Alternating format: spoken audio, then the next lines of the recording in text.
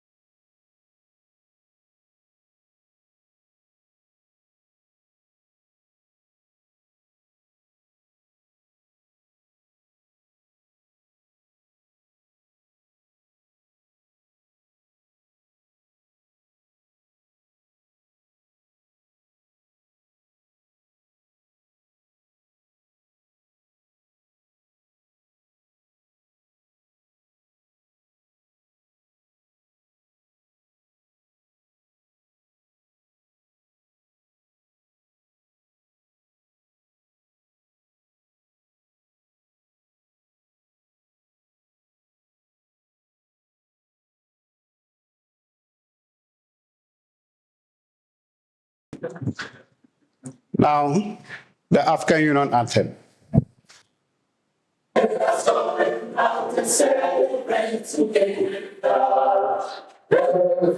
song for our liberation. Let us dedicate ourselves to rise together to defend our liberty and unity. Oh, feeling, self-feeling, sharing sorrow, sharing despair. That's a name of it now, melody. That's all about to sing together. To all the ones that frame our destiny. Let's dedicate ourselves to fight together for love. See peace and justice on earth. Feel that Africa, essência do sol, essência do céu, façamos da África mudar vida. Let's all unite and talk together to give the best we have to Africa. And break the moment and the front of culture. Oh, what a break of time. Yeah, now what a perfect one. Resumption, Africa, shine your heart to my heart.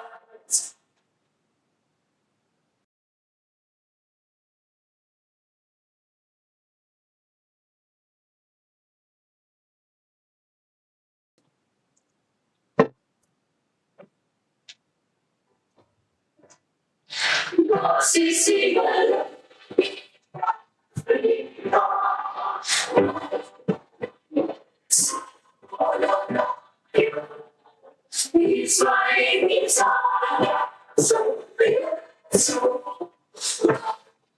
see that see now so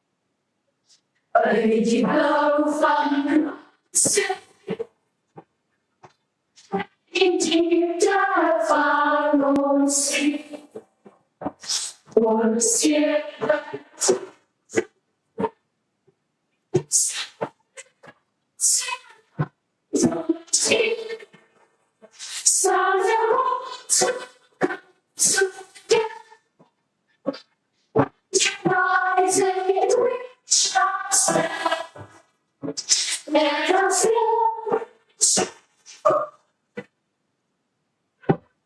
South Africa.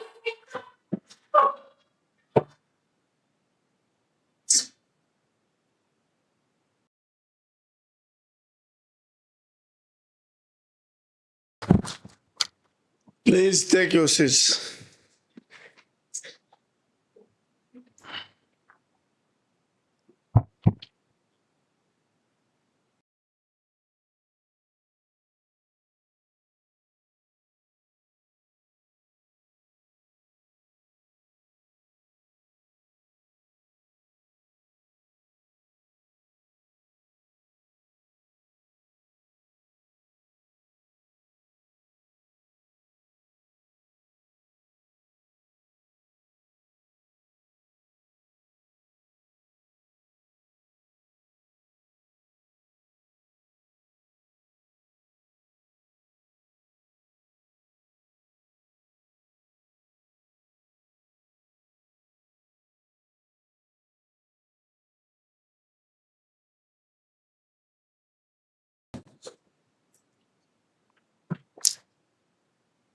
Before we start, I would like the protocol services to seat our guests so that we can commence the proceedings of the day.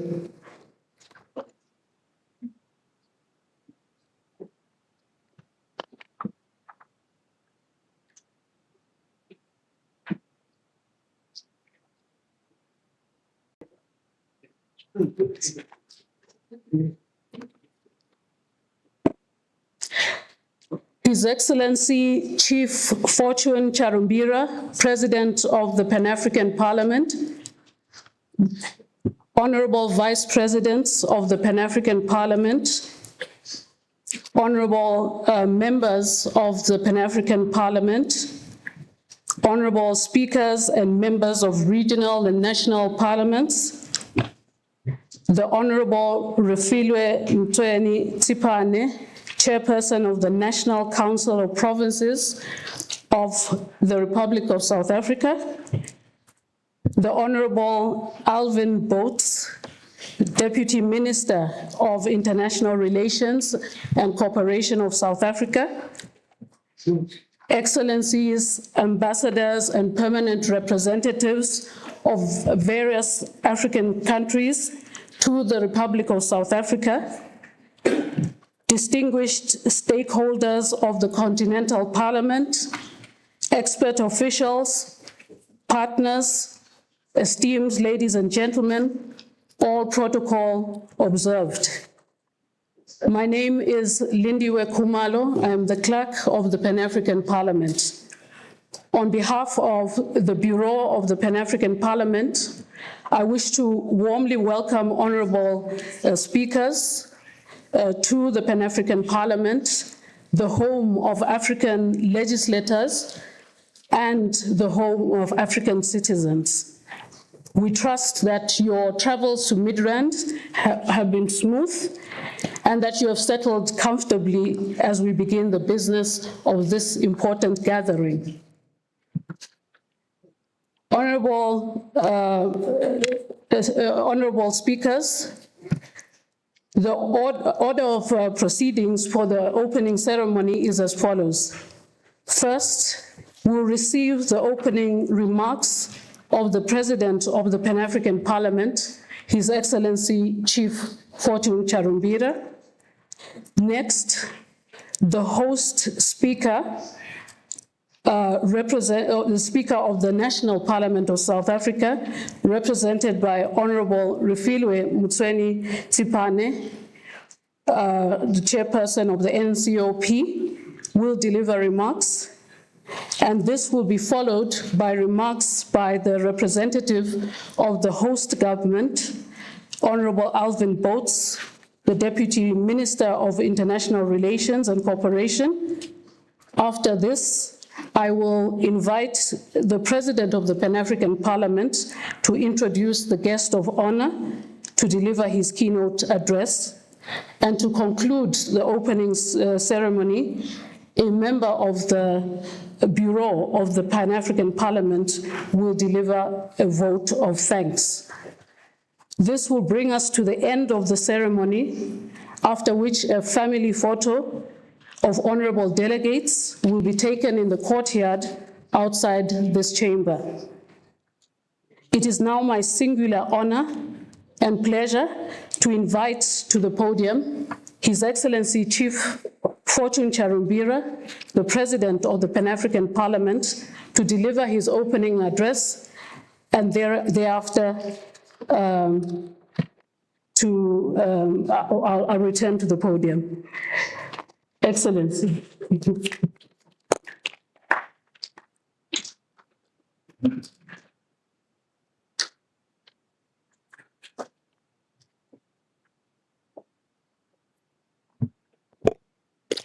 Thank you, Madam Clerk of the Pan-African Parliament. May I begin by recognizing our special guest for today, Excellency Vlama Vonou Louis, the Speaker of the Parliament of Benin. May I recognize our Vice Presidents of the Pan-African Parliament. In their order, Honorable Dr. Habib, Honorable Dr. Gayo, Honorable Dr. Lucia Passos. Our honorable speakers, but today, for the 2 days or 5 days, we'll be calling you excellencies, because among us yourselves, the titles differ. Some are honorable, some are right honorable, some are excellencies. But so we will not discriminate. Every speaker is excellency. So I welcome you. The chairperson of the National Council of Provinces of the Republic of South Africa, who is here with us, Honorable Refilwe Mchan Span. The Deputy Minister of International Relations and Cooperation of the Republic of South Africa, Honorable Alvis Bots. South Africa refers to foreign affairs as, they don't call a minister, and the minister's foreign affairs, they refer to that ministry as international relations and cooperation. We are expecting the CEO, Chief Executive of the African Peer Review Mechanism, Her Excellency Mary Rose. Honorable members of Pan-African Parliament, some of them are in the committees, a few are in the chamber to support our speakers. The Director for External Offices in the European Union's Directorate for Parliamentary Democracy Partnerships, who is also in the chamber from the European Parliament, Mr. Omar Domboya, and other representatives of the European Parliament present here. Distinguished resource persons, the clerk of the Pan-African Parliament, staff, esteemed invited guests, members of the media fraternity, ladies and gentlemen. We are here gathered as speakers of the continent of Africa. And indeed, I'm humbled to stand before such or in such company of esteemed personalities on this continent. And I want to emphasize that speakers of parliament are esteemed, top, distinguished leaders on this continent. Most of you know that. I'm just reminding you that this is a gathering of very, very senior people on the continent.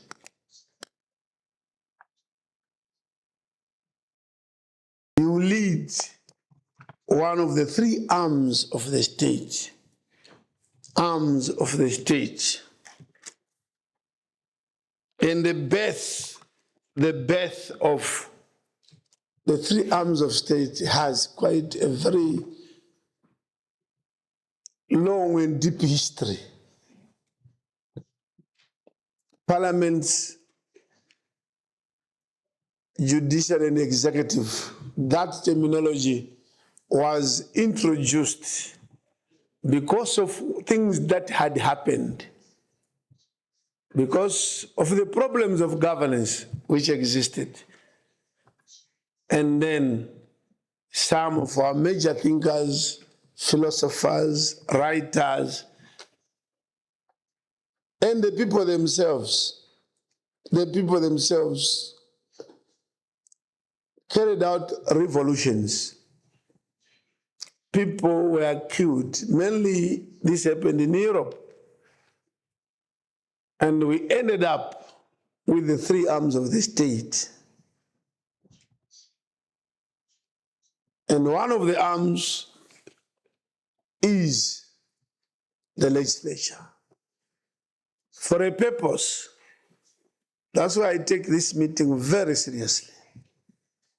We are not, speakers, parliaments are not institutions of convenience. It's not like just appointing tomorrow we say, no, look, we are now reshuffling ministers. So now we have this ministry abolished, we're adding, we're doing. No, parliament is never reshuffled. So we can wake up one day and say, no, parliament out. We are introducing something called, you are a permanent arm of governance, permanent. And I want to emphasize that point because we need to understand the seriousness of this gathering. In some countries, when the head of state is away, the speaker assumes the role of head of state.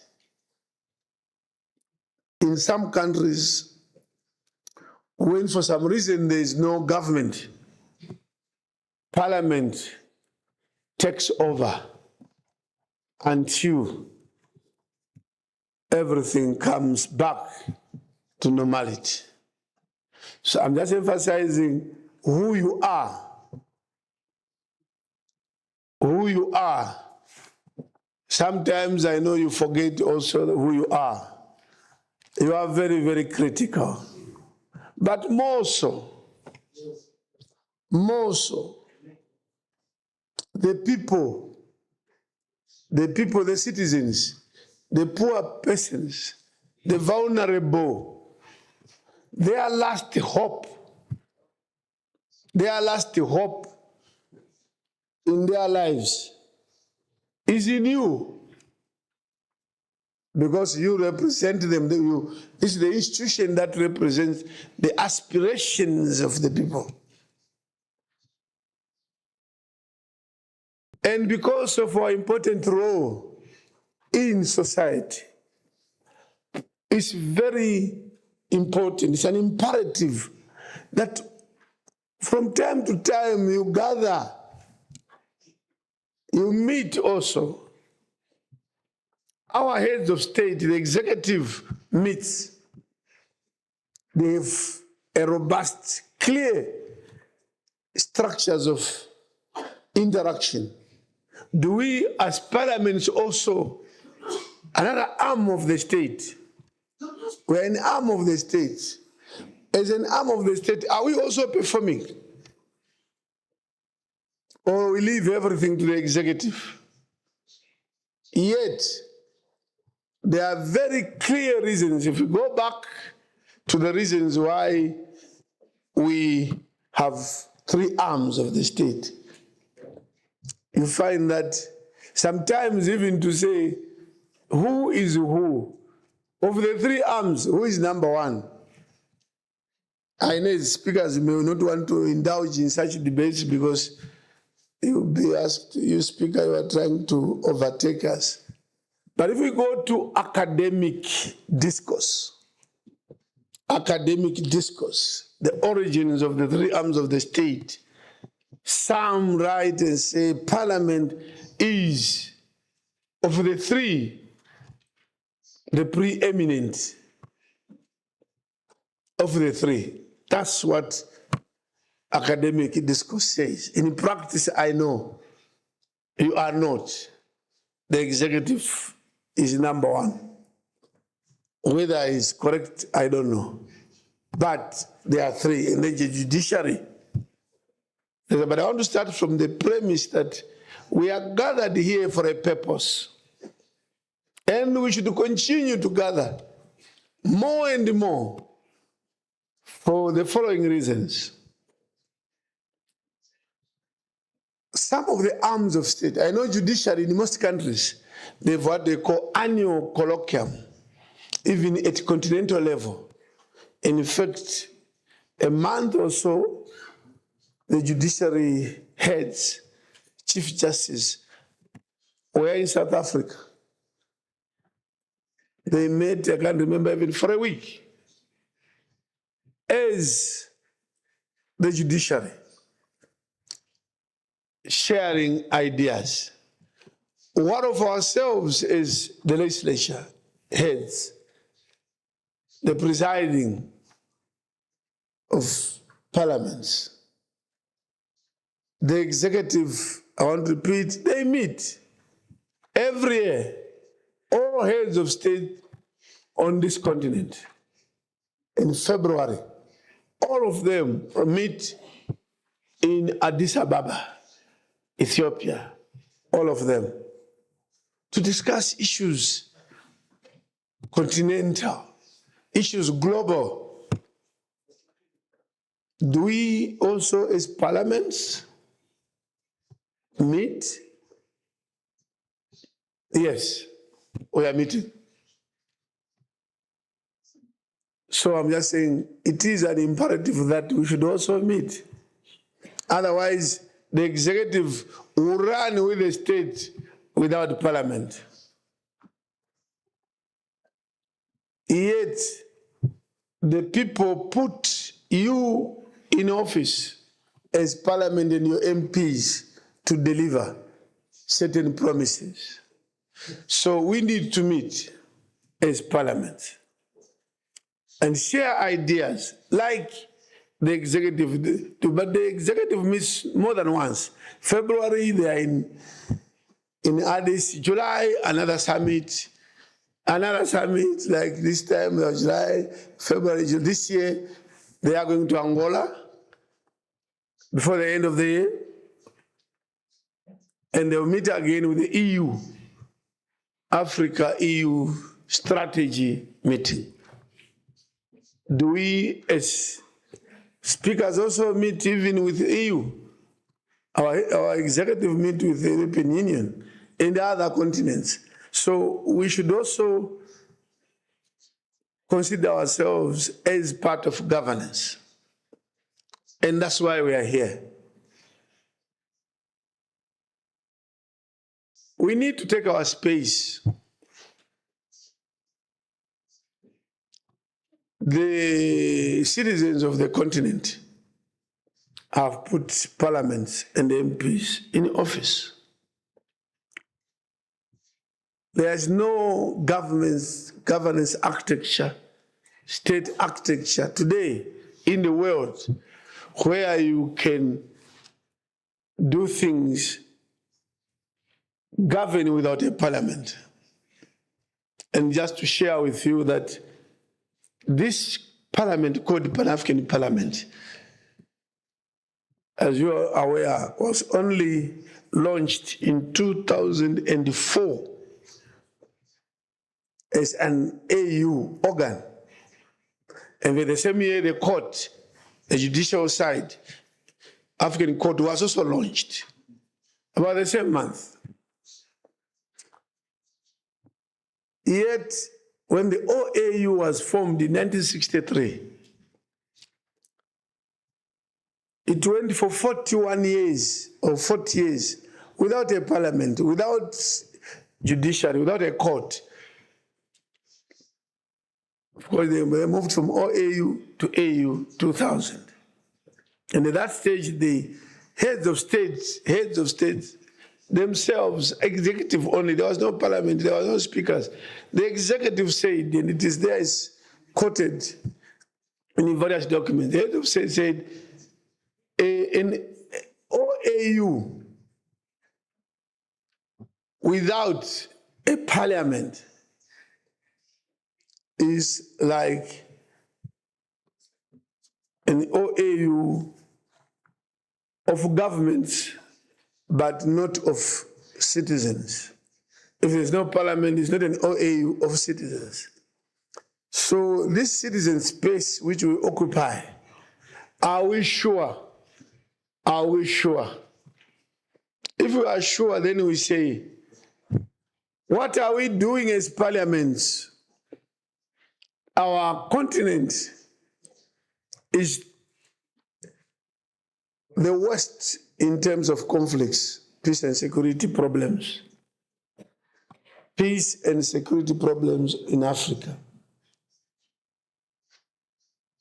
Our parliament is supposed to keep quiet, and that's why we are here to discuss. Should parliament play a role on peace and security issues on the continent, conflict on the continent? Should we remain just as bystanders? There is something now called parliamentary diplomacy. Are we deepening parliamentary diplomacy? Are we getting involved? Yes and no. But there is a lot of space that parliaments should occupy in the issues of conflicts in DRC, in Sudan, in Mali. Okay, Burkina Faso now, people are happy. In Niger, Guinea-Conakry, and the others. Parliaments have been dissolved. Each time there's a coup, the parliament is the first and the executive. The two are dissolved. Parliament is dissolved immediately. Should we keep quiet when we know we are also victims of conflict on the continent? Do we wait until we are dissolved by a military coup? Do we have the capacity as representatives of the people to early on, to foresee that there's likely to be a problem in this country? And we as parliament take a lead in ensuring that we don't get to crisis. So the issue of peace and security will be one of the topics that we need to interrogate. The issue of governance.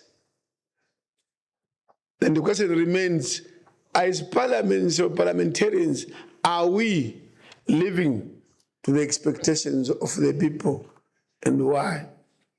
And that brings the question of how do we assess performance of a parliament?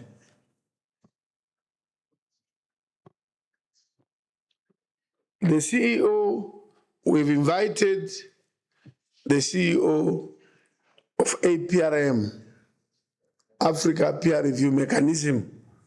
They have been going around the continent as an organ of the AU. They conduct what they call governance assessments. They go into a country, they will tell you as a country about governance issues. But they forget parliament as if it's not part of governance. They talk of executive and sometimes judiciary. They look at access to justice, whether courts are corrupt or not, and other issues. But parliament is left out of that peer review. And I think this is an issue that we should also interrogate, referring to conflicts on the continent. But you as heads of institutions that represent the voice of the people, we have issues of our youth. Youth unemployment, serious issue on the continent.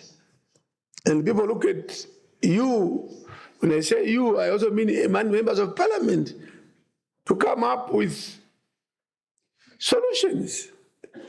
That people are graduating from universities, they then go and bask in the sun. Nothing to do. Ultimately, parliament is also responsible for that situation. Because your parliamentarians are voices of the people. What are we doing as parliament to address these issues? Through our oversight function, through our representative functions, through our even the budget approval process in the parliament. Are we coming up with budgets that can address some of these problems of the youth? You are aware that Africa is the youthful continent of now and the future. It's a youthful continent where more than 66% now, in terms of demographics, are youth. No other continent is like that. So, what are we generating as parliaments with our MPs? What outputs are coming from parliament to assist with youth, gender issues, gender equality, discrimination, and others? I know a lot in that area is being done. Issues of trade. I think all parliaments now need to seize the moment. Parliaments need to seize the moment because the World Bank in 2000 report, the Millennium Report, they called it. The title is, Can Africa Seize the Moment? You can Google World Bank 2000 report or Millennium Report. They're saying Africa has the worst of everything. The worst of everything. Look at any in education, in health, infrastructure, some of you testify that for you to come from Benin to South Africa, if we ask some of the routes, sometimes you fly to Paris outside Africa in order to come back to Africa. Yes, the executive is the implementing wing, but are we also oversighting these things? Are we coming up with some proposals to the executive? We still have a problem of food security on the continent, yet we are told we are the best in terms of everything. Climate, soils, everything, we are the best. But some countries even today are importing grain from Ukraine, a country at war for some, I don't know how many years now. As they fight, they are still producing food. Us, even despite the peace and all the good natural factors and the endowments, we still are struggling to feed our people. The parliament should be questioned about that. What are parliaments doing? What are MPs doing? Why should we always be seen as the worst of all? And we are here to say, can we interrogate issues that will lead to a better life? Yes, we can sit and pass laws and laws and laws, but sometimes these laws are not the exact solution. Yes, we can talk of democracy. Democracy. And some think just by saying democracy, you have solved all the problems. And some think that once we have elections every 5 years, then we are democratic because we have elections every 5 years. It's a distortion. It's a misunderstanding of democracy. Democracy is only a means to good governance. And good governance means accountability. We hold elections, we elect people to become president, to become members of parliament or councillors, because we want them to be accountable to us. We elected you, so you should listen to us. But we have cases where, although people are elected, they are no longer connected to their own people that elected them. So there's no democracy. If the elected are not being accountable to their people. Democracy is about accountability. Leaders being accountable. And being accountable means you listen to what people want. And then you go and give feedback. So, are we performing our oversight rules or properly? Let's take advantage of the Africa Free Continental, Africa Free Continental Trade Area Agreement, because for now, under the Africa Agenda 2063, the key area that will transform Africa is trade. And our countries have now ratified. We have a protocol on trade. And during this session, we will interrogate the issue of AFCTA. As parliaments, are we playing our role? Because the AFCTA, we are told by experts that if we can succeed on this AFCTA, our economies on the continent will expand by 32%. Now, that will open a lot of opportunities for our youth and everyone. We're going to expand our economies. So can we, as parliaments, facilitate the facilitation role for such good things to happen? The ministers are responsible. Are we calling them and say, look, this is a good, where are we as Kenya? As Kenya Parliament, where are we?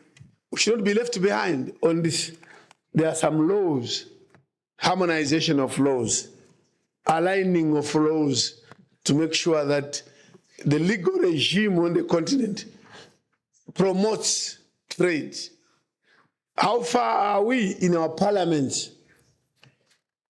Are we alive to these issues? And how much have we moved?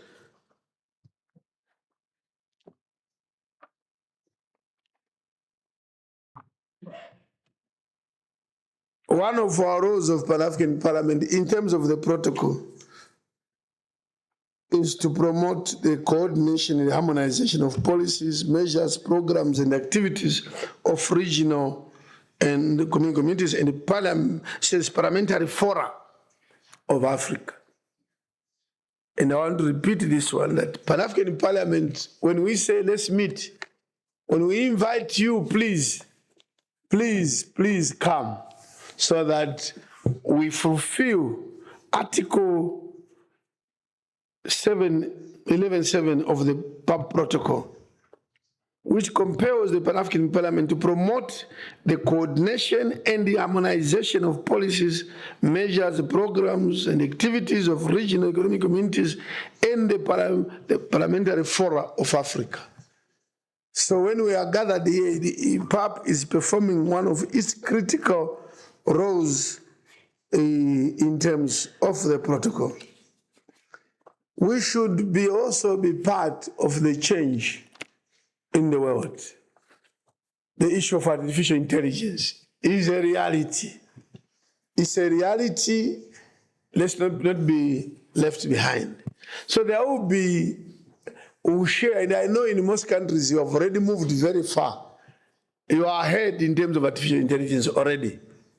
But when we gather as a continent, it's also good that we reflect on these issues collectively as parliaments of the continent and share perspectives on this issue called artificial intelligence, which is here, unavoidable.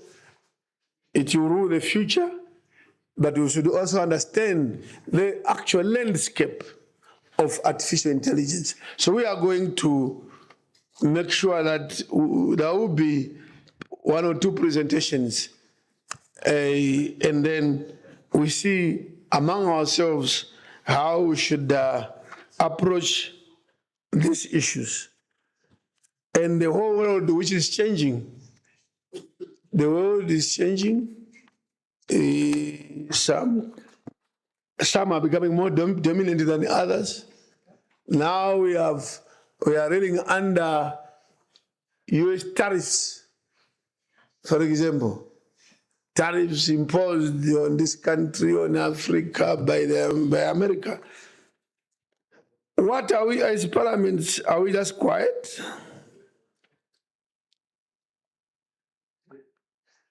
And are we ensuring that we have inclusive growth? Inclusive growth is very important, very, very important. It is one of the major causes of conflicts on this continent, where in a country, some region, some people, some tribe, ethnic group, or class think that they are being left out. They are not having the share of the cake like others. They then form rebel movements to fight that you people are taking minerals, but we are not getting anything. This is a topic that as parliamentarians, we need to engage seriously and clearly, because if we were to be fair to everybody, there would be no conflicts, because everybody understands what we are doing. But democracy has failed in most countries to deliver unity, to deliver balance in development, despite elected leaders, despite having elected a president for the country, having elected MPs, even within a constituency, there are disparities. And then people start to rise. So now we have a serious contradiction of democracy. I attended the inauguration of the current president of Burkina Faso, President Traoré. No, not him, I'm making a mistake. I attended the inauguration in Ghana, I did the other way around, in Ghana, of the current president, Mahama, on the 7th of January this year. Mahama won resoundingly in Ghana as president of Ghana. The inauguration I attended, there were a lot of people were invited. And I sat where the heads of state were also seated. And as we were seated, each one would have announced, oh, so-and-so has arrived. Then people would say, oh, so celebrate and jubilate that they are coming in. But when the military leader of Burkina Faso walked in combat military uniform with 15 soldiers as bodyguards, and it was announced that he has arrived, he received the loudest thunder of applause in the whole stadium, more than the other presidents who have been democratically elected. So what's the meaning of that? People are celebrating someone who got power through unconstitutional, undemocratic means. You know what it means? It's democracy failure. So we elect, at the same time, we are not happy with the people that we have elected, the way they are performing. And the people that are elected, most of them are in parliament. It means the MPs are failing the people. not the speaker, the parliament, because people are saying, we elected you, but you are not performing. Now they are praising someone who was not elected. And even today there is a debate about Traore. Of course, he's doing what he's doing, and the people seem to be happy. We don't know. If they are really happy, we don't know, but it appears people are happy. So it then, us as parliaments, we should then question ourselves and say, why should the people celebrate leadership that we, in democratic means, is undemocratic? It's a vote of no confidence in the democracy that we are practicing on the continent. People are not happy. The MPs are not delivering. The parliaments are not delivering. So people are just desperate. Desperate for anyone who can make noise should be a leader. Because those that we've elected have not done well. And we are here to interrogate these issues as speakers also, to say, so what has gone wrong? What has gone wrong? I now want to conclude. I was just provoking you so that you see that we are here for serious business. Because as I speak, we have the worst conflict on the continent, and that is in Sudan. I'm happy Sudan is represented in this conference. And include from Parliament and from the embassy in Pretoria. We are told wherever we go, even in New York or the United Nations General Assembly, and everyone says Sudan has experienced one of the worst conflicts ever on this continent. More than 10 million people have been displaced.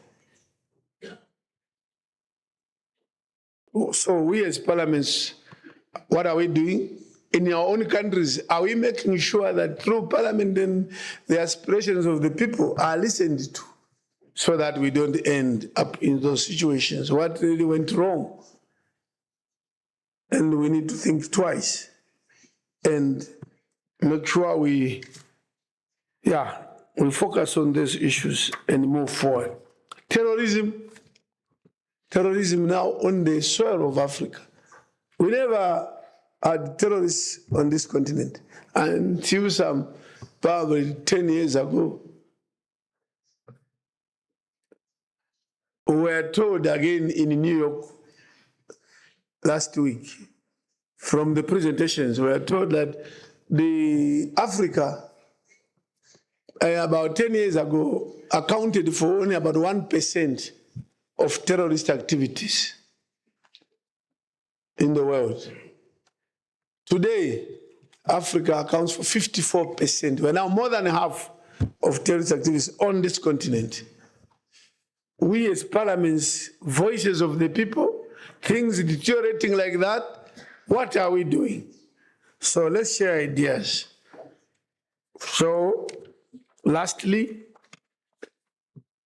we'll interrogate on these issues until tomorrow lunchtime before we move to Cape Town here in South Africa.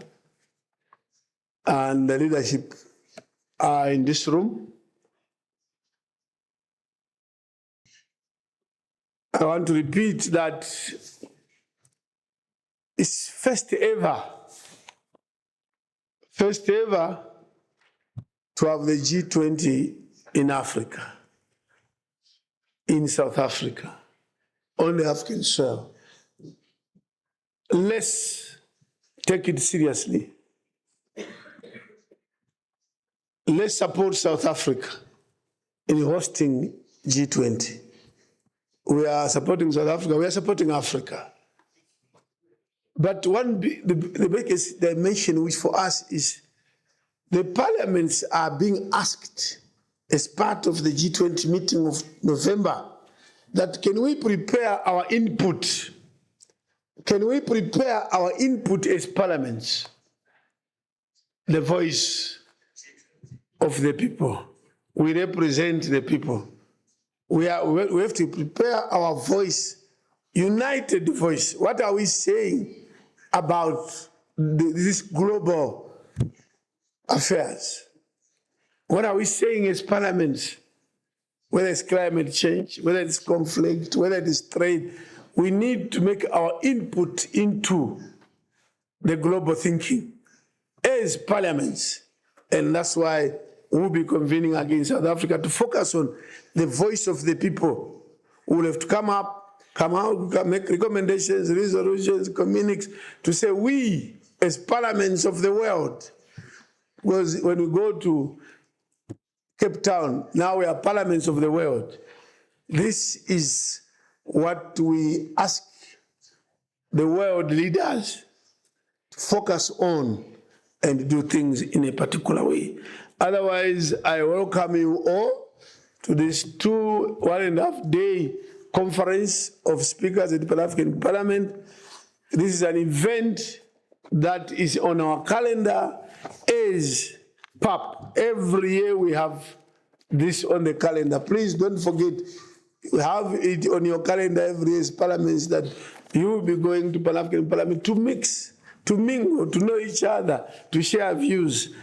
And our theme, as I conclude this year, is transforming parliaments for citizen-driven continental integration, sustainable development, prosperity, peace, and Africa's role on the global stage. I thank you.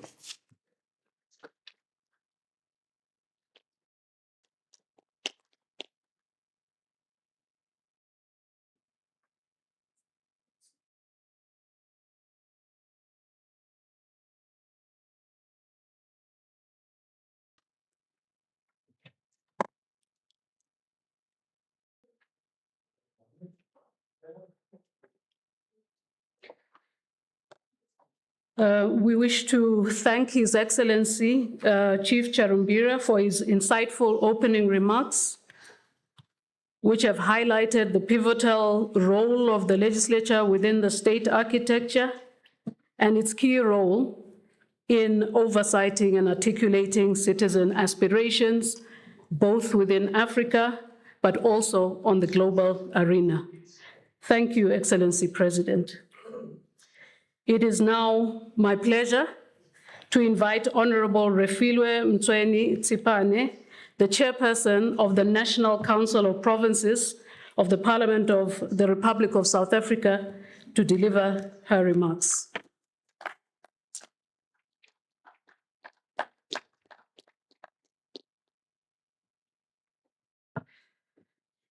Thank you, Program Director, the President of the Pan-African Parliament, His Excellency, Honorable Chief Charumbira, the Deputy Minister of International Relations and Corporations, Honorable Alvin Botes, Honorable Speakers of the National and Regional Parliaments, the members of the Pan-African Parliament, our esteemed guests, ladies and gentlemen, good morning.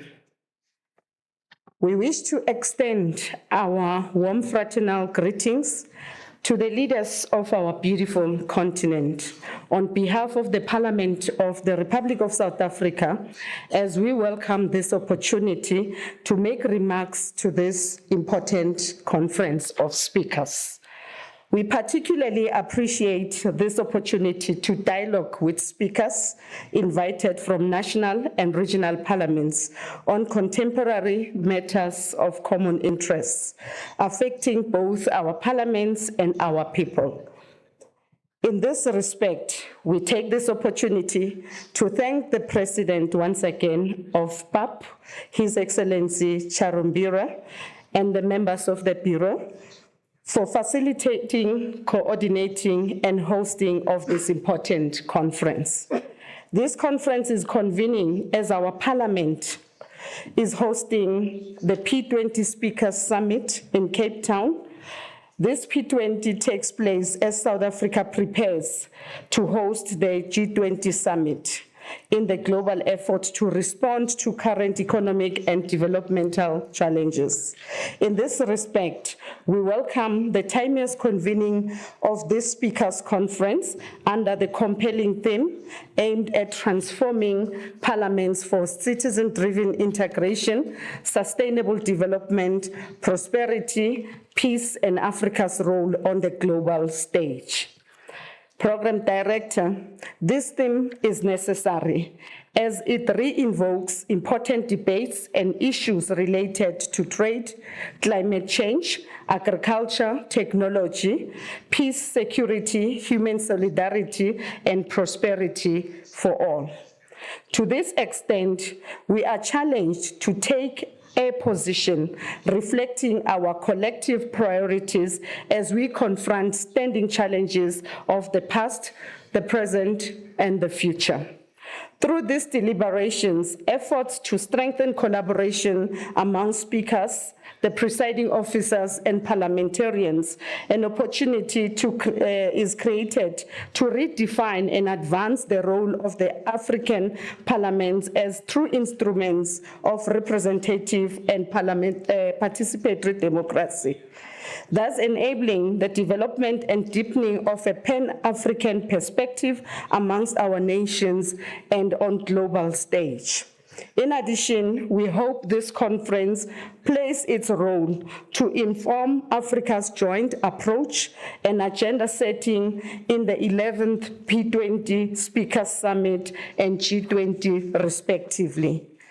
Accordingly, honorable members, we welcome this platform as a necessity to also highlight the dual responsibility of parliaments to safeguard democracy and citizens' rights while driving Africa's Transformation Agenda 2063 and the UN Sustainable Developmental Goals.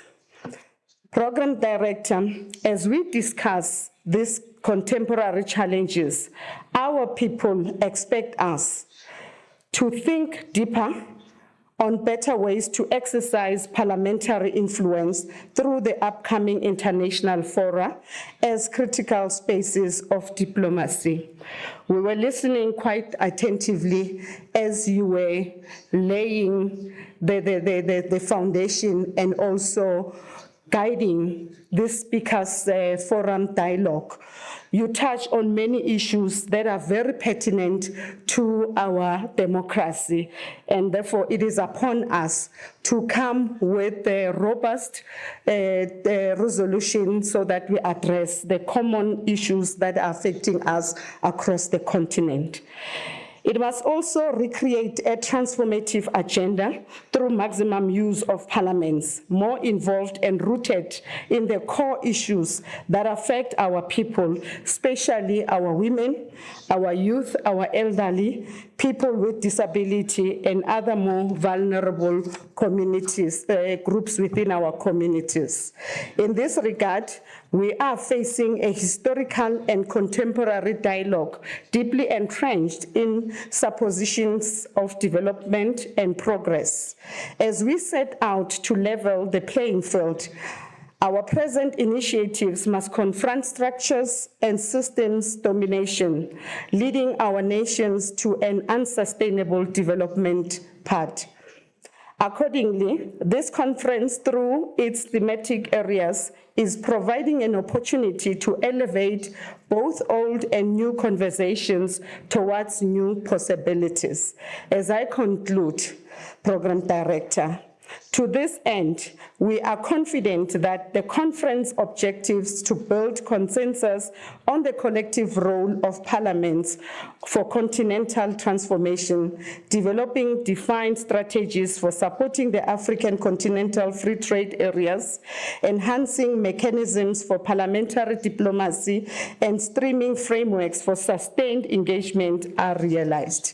Honorable speakers and members present here with us, the future is a site that does not yet exist. However, one we can reshape through our Pan-African unity and collective consciousness towards a better Africa and a better world. I thank you.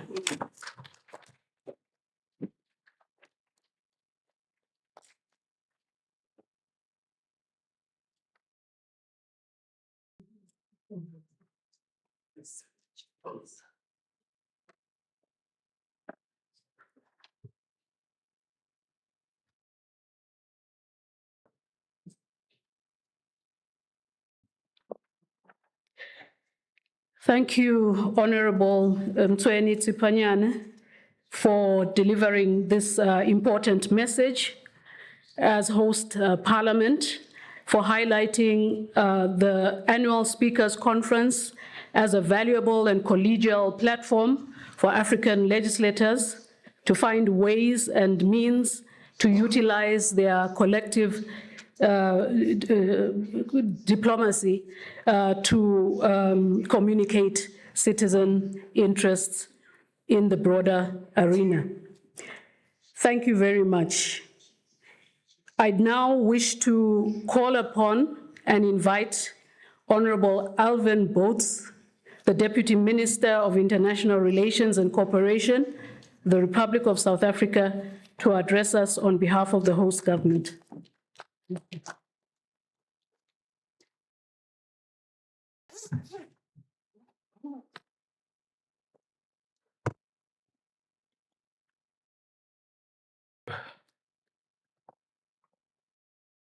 President of the Pan-African Parliament, His Excellency the Right Honorable Chief Fortune Charumbira, members of the Bureau of the Pan-African Parliament, the Speaker of the Transitional National Assembly of Gabon, His Excellency Jean-François Dongo, representing the guests of honor, the President of the Republic of Gabon, His Excellency Brice Ugema, the Vice Presidents of the Pan-African Parliament, Honorable Habib, Honorable Dr. Gayo, and Honorable Lucia dos Passos, the Chairperson of the National Council of Provinces of the Republic of South Africa, Honorable Refilwe Mtsweni Tsipane,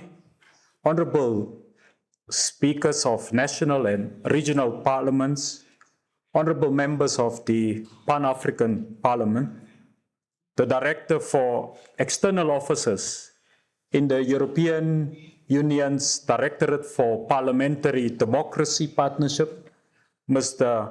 Omar Dubuja, and representatives of the EU Parliament present here today, the Clerk of the Pan-African Parliament, Ms. Lindiwe Kumalo, and resource persons, members of the Fourth Estate, the media fraternity, members distinguished of the diplomatic corps, distinguished delegates, Karibuni, Bom dia, bonjour, Wam Kilikili. On behalf of the host government and the people of the Republic of South Africa, we welcome you to the 2025 Annual Conference of Speakers of African Parliaments. Distinguished delegates, Nelson Mandela would have reminded us that what counts in life is not the mere fact that we have lived. It is what difference we have made to the lives of others that will determine the significance of the life we led.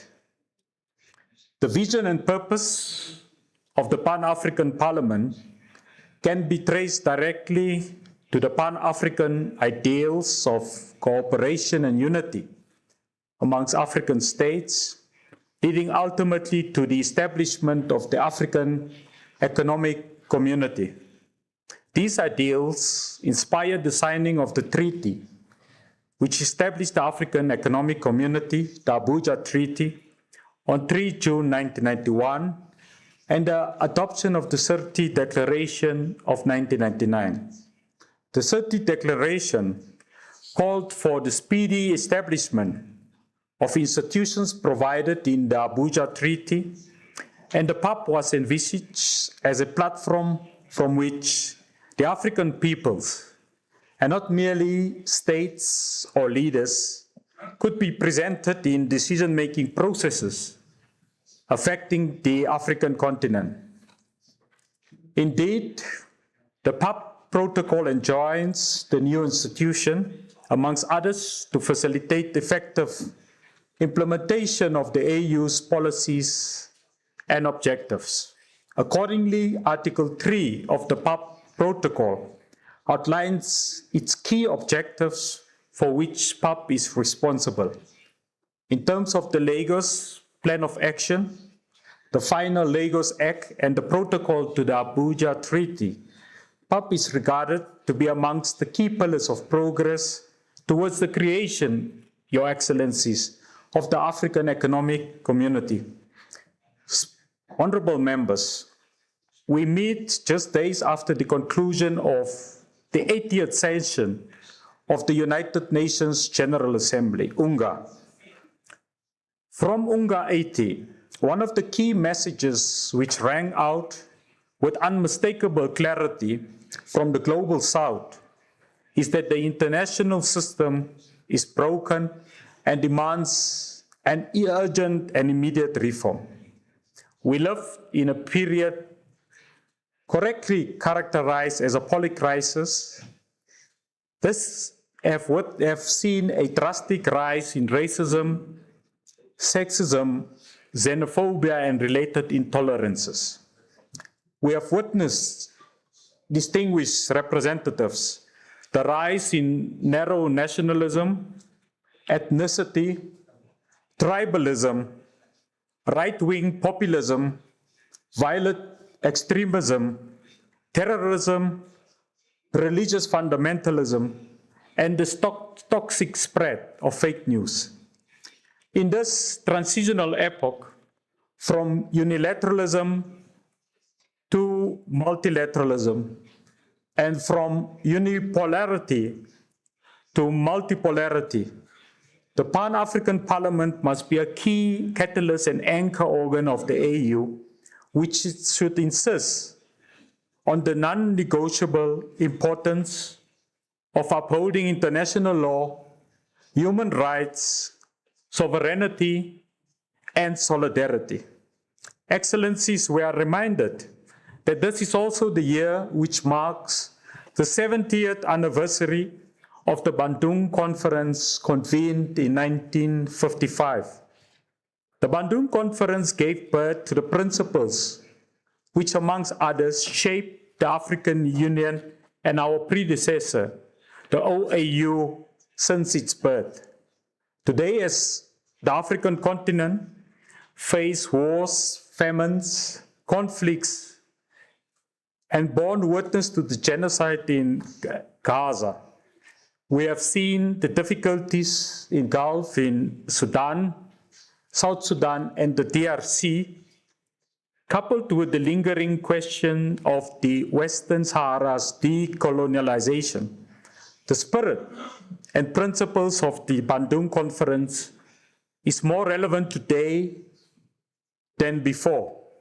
This Pan-African Parliament must be its custodian and ensure the flame of solidarity continues to burn. Honorable speakers, distinguished delegates, the AU's agenda of silencing the guns must not be an aspiration that are being deferred. PAP must play a critical role in oversight, accountability, and ensuring that the African continent no longer bleeds from preventable conflicts. Ladies and gentlemen, as we bring to life the vision of the founding forebears of Pan-Africanism, we have witnessed with elation the implementation of the African Continental Free Trade Area, the ACFTA, which ladies and gentlemen, seeks to create a single African market of 1.4 billion people, and which has the potential to boost intra-Africa trade by more than 50%, ultimately leading to Africa's own industrialization. But for the ACFTA to succeed, parliaments must play a catalytic role by harmonizing, Honorable President, laws, by reducing barriers and ensuring that commitments are being implemented. Integration, therefore, is not only the sole purview of the work of executives, but require the guardianship and guarantorship of parliaments within the African continent. Excellencies, as we meet, we convene at a time when Africa finds itself at the center of the scramble for critical and rare earth minerals, which is the backbone for the green transition, artificial intelligence, the digital economy, and modern defense systems. From cobalt in the DRC to lithium in Zimbabwe, manganese in South Africa, to uranium in Niger, the future of the world is buried in the African soil. Yet, Your Excellencies, this wealth is a double-edged sword. Without control, without beneficiation, without integration, it risks becoming another curse of extraction which seeks to feed foreign industries whilst leaving Africa impoverished. The PAP, together with the AU, must not be left behind and be caught off guard.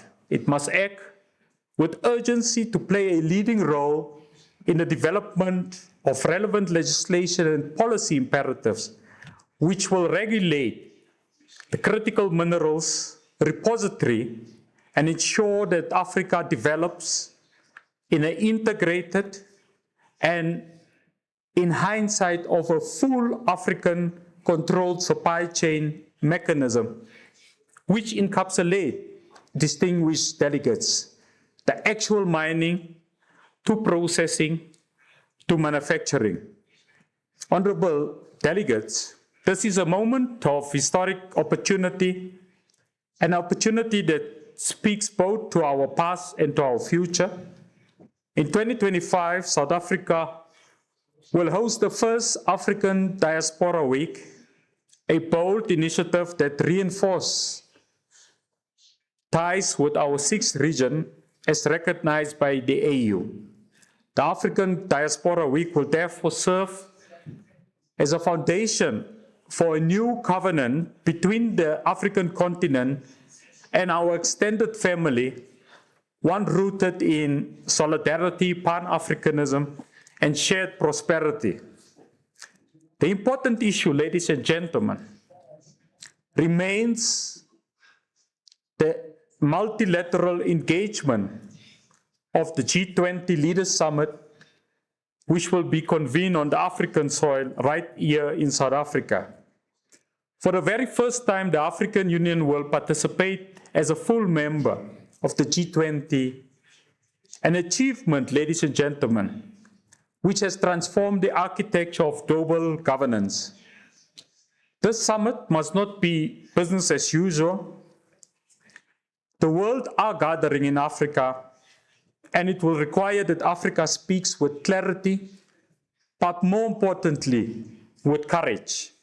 Under the theme, solidarity, sustainability, and equality, South Africa's G20 presidency provides us with the historic platform to insist that the G20 prioritize the needs of the global South.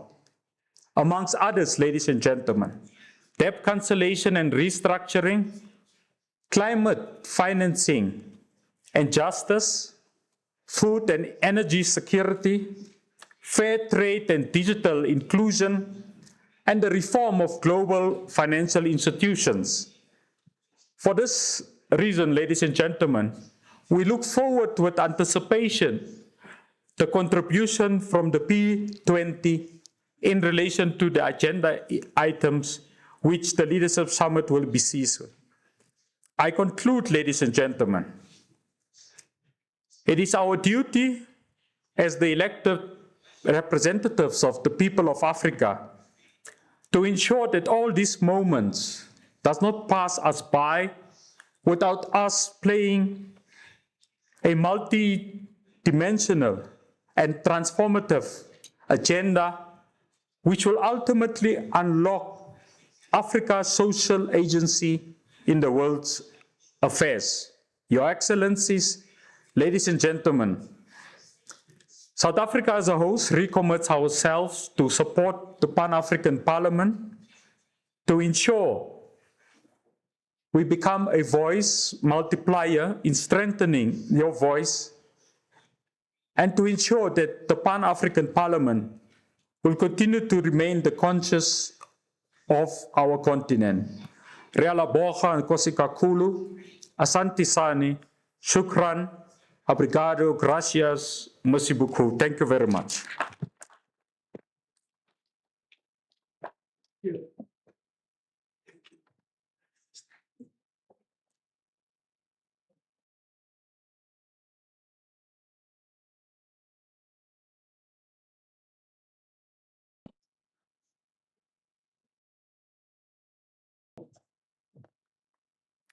We thank Honorable Alvin Botts, His Excellency, for his remarks.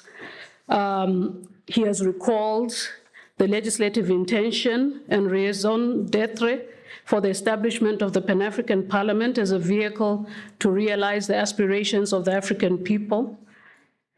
He has made a call for the Pan-African Parliament to use its standing and good offices to give strength to the strategic policy issues and legislative priorities for the African continent, and has reassured this forum of the full support of the host government. Thank you, Excellency. At this stage, we'll take a short break before I invite His Excellency, the President, to invite the guest honor.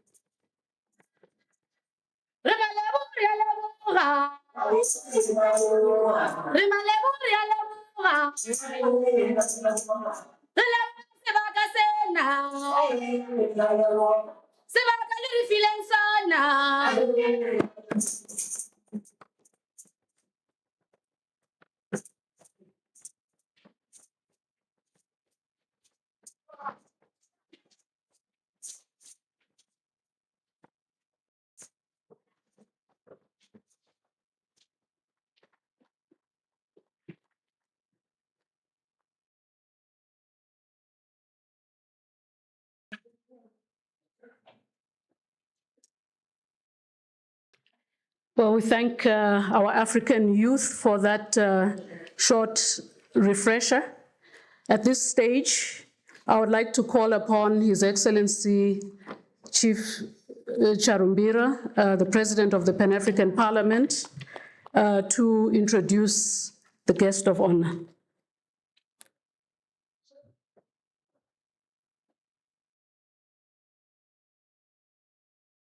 Thank you, Madam Clerk. My next assignment is to say we have been honored by a very long time practitioner in parliamentary affairs. More than 20 years of experience. And coming from a country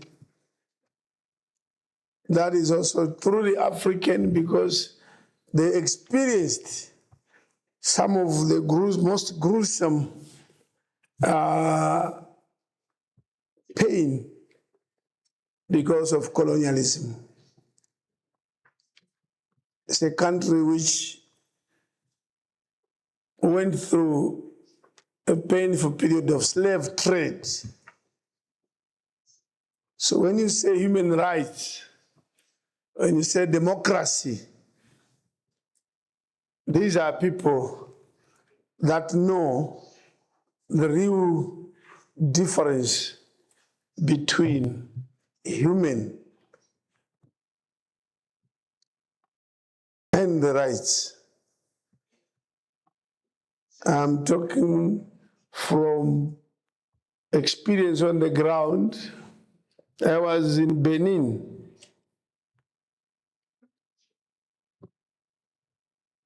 recently,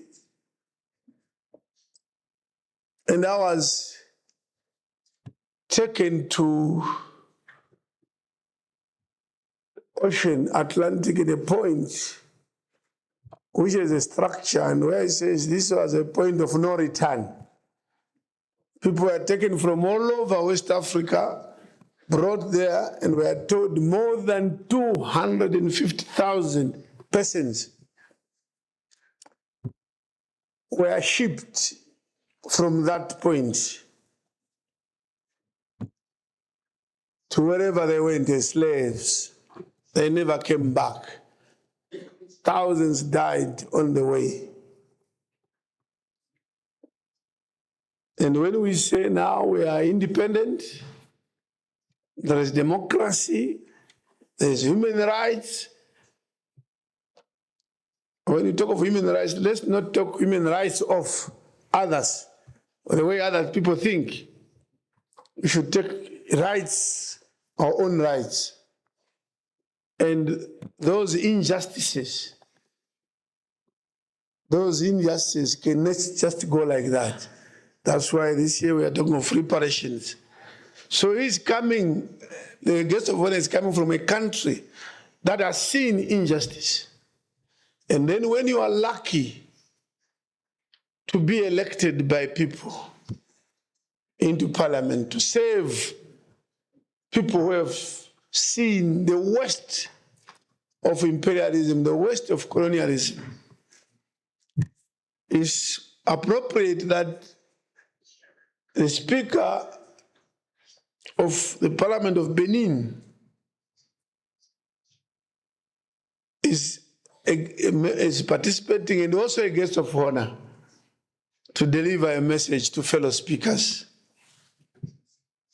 His Excellency Vlavonou Louis, Speaker of the Parliament of Benin, I invite him to share and motivate us for this conference. Mr. Speaker, sir.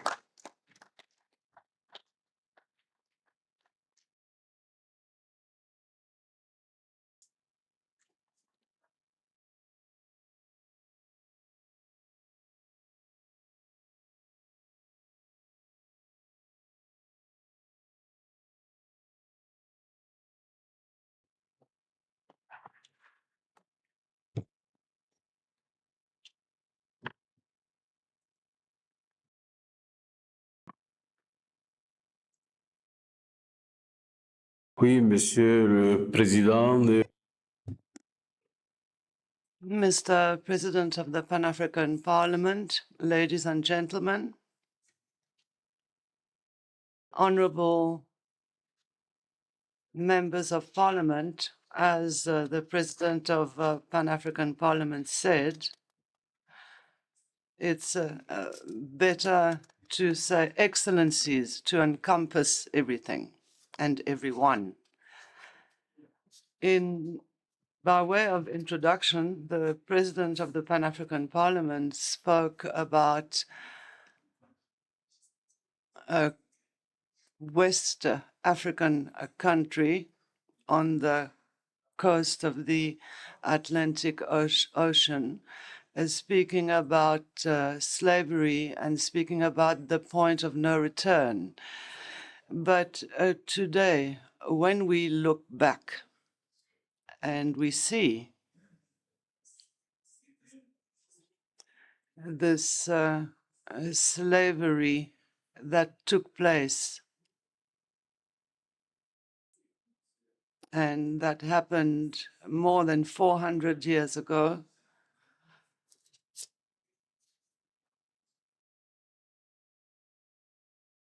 I speak under correction with the Speaker of the Senegalese Parliament.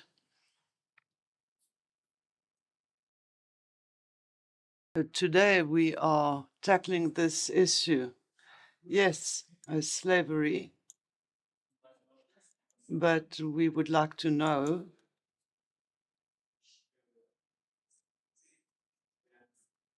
if our deported brothers, did they go into the terrain to chase our brothers? Did they come out of ships to go into fields or households to capture our valuable brothers?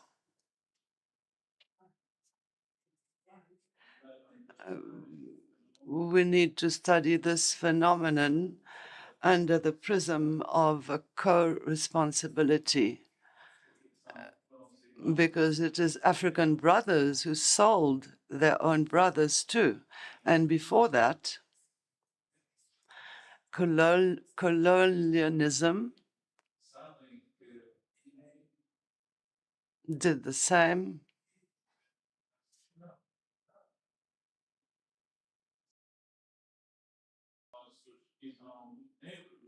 Our black brothers also sold their own brothers, our own brothers, to the Arabs.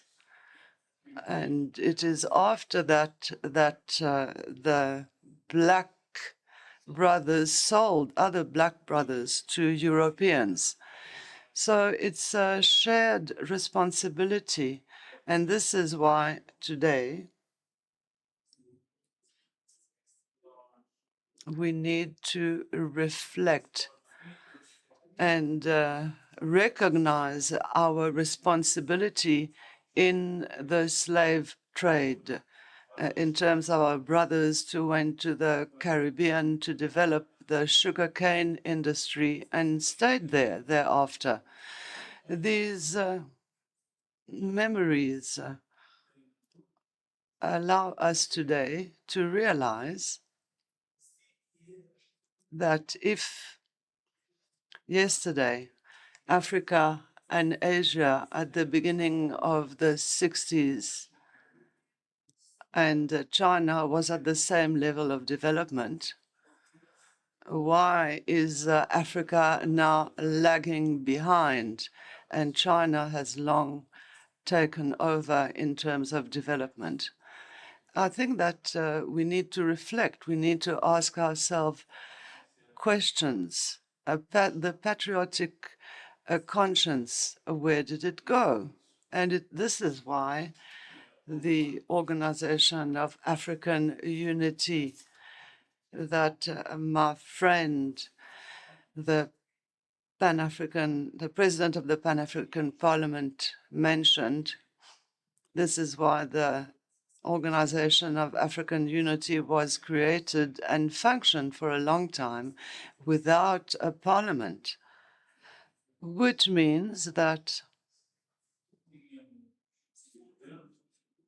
there was a government without representatives of the people. And since the Pan-African Parliament was instituted, why up to today it's representatives of countries that are nominated? Why up to today we do not have a legislative body on behalf of Africa and its representatives?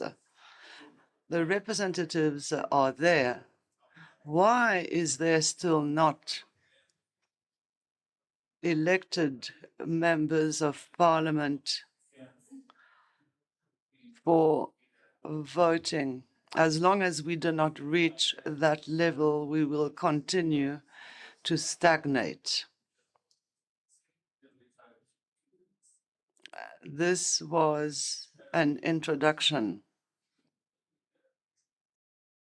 I would like you to allow me to thank the authorities of the Republic of South Africa, all protocols observed, for their usual appreciated hospitality and the particular attention that we have been given as the delegation of Benin since we arrived in Johannesburg. I should like to thank the president of our institution for the honor he has bestowed on my country through me by inviting me to this August assembly. Yes, he spoke about democracy. Democracy is only a means. It is not an end in itself. If democracy does not allow us to develop our country, it would be an empty word, meaningless word. Democracy as a way to develop our country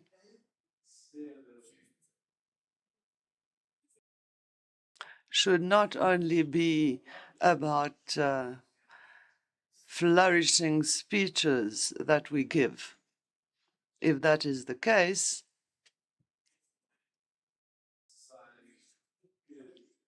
each and everyone should know what it takes to develop his or her own country.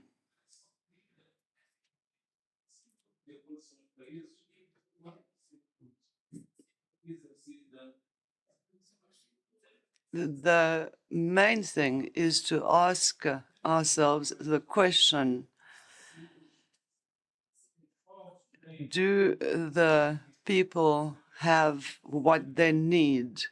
Are fundamental rights of the people adhered to? Does each African have one meal a day? Is he or she able to educate herself or himself? Can all these needs be met? If we're going to change a regime without being able to develop our countries, that would be worthless. So allow me to also thank all of you here today to reflect on this theme that is a current theme.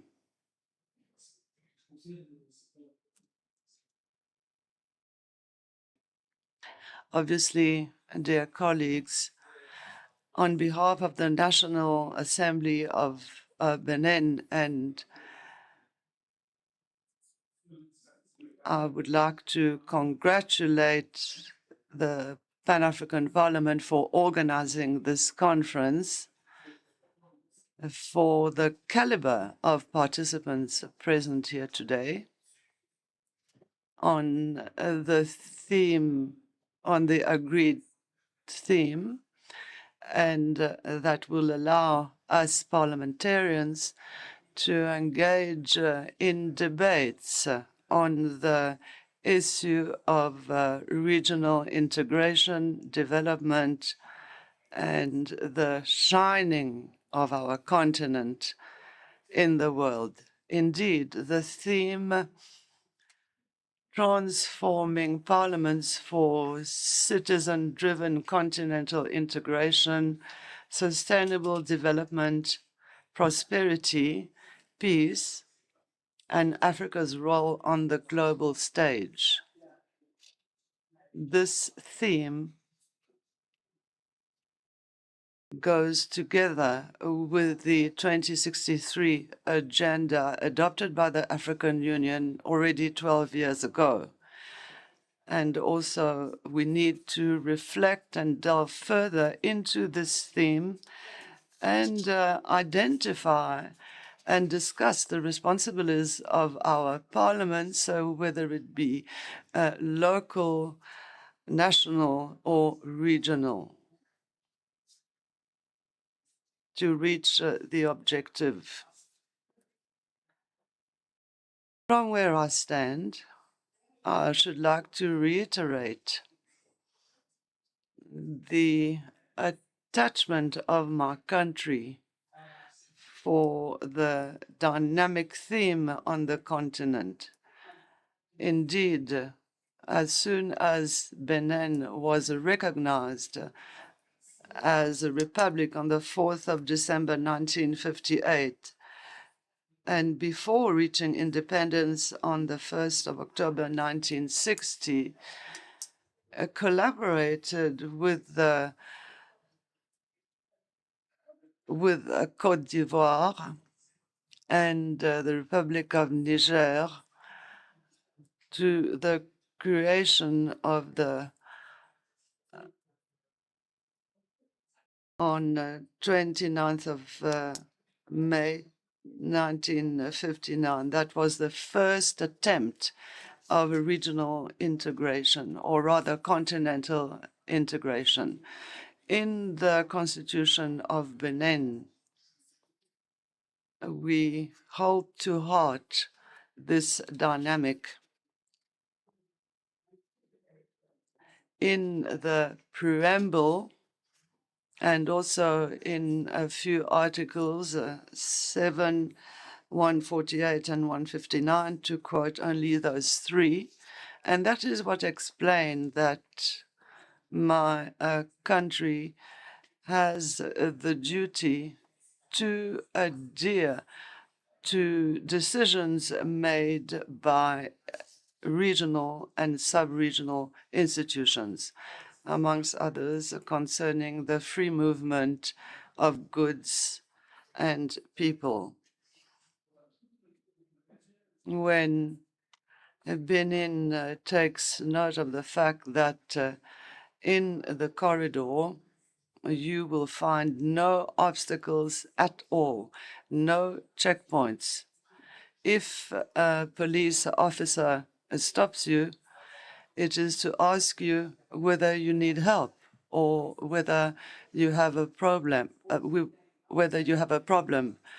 It's not an airy-fairy comment at all. And this is how we can show that we want the free movement of people and goods. In Cotonou, up to the Niger River, if a police officer stops you, it's because you have a problem. Non-tariff barriers have been dismantled. And we also have no gangsterism. All African countries can today arrive in Benin without a visa and also settle there as long as they adhere to the laws of the country, just as good citizens everywhere. In the spirit of the 2063 agenda of the African Union, Africans from the diaspora can obtain Benin nationality upon request without having to give up their own nationality. It goes without saying that the Parliament of Benin plays its role very well in all this progress with due diligence, given the constitutional prerogatives or agreements signed by the government, will become higher norms compared to internal laws. And what can I say about how my country is attached to democracy, the rule of law, and the respect of rights of the citizens? Since the historic conference of February 1990, that inaugurated the era of democratic renewal on the continent, the Republic of Benin has integrated all the principles within its constitution, having understood that there are gauges of peace, stability, and prosperity for the country. And besides the wealth of the soil, we are happy to say that this country on the West African coast is shining while progressing in terms of its development. As justly so, one of our former kings said, slowly, surely,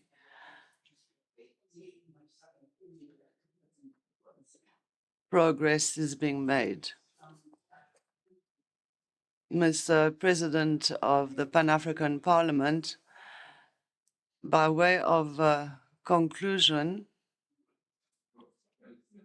I would like us to take advantage of this August Assembly after amending resolutions, recommendations that will allow Africa to catch up on development. Thank you very much for your kind attention.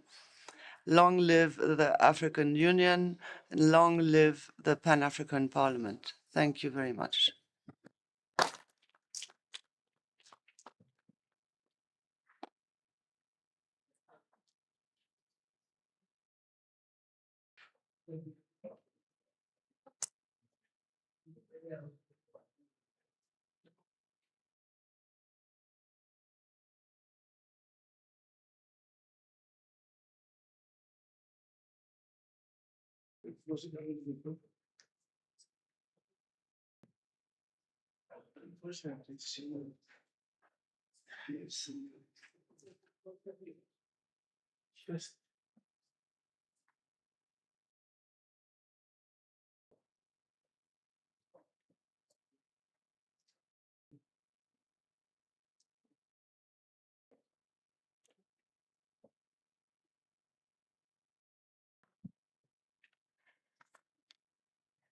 We extend our sincere appreciation to His Excellency Jean-Francois Dongou for delivering the keynote address, which in many ways has called upon us to reflect on the historical background and trajectory of the African continent, its fight for freedom from colonialism and subjugation in all its ramifications, has decried the delay in the realization of the full legislative powers of the Pan-African Parliament, and called upon this forum, collective, to apply its mind to the important theme of this conference that focuses the conversations on continental priorities set out in Agenda 2063. Thank you, Excellency. I now wish to invite, on behalf of the President of the Pan-African Parliament, the first Vice President of the Pan-African Parliament, Honorable Dr. Fatoumata Habib, to come to the podium and deliver a vote of thanks on behalf of the Bureau of the Parliament and its members.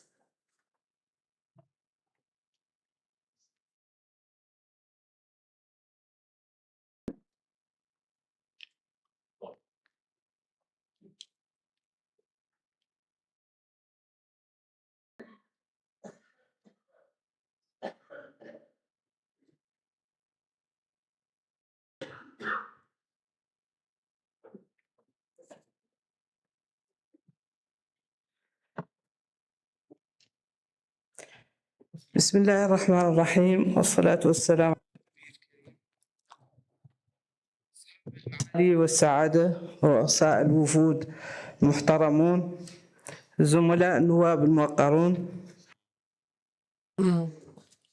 On behalf of His Excellency Chief Chirimbira, on behalf of the members of the Bureau, I would like to wish you all, as our distinguished honorable guests, a warm welcome to the Pan-African Parliament. It is an absolute joy for us to welcome you here in the Pan-African Parliament in Midrand for this very important conference of speakers of national and regional parliaments.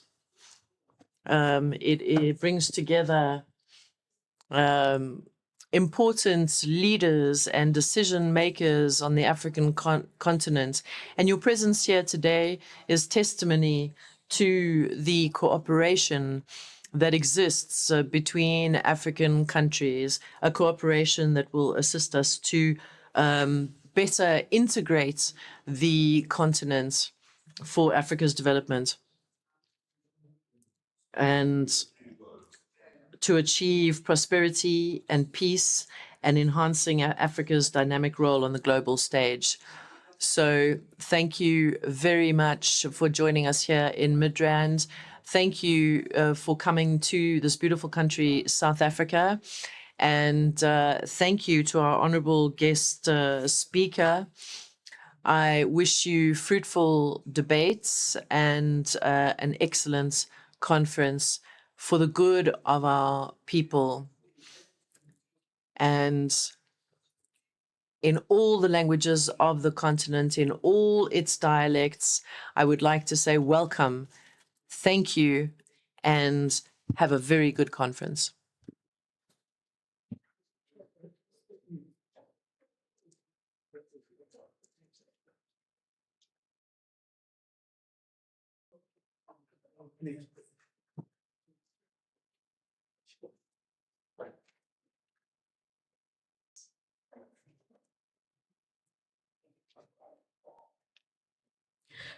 Excellencies and esteemed ladies and gentlemen, we have now come to the end of the opening ceremony, and all delegates are now invited to a group photo, which will take place on the courtyard on the right outside this chamber. So we'll all leave the chamber now for the family photo. We will also take the opportunity to take a cup of tea, which will be served in the foyer of this chamber, and then return by 20 past sharp. We have a guest online that wishes to be accommodated at that time, so we must be back at that time. Thank you very much for your understanding. Thank you so much.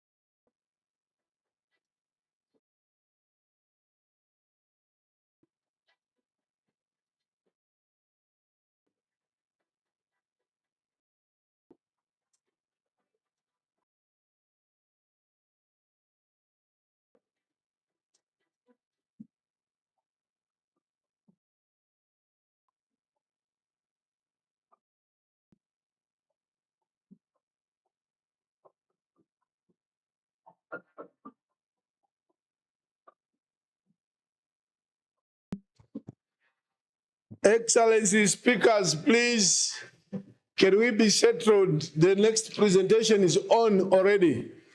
The next presenter is ready to present virtually. Mr. Ndidi, can you go in the lobby there and request everybody to come back? We don't want anyone to lose anything.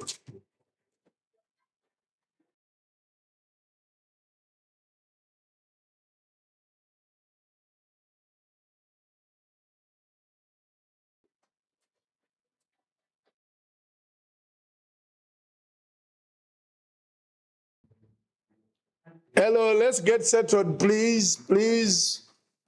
Let's get settled, please, please.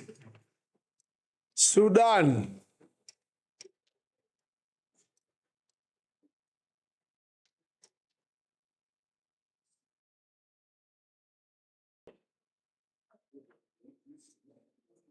Please, please, we are waiting for you.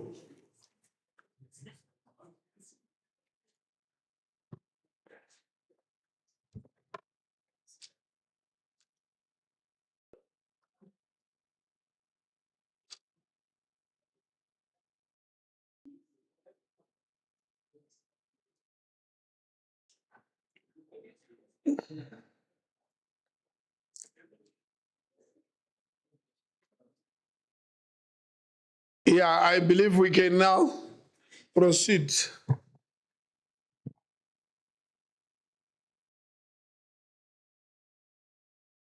Come and make the formal introduction of the next.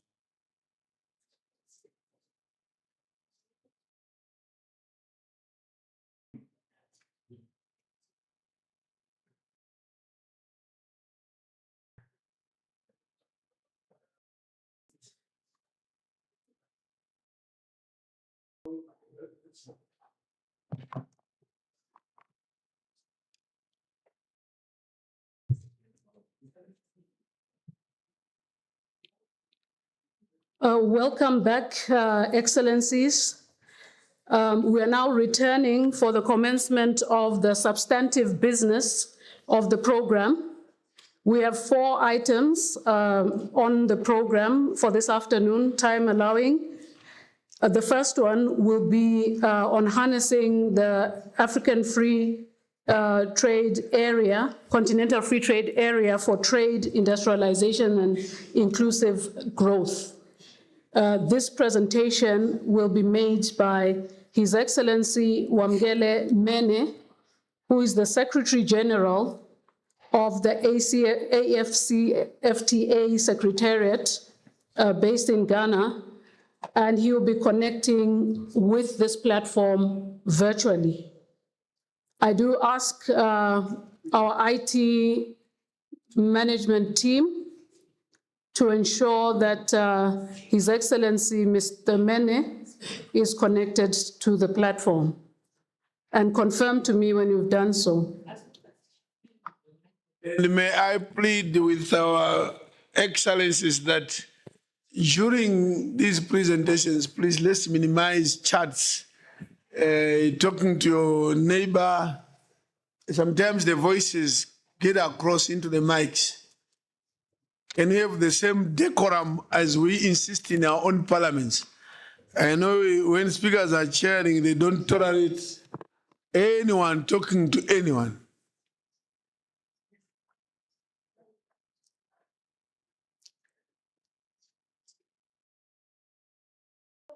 Head of IT, Mr. Odada, please confirm whether His Excellency Mene is online. And please project him for the audience. Please, by the end. Excellencies, Mr. Mene is not yet online. Okay, is there indication that he will be online in a few minutes?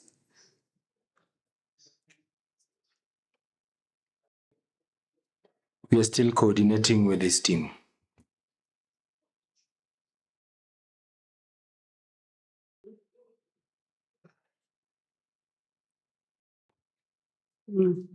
I wouldn't want to break protocol by proceeding to the next speaker before we have confirmation. He's coming back online. He's coming back. Okay. He's online now. Okay. We're going to project him as soon as he's set. Okay, so whilst we are doing that, I would just like to make two announcements for the excellencies present. The first is that we will be circulating a register to honorable excellency speakers to confirm whether they will be traveling to Cape Town. The host parliament has asked for confirmation as to the number of speakers that will be traveling to Cape Town, and therefore we'll circulate a register just confirming that with you for logistical purposes. The second announcement I would like to make is that we are circulating now speaker lists for all the presentations that are on the program, and would like, therefore, for those speaker lists to be completed and brought forward for the head of plenary to coordinate the speaker list for the president. IT, are we ready now? Okay. Excellencies, it is now my honor and privilege to invite virtually His Excellency Wamgele Mene, the Secretary General of the African Continental Free Trade Area, to deliver his address on the subject of harnessing AFCFTA for trade, industrialization, and inclusive growth in Africa. Excellency Mene, you do have the floor. Thank you very much, Madam Clerk of the Pan-African Parliament. I am most grateful for this opportunity to participate in this session today. I want to start by thanking the President of the Pan-African Court for his continued interest and his continued desire for us, the AFCFTA and other organs of the African Union, to continue very, very strong collaboration indeed. I think that it is clear that under the President's leadership, the collaboration between us, the AFCFTA Secretariat, and the Parliament has indeed been very strong. This is the third time that I am participating in important events of the Parliament. You gather today as we face, as a continent, and indeed as the world, as we face very, very strong economic headwinds. The unprecedented deepening geopolitical, trade, and economic uncertainty certainly will have a materially adverse impact on Africa as a whole. The global trade landscape is shifting rapidly, underscoring the urgency of consolidation and implementation of the AFCFTA to present an alternative market for African economic operators. The Ministers of Trade, and certainly as the AFCFTA Secretariat, we underscore the urgency of consolidating the implementation of the AFCFTA and positioning the AFCFTA as a vehicle for resilience, self-reliance, and economic self-sufficiency in these very, very challenging times. What we see today, the weaponization of trade policy, the weaponization of investment policy, the rise in nationalism, the rise in industrial nationalism, unprecedented attacks on the multilateral trading system and the weakening of the multilateral trading system, and that attacks in general on multilateralism present very, very profound and unprecedented challenges for the global community and for Africa in particular. Our response, therefore, must be to accelerate the establishment of a domestic market in Africa, establishment of alternative regional value chains to enhance our economic self-sufficiency and self-independence, and to fast-track our industrial development path. The AFCFTA is now transitioning from negotiations to implementation. As this implementation takes shape, it does so against the backdrop of these adverse global geopolitical and geoeconomic conditions. However, challenging as the context is, I am pleased to report to you that we continue to make tangible progress under the leadership of the Assembly of Heads of States and Government of the African Union, and of course, the Ministers of Trade. The most visible breakthrough that we have is that commercially meaningful trade has actually commenced. 24 countries, 24 members of the African Union are actively trading under the rules of the AFCFTA. This is an increase of 13 countries in 2022.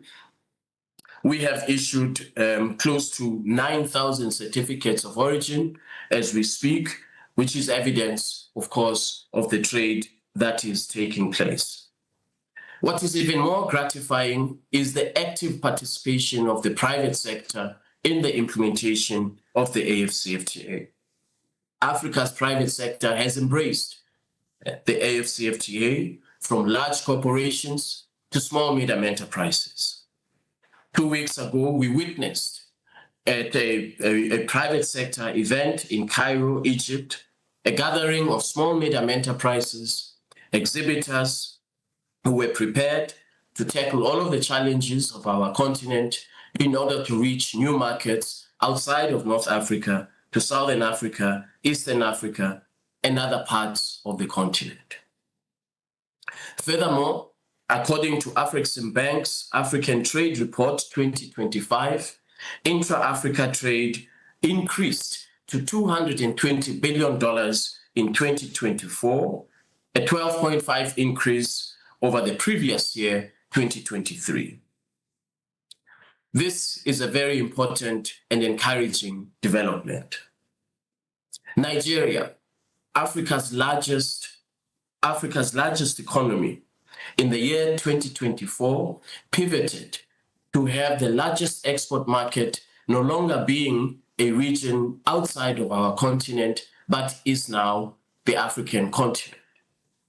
These factors, the fact that Africa's largest economy has now Africa as the largest export market, the increase of $220 billion intra-Africa trade, the fact that we now have 24 state parties or members of the African Union that have gazetted the AFCFTA rules is indeed very encouraging.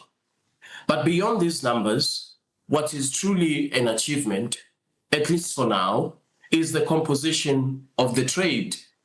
These numbers, although they indicate progress, when we dig deeper, what we identify is that industrial output, machinery, vehicles, food products, chemicals, electronics are all goods that are being traded under the rules of the AFCFTA. This signifies a gradual shift from us being dependent on exports of primary commodities to exporting value-added production, whether this is agricultural products or indeed in the area of machinery. This signals a gradual but critical transition towards diversification and elimination of our decades-old reliance on the export of primary commodities. Of course, challenges remain. We will have to continue to confront these challenges head-on. They include the continued cost, the high cost of transport and logistics, which hinders greater access of the market for millions and millions of small, medium enterprises. They include the high cost of trade finance, which also prohibits greater and greater numbers of small, medium enterprises, young entrepreneurs, businesses that are led by women from accessing this market of 1.4 billion people with a combined GDP of 3.4 trillion United States dollars. We will continue to confront the challenge of the cost of Africa's infrastructure.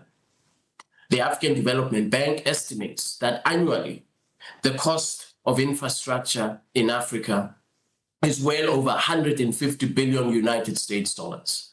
This too presents significant barriers, particularly to small, medium enterprises.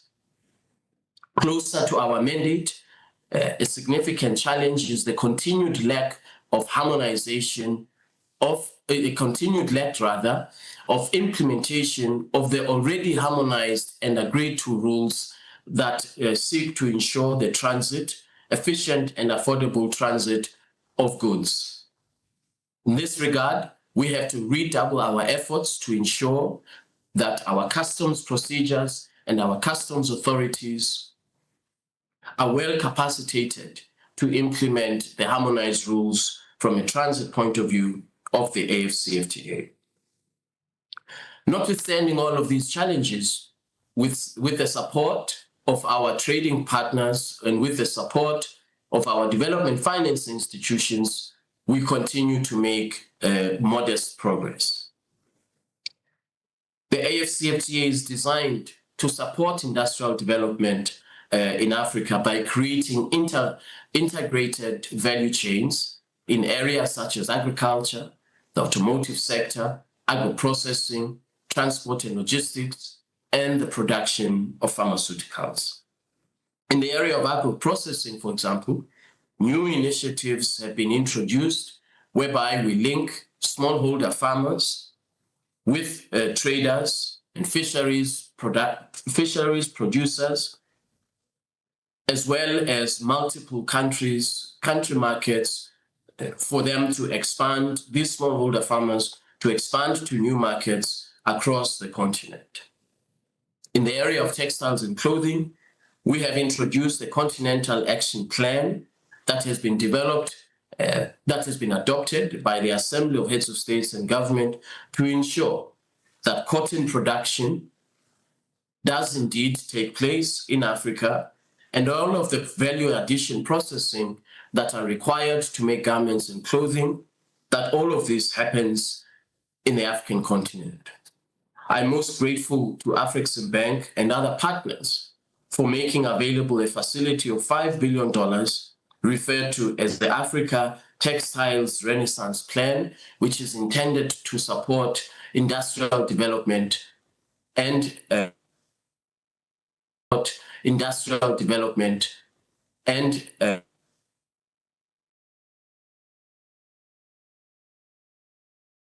components.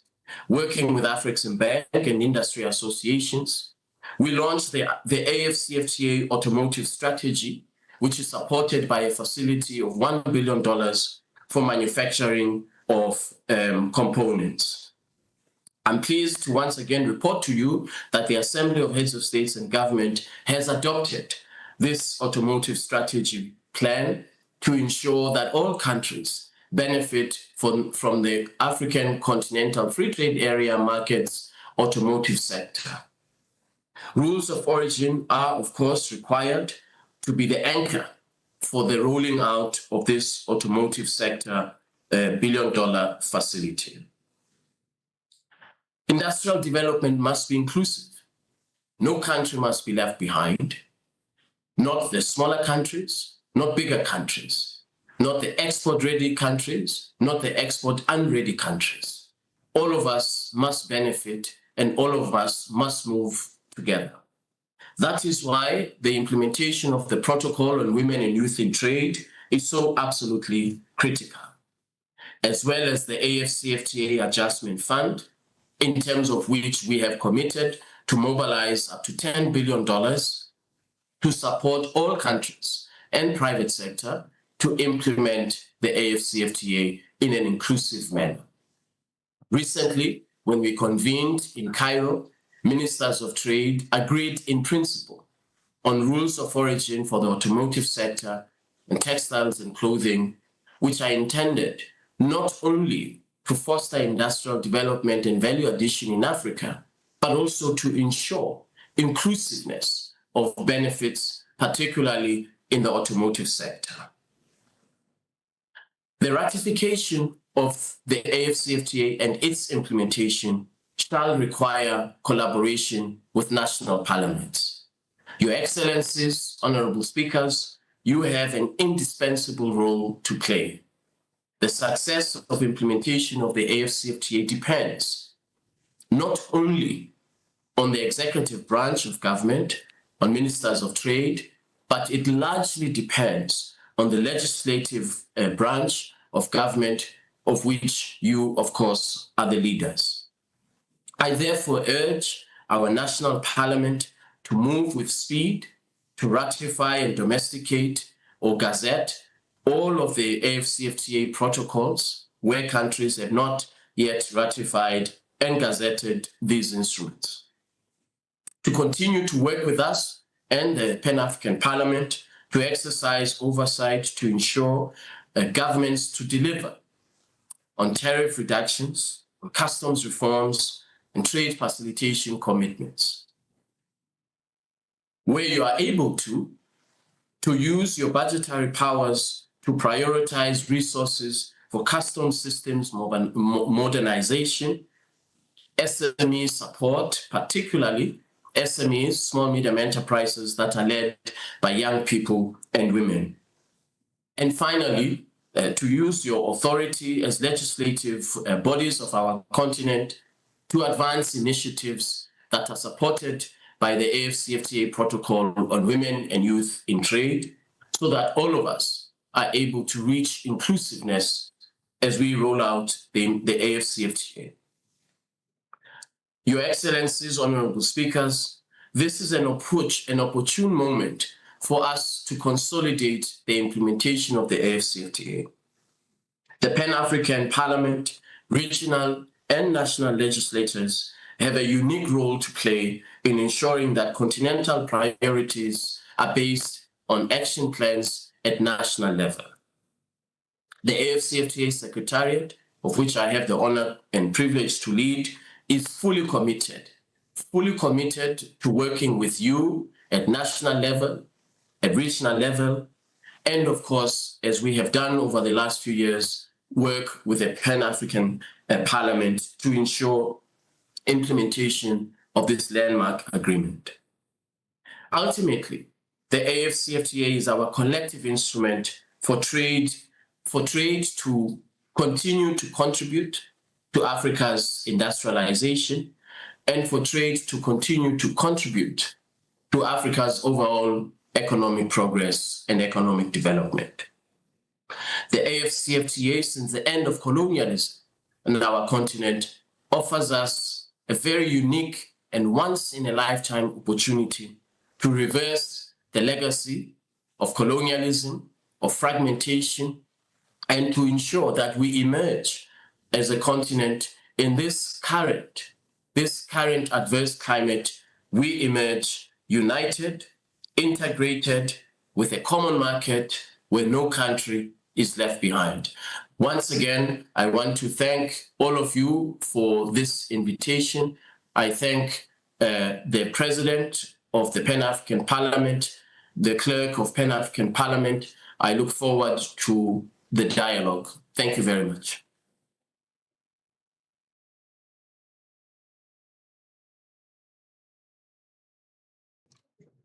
Your Excellency, Dr. Mukiremene, my brother, I stand here to thank you in a very special way. You have been you've shown good leadership.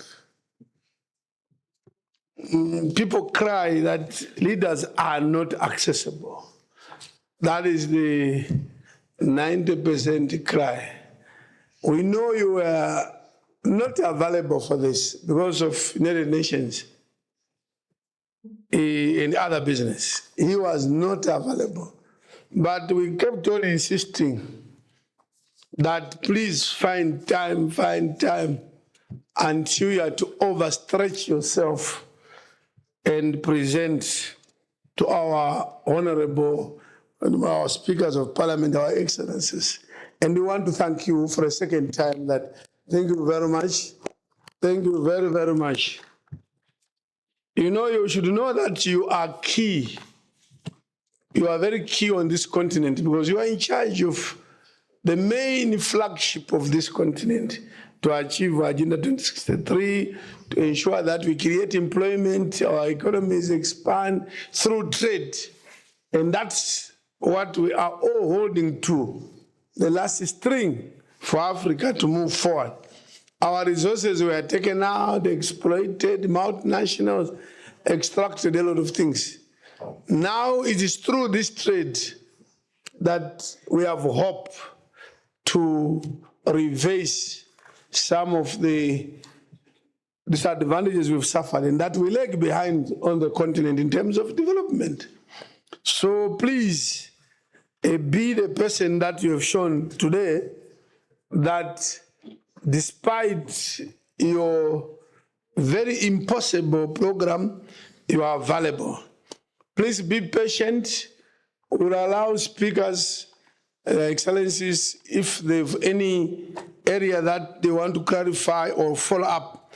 But I have one request already from Excellency Fabrice Nkurunziza of Burundi. Whilst you are on the screen, please take the floor. Burundi. Burundi. Yeah. Yes. Oh yes, proceed.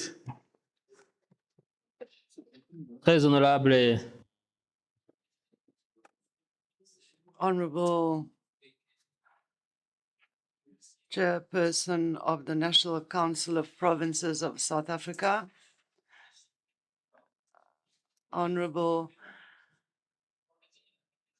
Presidents of the national and regional parliaments, Honorable Presidents of regional parliaments, Honorable members of parliament, distinguished participants, ladies and gentlemen, before we say a few remarks, I would like to thank the President of the Pan-African Parliament for the floor. The people of Burundi salute you. Evariste Ndayishimiye, the President of Burundi, sends his regards and salutations. We represent the Parliament of Burundi, honorable members. We would like to echo the speakers or the presenters that have spoken before us in thanking the Republic of South Africa and the Pan-African Parliament for the initiative of this conference. African parliaments have thus an ideal opportunity to exchange ideas on the integration of our continent. We should like to express that the Parliament of Burundi would like to reach objectives of the AFC-FTA. Everyone knows that Burundi is in the middle of the Great Lakes region, and it is the Carrefour of East Africa.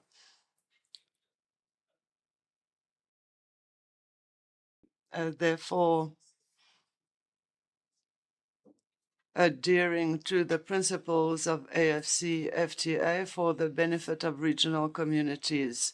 Our country has taken the decision to expand and increase regional trade. This objective is realized by the launch of the construction of the rail line between Burundi and Tanzania. This railway network goes up to the Democratic Republic of Congo. The Parliament of the Republic of Burundi takes this opportunity to reiterate its encouragement and support of initiatives concerning the objective of the AFC FTA. Thank you very much. Thank you, merci beaucoup. We also have a request from Honorable Amron Mohammed of Algeria. Thank you. Say Chief. Honorable Chief, His Excellency Chief Fortune Charambira, the President of the Pan-African Parliament, Honorable Presidents of the African Parliaments, Honorable Members of the Pan-African Parliament, allow me on the onset to send to you the greetings of Honorable Azouz Nasri, the Speaker of the Algerian Popular Council, due to his engagements. In fact, from 4 September to 10th of September, last year, Algeria organized the African trade fair. There was more than 70 countries participating, and among them there was more than 40 countries of the African countries. The expo was a small picture of the continental integration. We've seen the big potential of Africa and of the African youth in fields of development, innovation, and creation. We were sure that there are many chances that we let slip in Africa by not making or implementing the FTCA. The Algerian Parliament participation was strong in this African fair under the leadership of the Speaker of the National Council. We were members who were there, and we participated with our African brothers to giving our vision for the development of the African continent. It's true that the objective of the event was a record of signing a partnership agreements that reached more than $43 billion. However, the most important achievement of this African Expo was the belief among Africans and the youth of the African continent and among the African business, the fact that we cannot lose the chance in 2020 in the century, 21st century, because this must be the centuries for Africa to be effective. The event was successful because through it we discovered that it is the time for us to realize the integration of all Africa. Thank you very much. Thank you. I think we announced that there are some excellencies who have prepared speeches to deliver to this conference. We will allow time for that tomorrow. Be assured that those delegations who have speeches to deliver, we are not saying we need speeches, but if you have a speech which you think you want to deliver to this conference, we'll allow time for that tomorrow before 1 o'clock. So for now, let's focus on the presentation by the General Secretary, Excellency Wamukere. I give the floor to Excellency Jabulani Mabuza, Eswatini. Thank you very much, President, and thank you very much, Your Excellency Wamkele Mena, SG. Mine is just one question. From your presentation, I heard you saying there is a commercial meaningful trade that has commenced in about 24 countries, if I heard you very well. And then my question is, maybe in your own understanding, what exactly is delaying the other countries from participating in this AFCFTA trade platform? Thank you very much. Thank you. Your Excellencies, we are using these forms to register interest to speak on this one. But if there's someone who says, no, I didn't hand over mine, I would like to take the floor, no problem. Did you complete? If you want to speak, complete this form.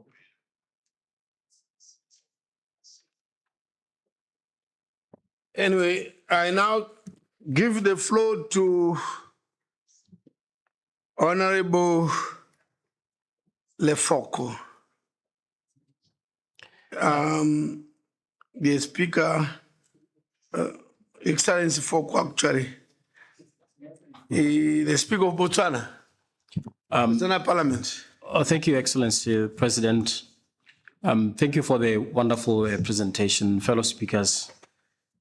Yes, the globalization presents a challenge and a consequent need to approach issues as a formidable African continental bloc, the notion of regionalism.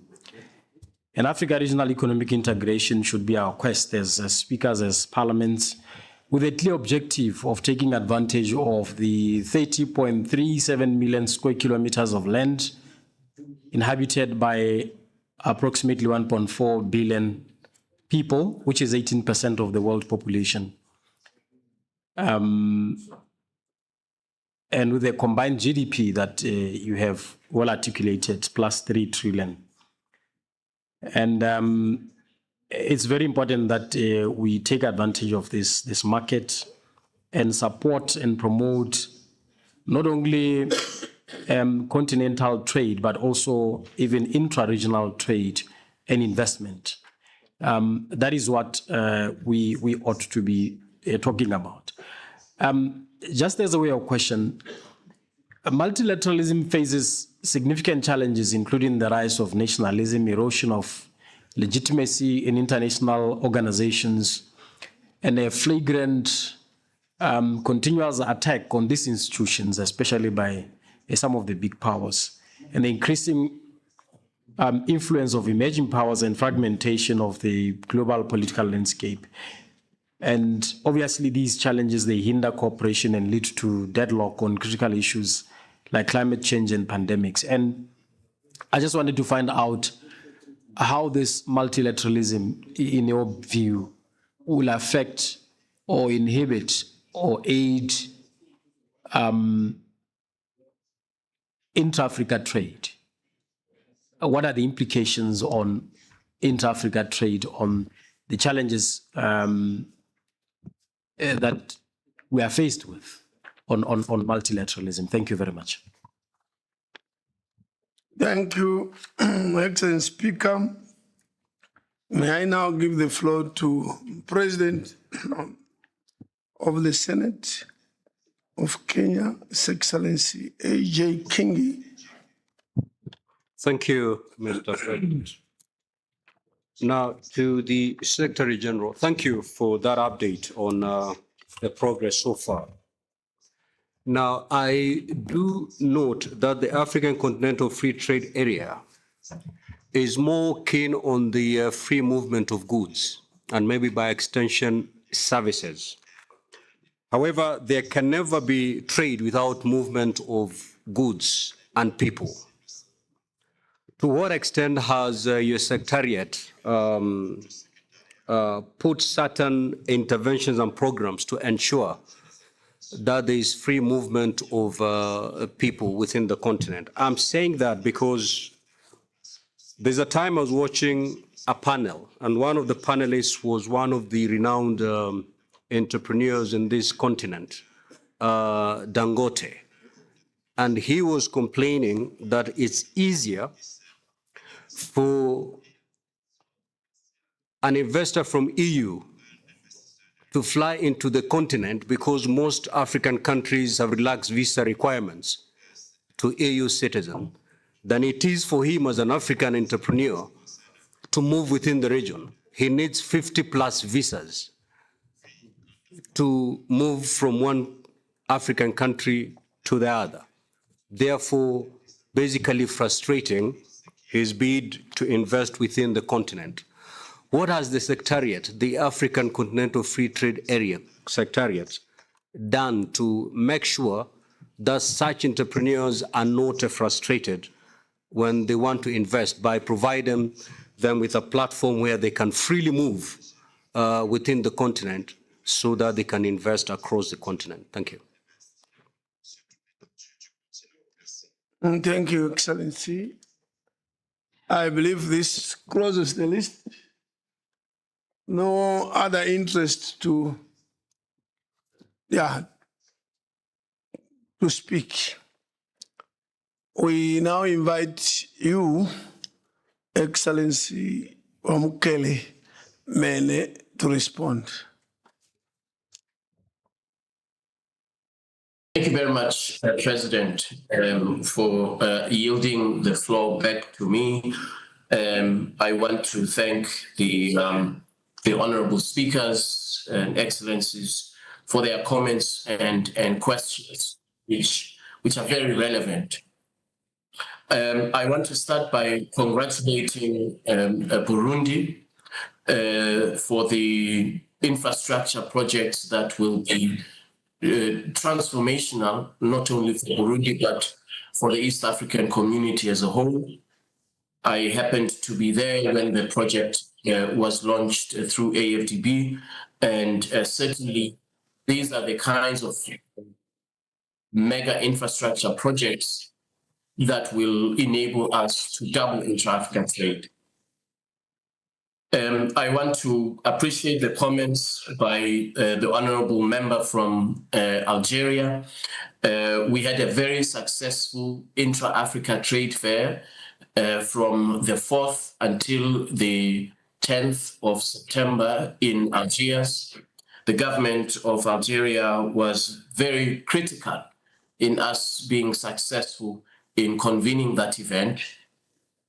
What is very encouraging is that the intra-Africa trade fair as a marketplace for the AFCFTA now attracts exactly the kind of demographics that we want to see. Small, medium enterprises, young people, entrepreneurs. These were by far the majority of exhibitors and participants, and that is exactly the kind of inclusiveness that we want to see in country and across countries. We were able to mobilize transactions and deals of $48 billion over the week that we were in Algeria, which is an increase from the $44 billion that we were able to mobilize and facilitate in Cairo. So clearly what we see is a constant improvement of the intra-Africa trade fair from Cairo to Algeria. Algiers, we saw an increase in the transactions, and it is not about competition, it is about the continent of Africa striving for perfection as we host the intra-Africa trade fair. So we appreciate the leadership of Algeria. There are various reasons as to why some countries have not yet started trading under the AFCFTA. We have 49 state parties, and of those 49, only 24 have gazetted the rules that enable trade on the basis of the AFCFTA. And this is, although it is a remarkable progress report, It is, however, true that given the challenges that we have, we should have all 49 state parties should have gazetted. That's the first step to be able to trade. The Ministry of Finance must gazette the rules to enable economic operators to export or import under the AfCFTA. And so we have to redouble our efforts to work with those countries to address whatever concerns they may have. What we know is that many of them are technical in nature because they have already ratified the agreement, but they have not gazetted the actual trading. So we've got to work with them on those technical concerns that they have, which we are doing where we are invited. Second, which is a much bigger challenge, the cost of trade finance, the cost of infrastructure, transport and logistics. These continue to prohibit the kind of volumes of trade that we want to see. And so we have to work with our development finance institutions, with Afrexim Bank, AFDB, to mobilize the trade finance support that is required, the trade finance interventions that are required, as well as further investments in infrastructure. That is, in my opinion, the long-term impetus to intra-Africa trade is going to be investing in infrastructure and transport and logistics. The fragmentation that we see across the world, the attacks on the multilateral trading system, and closer to our reality in Africa. Over 30 countries are beneficiaries of AGOA. These tariffs, the weaponization of tariffs, have nullified AGOA. There's an immediate impact of many countries in Africa being shut out of the market in the US as a result of the tariffs. Lesotho, Angola, South Africa, Kenya, Nigeria, Madagascar. These are some of the countries where we've done assessments that indicate that the current situation, particularly the tariff increases that are unlawful under international trade law, will have the impact of job losses across our continent. The difficulty, of course, is that these measures are unilateral. They are not negotiated, they are not discussed, and they are in violation of international law, international trade law to be specific. But there's no legal recourse. We simply don't have legal recourse because the multilateral trading system, the dispute settlement function of it, has been rendered ineffective. And so we are truly in the law of the jungle because there's no recourse, there's no legal recourse. But as I say, the impact is very dire in the short term. People will lose jobs. If I may make an example, there's a country in Southern Africa that exports over $270 million worth of garments to the US market. Our sister country will be shut out of that market as a result of these tariffs. So we've got to make very, very serious and concerted efforts to develop a medium and long-term response. Build our own market in Africa. Build our own domestic market, build our own value chains, and build our own continental capability at domestication. We may survive this over the next 3 to 4 years, but there may be yet another attack on the multilateral trading system, which will have a further impact, a negative impact. So we've got to be very deliberate in developing a resilience, an economic resilience strategy in terms of which we will have our own capability at establishing supply chains and establishing domestic market.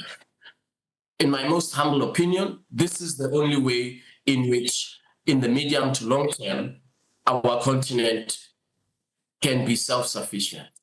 I will give an example, one or two examples.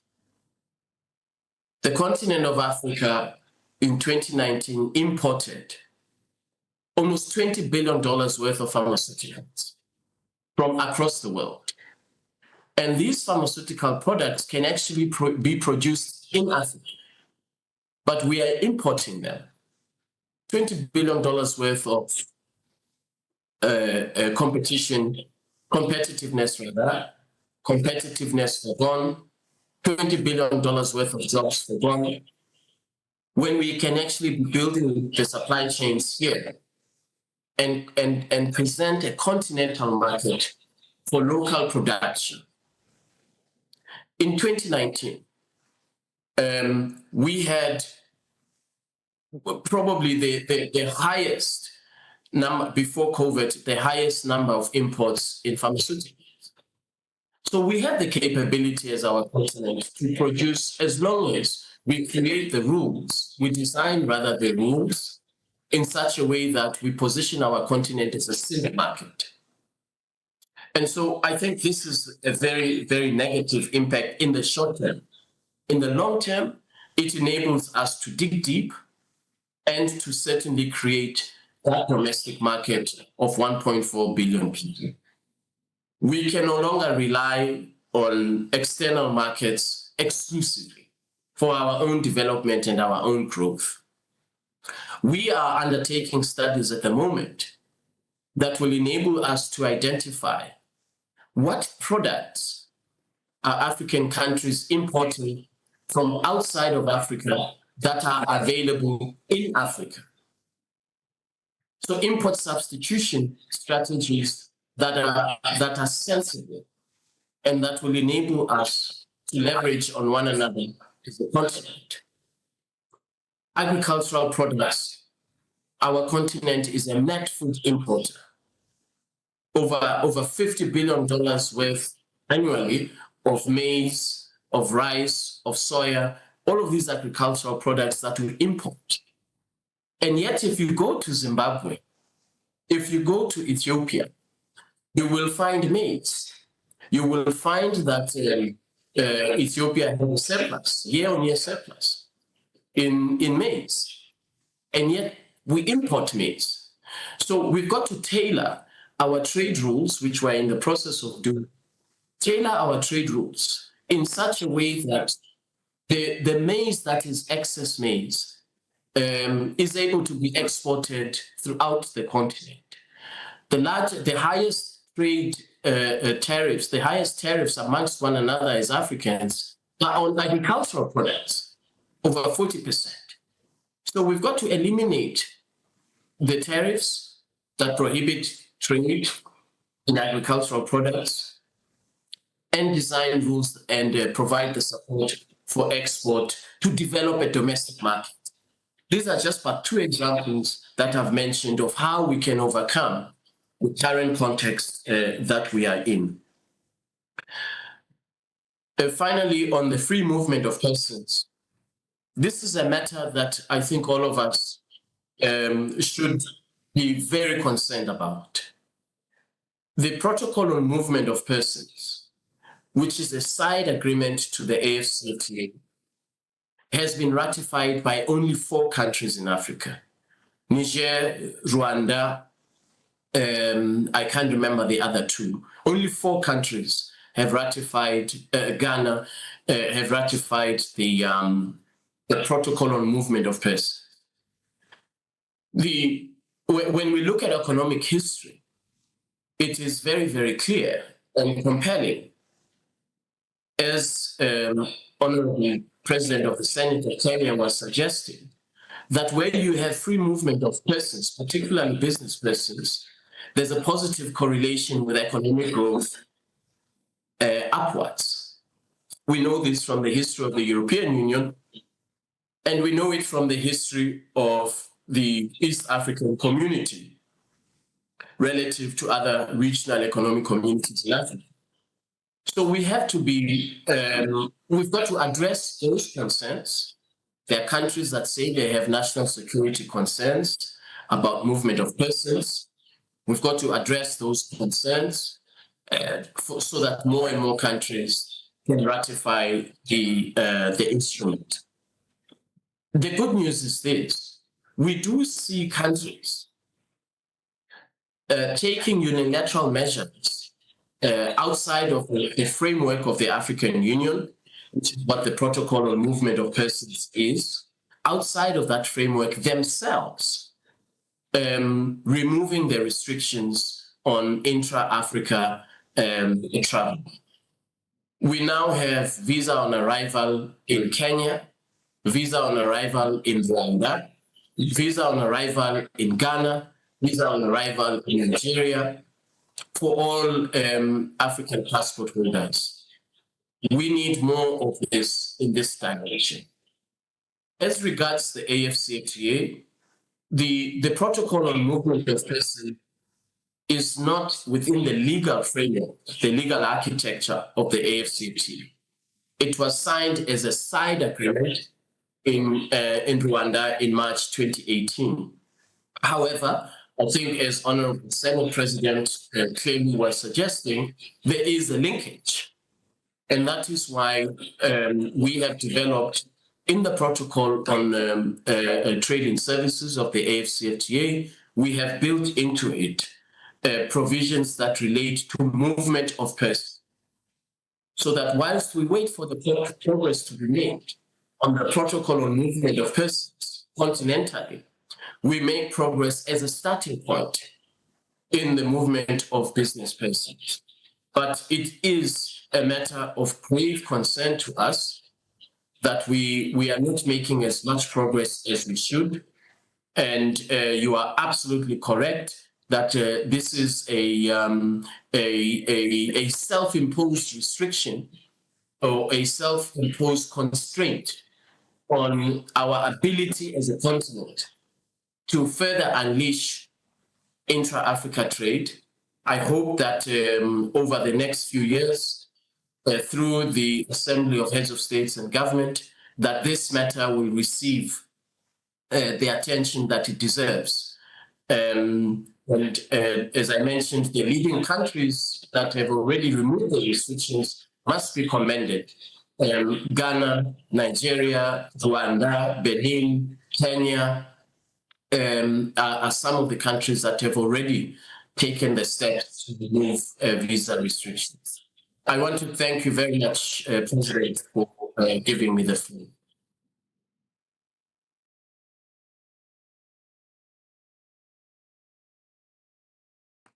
Thank you very much, our brother, Excellency in charge of trade and the growth of economies on the continent.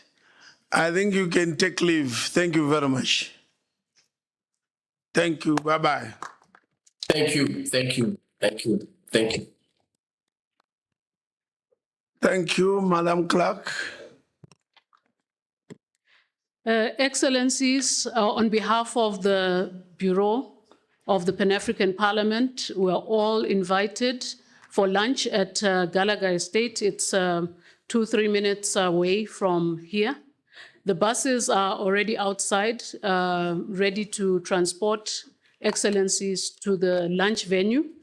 We are to return, I think we'll try and make it 1 hour to return to the chamber by 2:30, if possible, to the best of our ability. Thank you.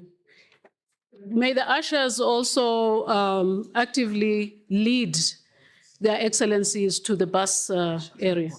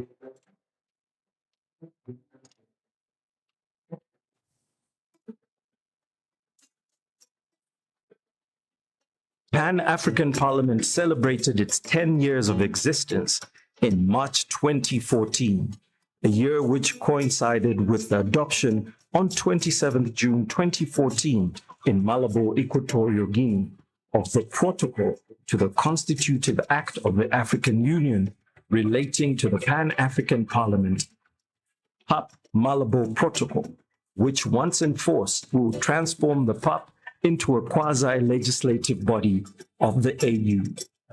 While the PAP Malabo Protocol requires 28 ratifications for its entry into force, it has to date been ratified by 15 AU member states with 21 signatures. For the time being, the PAP continues to operate under the CERT Protocol, which defines its mandate. 6 parliaments have been inaugurated since 2004. So we cannot revolutionize the situation of Africa if we don't take the women seriously and don't change the work of women into a better, with technology, applying technology and science.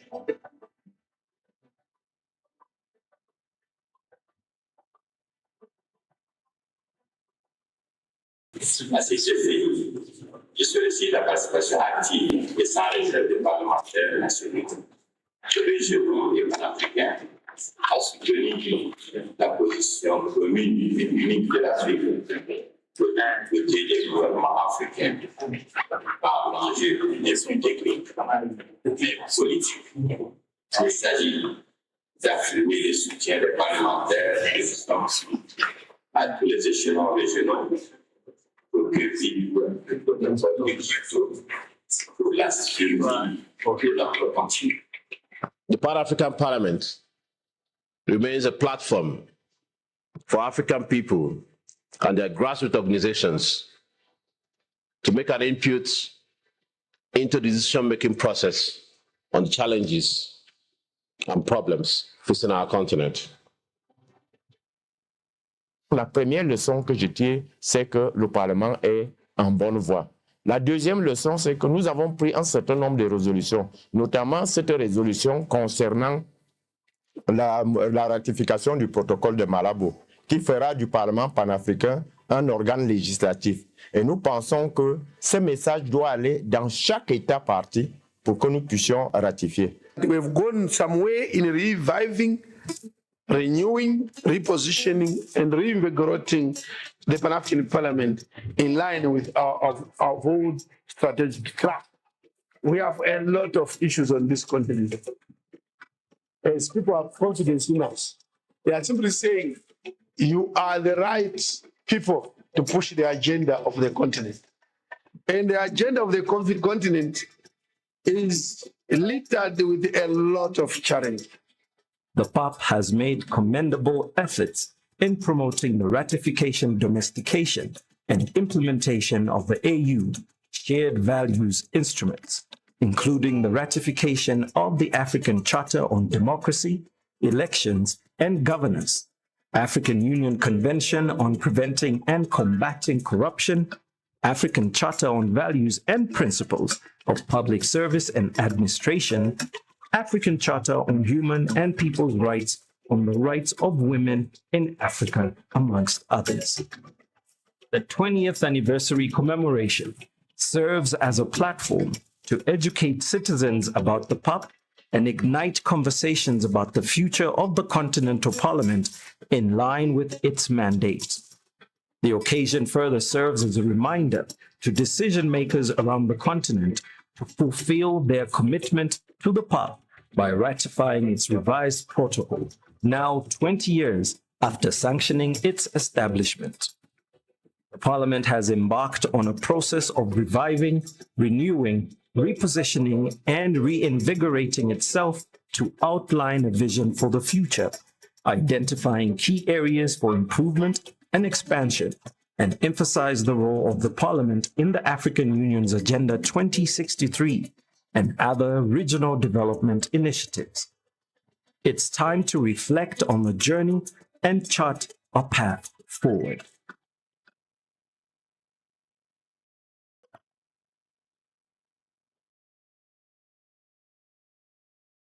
To celebrate together. Just gone for our liberation. Let us dedicate ourselves to rise together. To the liberty and unity. The Peace and Security Council, PSC, of the African Union, AU, and the Pan-African Parliament, PAP, held a consultative meeting from 17 to 18 July 2025 in Midrand, South Africa, at the headquarters of the Pan-African Parliament, under the theme, Enhancing Institutional Synergy and Collaboration for Sustainable Peace and Security in Africa.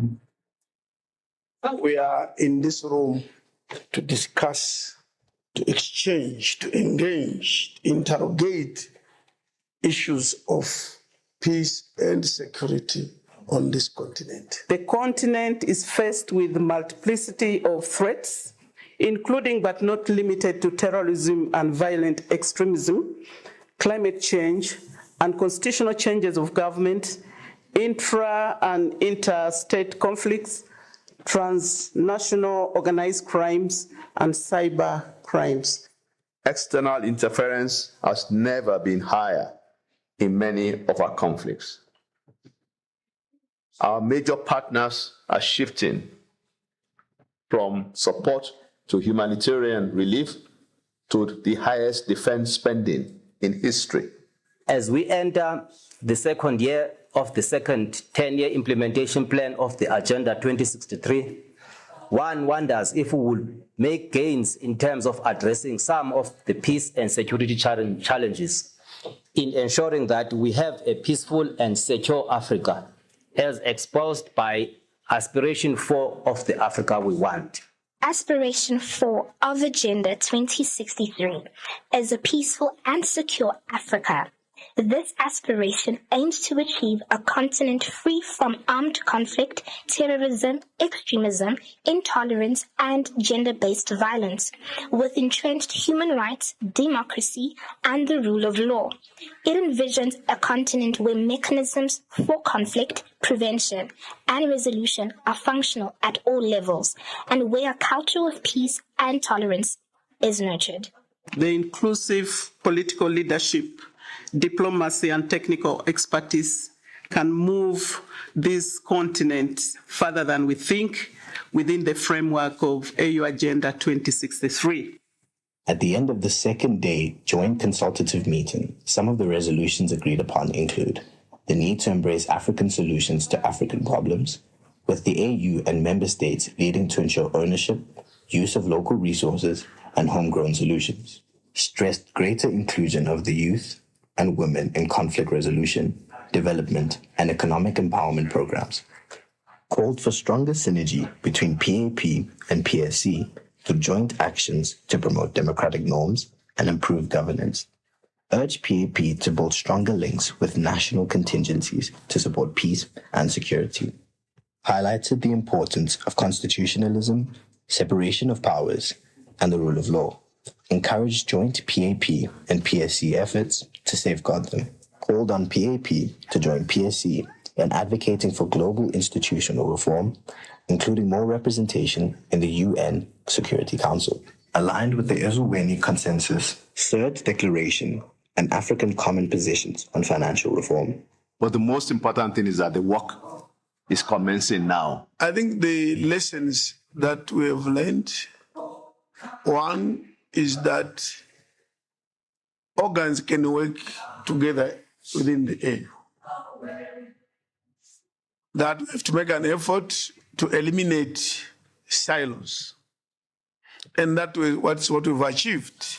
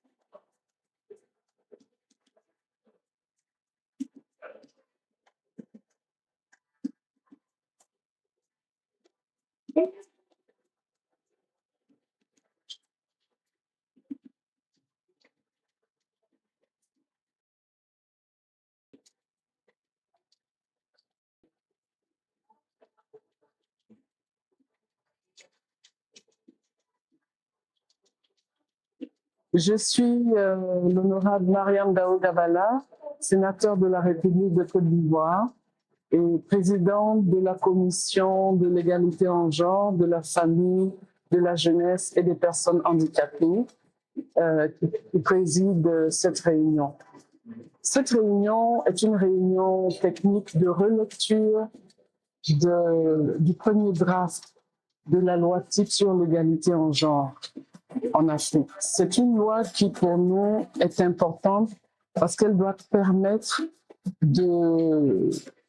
à nos États d'avoir un cadre légal pour accélérer l'égalité en genre, mais aussi pour nous permettre d'arriver aux aspirations de l'agenda 2063 de l'Union africaine. My name is Honorable Victoria Kingston. I'm from Malawi. I'm the member of the Gender Committee, also the second vice president of the Women Caucus of the Pan-African Parliament. We are here in Victoria looking at the gender law. Indeed, this is an eye-opener, and I'm honored to be part of the members who are operating this law. It's a law which is going to assist and help all women, starting from the birth.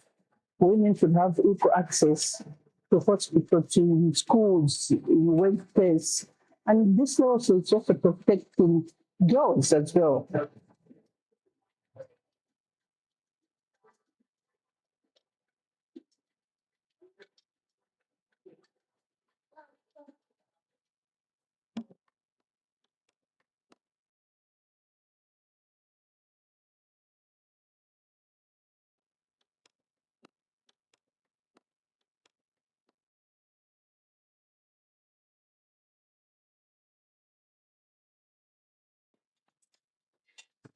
The PAP Day was officially launched in 2021 to commemorate the inauguration of the first parliament on 18 March 2004. Excellencies, honorable members, distinguished guests, on behalf of the Pan-African Parliament, I hereby declare 18th of March of every year as the Pan-African Parliament Day or the PAP Day. The PAP was established as a platform for people from all African states to be involved in discussions and decision-making on the problems and challenges facing the continent. Its purpose, as set out in Article 17 of the AU Consultative Act, is to ensure the full participation of African peoples in the development and economic integration of the continent. As it stands, the mandate of the Parliament extends to consultation and playing an advisory and oversight role for all AU organs pending the ratification of its protocol. The PAP Day commemoration serves as a platform to educate citizens about the PAP and ignite conversations about the future of the Continental Parliament in line with its mandate. The day further serves as a reminder to decision makers around the continent to fulfill their commitment to the PAP by ratifying its revised protocol, now 19 years after sanctioning its establishment.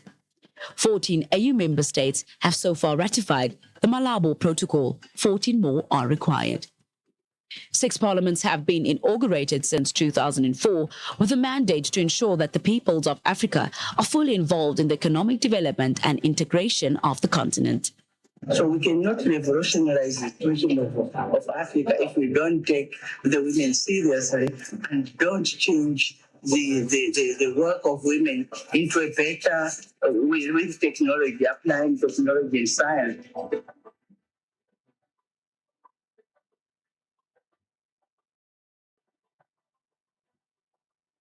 Ainsi que je sollicite la participation active et sans réserve des parlementaires nationaux.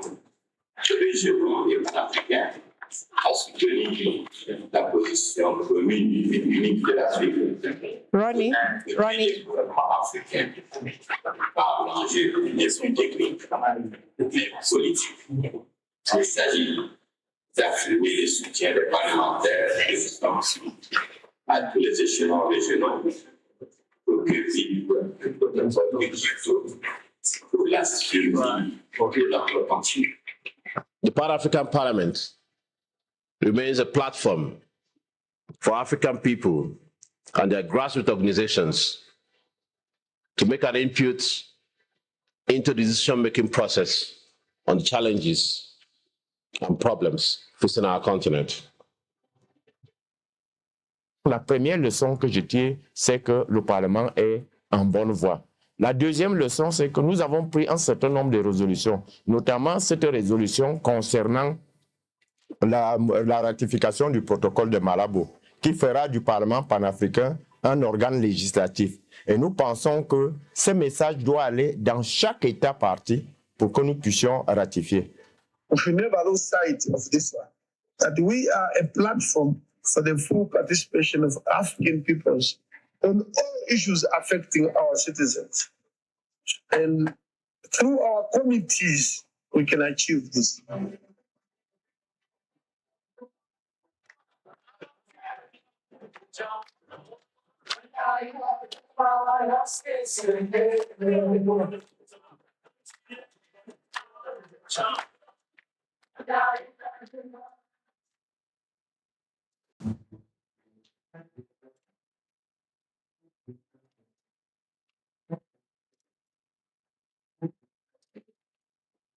Sasha,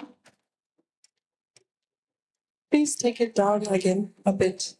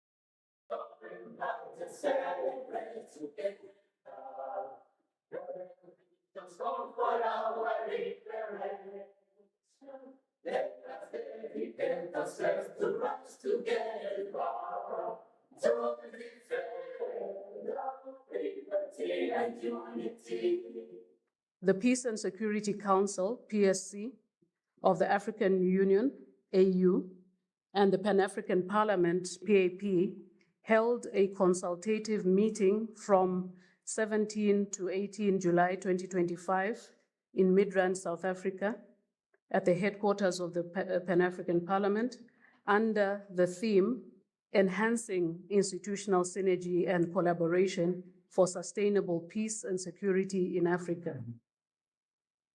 We are in this room to discuss, to exchange, to engage, interrogate issues of peace and security on this continent. The continent is faced with multiplicity of threats, including but not limited to terrorism and violent extremism, climate change, unconstitutional changes of government, intra and interstate conflicts, transnational organized crimes, and cyber crimes. External interference has never been higher in many of our conflicts. Our major partners are shifting from support to humanitarian relief to the highest defense spending in history. As we enter the second year of the second 10-year implementation plan of the Agenda 2063, one wonders if we will make gains in terms of addressing some of the peace and security challenges in ensuring that we have a peaceful and secure Africa, as exposed by Aspiration 4 of the Africa we want. Aspiration 4 of Agenda 2063 is a peaceful and secure Africa. This aspiration aims to achieve a continent free from armed conflict, terrorism, extremism, intolerance, and gender-based violence, with entrenched human rights, democracy, and the rule of law. It envisions a continent where mechanisms for conflict, prevention, and resolution are functional at all levels, and where a culture of peace and tolerance is nurtured. The inclusive political leadership, diplomacy, and technical expertise can move this continent further than we think within the framework of AU Agenda 2063. At the end of the second day joint consultative meeting, some of the resolutions agreed upon include the need to embrace African solutions to African problems, with the AU and member states leading to ensure ownership, use of local resources, and homegrown solutions, stressed greater inclusion of the youth and women in conflict resolution, development, and economic empowerment programs, called for stronger synergy between PAP and PSC through joint actions to promote democratic norms and improve governance, urged PAP to build stronger links with national contingencies to support peace and security, highlighted the importance of constitutionalism, separation of powers, and the rule of law, encouraged joint PAP and PSC efforts to safeguard them, called on PAP to join PSC in advocating for global institutional reform, including more representation in the UN Security Council, aligned with the Ezulweni Consensus, Third Declaration, and African Common Positions on Financial Reform. But the most important thing is that the work is commencing now. I think the lessons that we have learned, one is that organs can work together within the AU. That we have to make an effort to eliminate silos. And that's what we've achieved.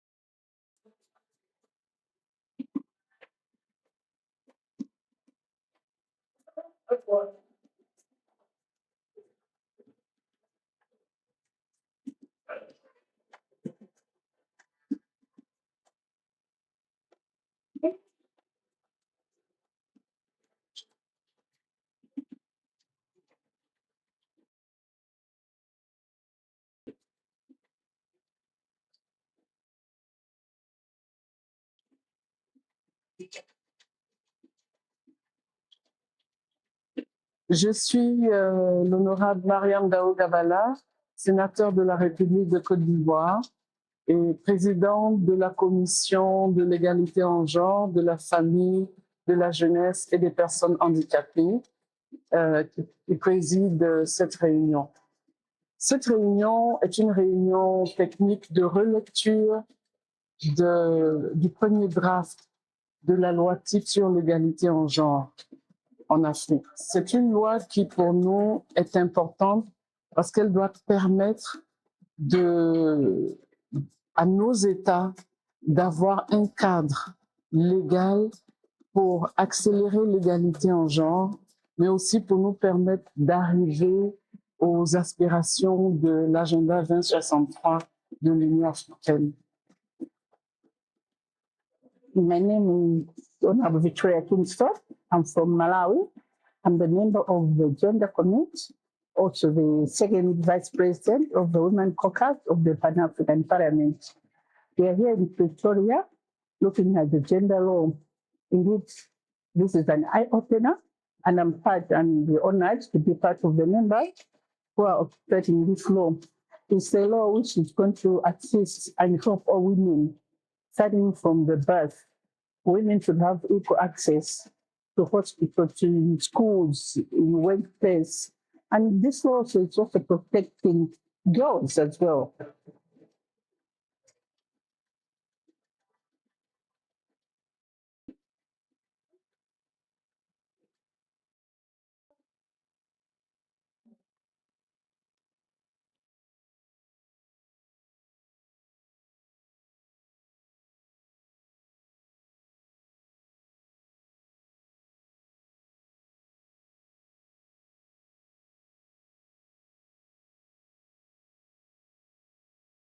PAP Day was officially launched in 2021 to commemorate the inauguration of the first parliament on 18 March 2004.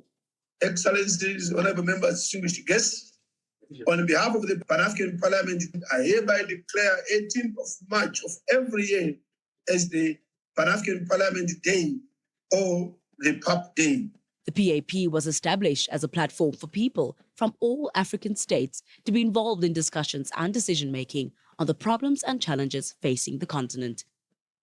Its purpose, as set out in Article 17 of the AU Consultative Act, is to ensure the full participation of African peoples in the development and economic integration of the continent.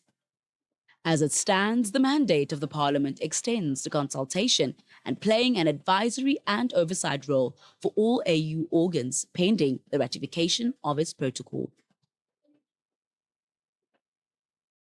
The PAP Day commemoration serves as a platform to educate citizens about the PAP and ignite conversations about the future of the Continental Parliament in line with its mandate.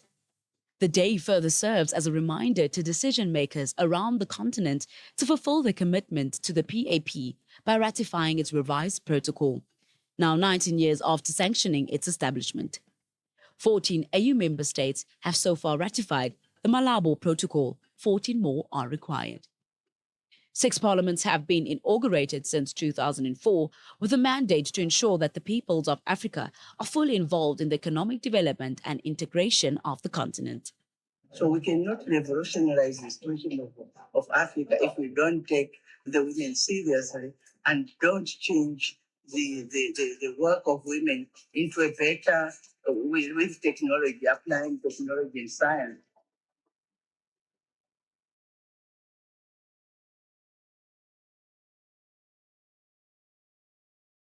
À cet effet, je sollicite la participation active et sans réserve des parlementaires nationaux, régionaux et panafricains à soutenir la position commune et unique de l'Afrique pour un côté des gouvernements africains par l'enjeu des soins techniques mais politiques. Il s'agit d'affirmer le soutien des parlementaires et des sources à tous les échelons régionaux pour que vive le protocole de Keynote pour la sécurité de notre continent. The Pan-African Parliament remains a platform for African people and their grassroots organizations to make an input into the decision-making process on challenges and problems facing our continent. La première leçon que je tire, c'est que le Parlement est en bonne voie. La deuxième leçon, c'est que nous avons pris un certain nombre de résolutions, notamment cette résolution concernant la ratification du protocole de Malabo, qui fera du Parlement panafricain un organe législatif. Et nous pensons que ce message doit aller dans chaque État partie pour que nous puissions ratifier.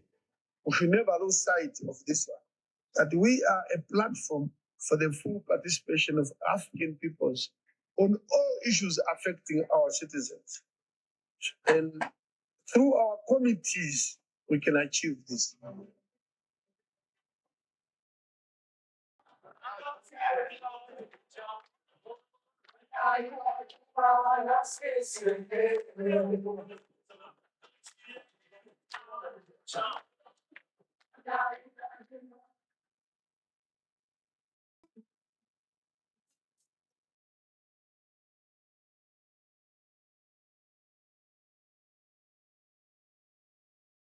"20 years ago, in March 2004, the Pan-African Parliament was established as a legislative body of the African Union with a vision of fostering unity, peace, and prosperity across the continent. Today, we celebrate 2 decades of its journey and achievements. The establishment of the Pan-African Parliament amongst the African Union organs signaled a historical milestone and perhaps the most important development in the strengthening of the African Union institutional architecture. It laid solid grounds for the democratic governance and oversight within the African Union system and provided a formal platform for the peoples of Africa to get involved in discussions and decision-making on issues affecting the continent. The genesis of the Pan-African Parliament can be legally traced back from 1991 with the adoption of the treaty establishing the African Economic Community, adopted on the 3rd of June 1991 in Abuja, also known as the Abuja Treaty.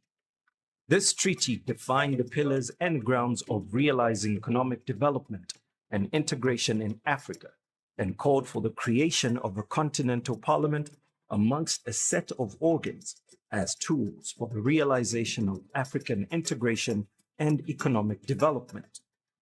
This call was re-emphasized in the Sirte Declaration of 1999, which called for the accelerated implementation of the provisions of the Abuja Treaty.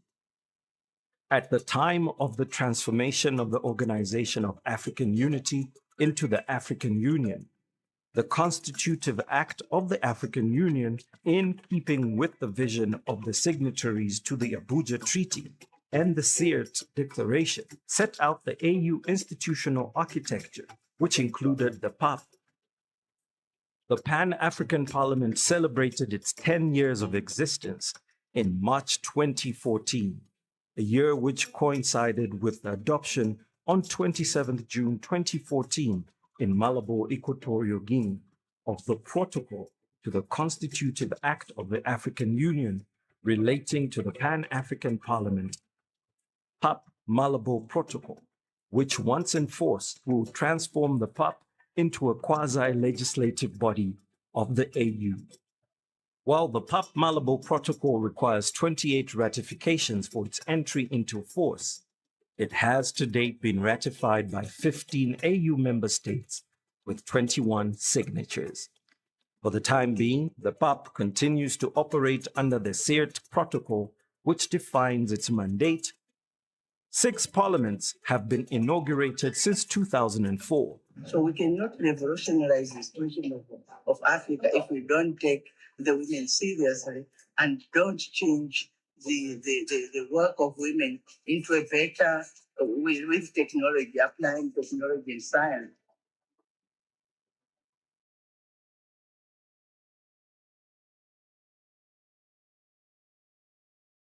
À cet effet, je sollicite la participation active et sans réserve des parlementaires nationaux, régionaux et panafricains à soutenir la position commune et unique de l'Afrique pour aider les gouvernements africains à engager des fonds techniques mais politiques. Il s'agit d'affirmer le soutien des parlementaires et des sens à tous les échelons régionaux pour que vive le protocole de Kyoto pour la sécurité de notre continent. The Pan-African Parliament remains a platform for African people and their grassroots organizations to make an input into the decision-making process on challenges and problems facing our continent. La première leçon que je tire, c'est que le Parlement est en bonne voie. La deuxième leçon, c'est que nous avons pris un certain nombre de résolutions, notamment cette résolution concernant la ratification du protocole de Malabo, qui fera du Parlement panafricain un organe législatif. Et nous pensons que ce message doit aller dans chaque État partie pour que nous puissions ratifier. We've gone some way in reviving, renewing, repositioning, and reinvigorating the Pan-African Parliament in line with our whole strategic track. We have a lot of issues on this continent. As people have confidence in us, they are simply saying, you are the right people to push the agenda of the continent. And the agenda of the continent is littered with a lot of challenges. The PAP has made commendable efforts in promoting the ratification, domestication, and implementation of the AU Shared Values Instruments, including the ratification of the African Charter on Democracy, Elections, and Governance, African Union Convention on Preventing and Combating Corruption, African Charter on Values and Principles of Public Service and Administration, African Charter on Human and People's Rights on the Rights of Women in Africa, amongst others. The 20th anniversary commemoration serves as a platform to educate citizens about the PAP and ignite conversations about the future of the Continental Parliament in line with its mandate. The occasion further serves as a reminder to decision makers around the continent to fulfill their commitment to the PAP by ratifying its revised protocol, now 20 years after sanctioning its establishment. The Parliament has embarked on a process of reviving, renewing, repositioning, and reinvigorating itself to outline a vision for the future, identifying key areas for improvement and expansion, and emphasize the role of the Parliament in the African Union's Agenda 2063 and other regional development initiatives. It's time to reflect on the journey and chart a path forward.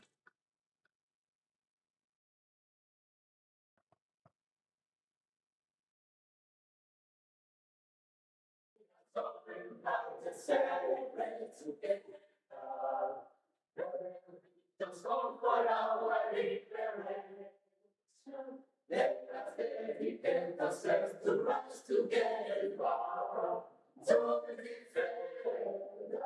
liberty and unity. The Peace and Security Council, PSC, of the African Union, AU, and the Pan-African Parliament, PAP, held a consultative meeting from 17 to 18 July 2025 in Midrand, South Africa, at the headquarters of the Pan-African Parliament, under the theme, Enhancing Institutional Synergy and Collaboration for Sustainable Peace and Security in Africa. We are in this room to discuss, to exchange, to engage, interrogate issues of peace and security on this continent. The continent is faced with a multiplicity of threats, including but not limited to terrorism and violent extremism, climate change, unconstitutional changes of government, intra and interstate conflicts, transnational organized crimes, and cyber crimes. External interference has never been higher in many of our conflicts. our major partners are shifting from support to humanitarian relief to the highest defense spending in history. As we enter the second year of the second 10-year implementation plan of the Agenda 2063, one wonders if we will make gains in terms of addressing some of the peace and security challenges in ensuring that we have a peaceful and secure Africa, as exposed by Aspiration 4 of the Africa we want. Aspiration 4 of Agenda 2063 is a peaceful and secure Africa. This aspiration aims to achieve a continent free from armed conflict, terrorism, extremism, intolerance, and gender-based violence, with entrenched human rights, democracy, and the rule of law. It envisions a continent where mechanisms for conflict, prevention, and resolution are functional at all levels, and where a culture of peace and tolerance is nurtured. The inclusive political leadership, diplomacy, and technical expertise can move this continent further than we think within the framework of AU Agenda 2063.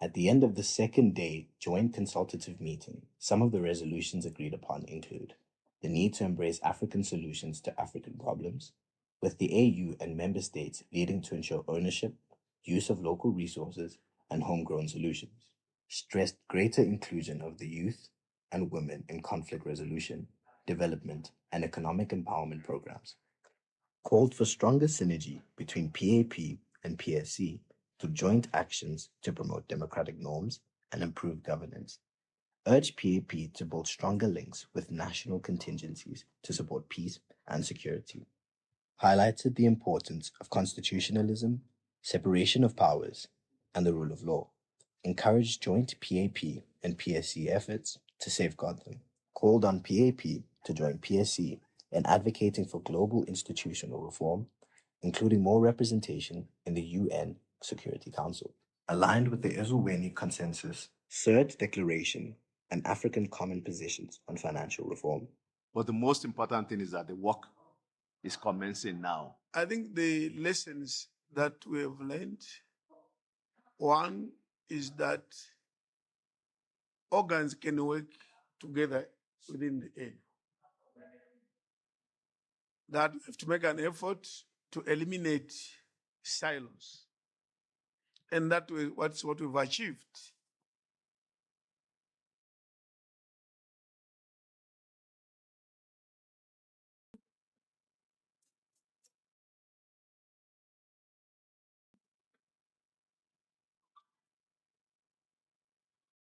"20 years ago, in March 2004, the Pan-African Parliament was established as a legislative body of the African Union with a vision of fostering unity, peace, and prosperity across the continent. Today, we celebrate 2 decades of its journey and achievements. The establishment of the Pan-African Parliament amongst the African Union organs signaled a historical milestone and perhaps the most important development in the strengthening of the African Union institutional architecture. It laid solid grounds for the democratic governance and oversight within the African Union system and provided a formal platform for the peoples of Africa to get involved in discussions and decision-making on issues affecting the continent. The genesis of the Pan-African Parliament can be legally traced back from 1991 with the adoption of the treaty establishing the African Economic Community, adopted on the 3rd of June 1991 in Abuja, also known as the Abuja Treaty. This treaty defined the pillars and grounds of realizing economic development and integration in Africa and called for the creation of a continental parliament amongst a set of organs as tools for the realization of African integration and economic development. This call was re-emphasized in the Sirte Declaration of 1999, which called for the accelerated implementation of the provisions of the Abuja Treaty. At the time of the transformation of the Organization of African Unity into the African Union, the Constitutive Act of the African Union, in keeping with the vision of the signatories to the Abuja Treaty and the Sirte Declaration, set out the AU institutional architecture, which included the PAP.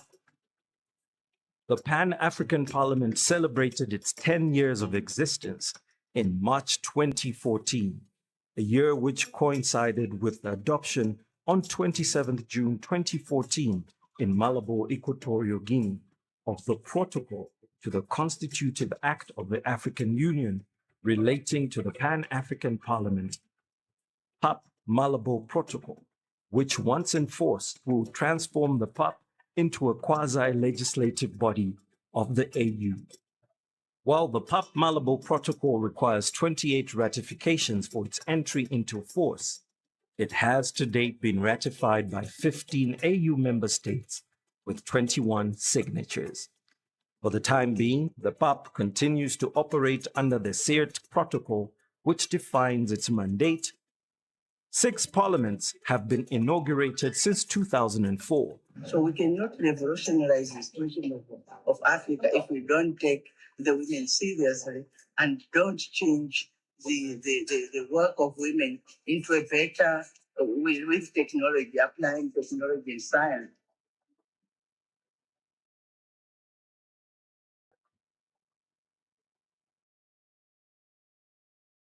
À cet effet, je sollicite la participation active et sans réserve des parlementaires nationaux, régionaux et panafricains à soutenir la position commune et unique de l'Afrique pour d'un côté des gouvernements africains par l'enjeu des soins techniques, mais politiques. Il s'agit d'affirmer le soutien des parlementaires et des sens à tous les échelons régionaux pour que vive le protocole de Kyoto pour la survie de notre continent. The Pan-African Parliament remains a platform for African people and their grassroots organizations to make an input into the decision-making process on the challenges and problems facing our continent. La première leçon que je tire, c'est que le Parlement est en bonne voie. La deuxième leçon, c'est que nous avons pris un certain nombre de résolutions, notamment cette résolution concernant la ratification du protocole de Malabo, qui fera du Parlement panafricain un organe législatif. Et nous pensons que ce message doit aller dans chaque État partie pour que nous puissions ratifier. We've gone some way in reviving, renewing, repositioning, and reinvigorating the Pan-African Parliament in line with our whole strategic track. We have a lot of issues on this continent.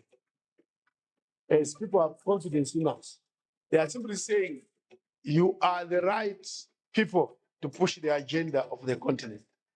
And the agenda of the continent is littered with a lot of challenges.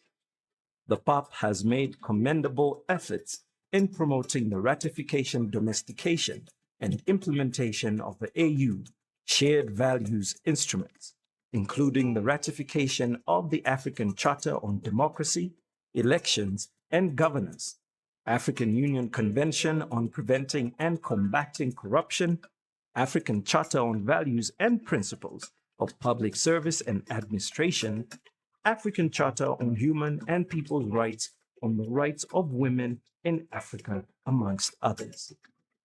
The 20th anniversary commemoration serves as a platform to educate citizens about the PAP and ignite conversations about the future of the Continental Parliament in line with its mandate. The occasion further serves as a reminder to decision makers around the continent to fulfill their commitment to the PAP by ratifying its revised protocol, now 20 years after sanctioning its establishment.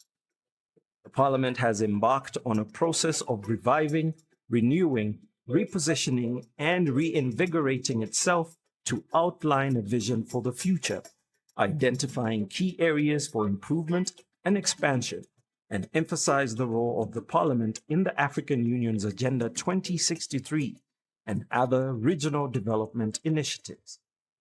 It's time to reflect on the journey and chart a path forward.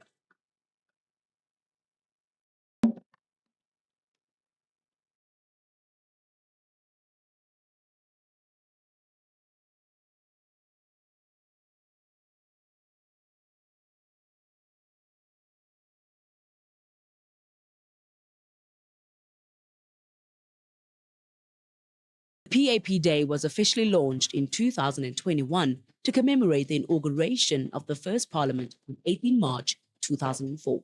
Excellencies, honorable members, distinguished guests, on behalf of the Pan-African Parliament, I hereby declare 18th of March of every year as the Pan-African Parliament Day or the PAP Day. The PAP was established as a platform for people from all African states to be involved in discussions and decision-making on the problems and challenges facing the continent. Its purpose, as set out in Article 17 of the AU Consultative Act, is to ensure the full participation of African peoples in the development and economic integration of the continent. As it stands, the mandate of the Parliament extends to consultation and playing an advisory and oversight role for all AU organs pending the ratification of its protocol. The PAP Day commemoration serves as a platform to educate citizens about the PAP and ignite conversations about the future of the Continental Parliament in line with its mandate. The day further serves as a reminder to decision makers around the continent to fulfill their commitment to the PAP by ratifying its revised protocol, now 19 years after sanctioning its establishment. 14 AU member states have so far ratified the Malabo Protocol. 14 more are required. 6 parliaments have been inaugurated since 2004 with a mandate to ensure that the peoples of Africa are fully involved in the economic development and integration of the continent. So we cannot revolutionize the situation of Africa if we don't take the women seriously and don't change the work of women into a better, with technology, applying technology and science.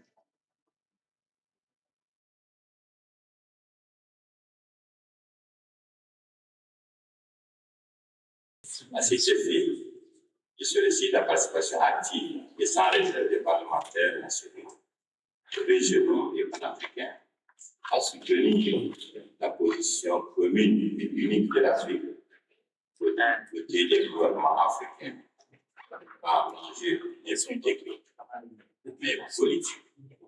Il s'agit d'affirmer le soutien des parlementaires et des forces à tous les échelons régionaux pour que vive le protocole de Kyoto pour la survie de notre continent.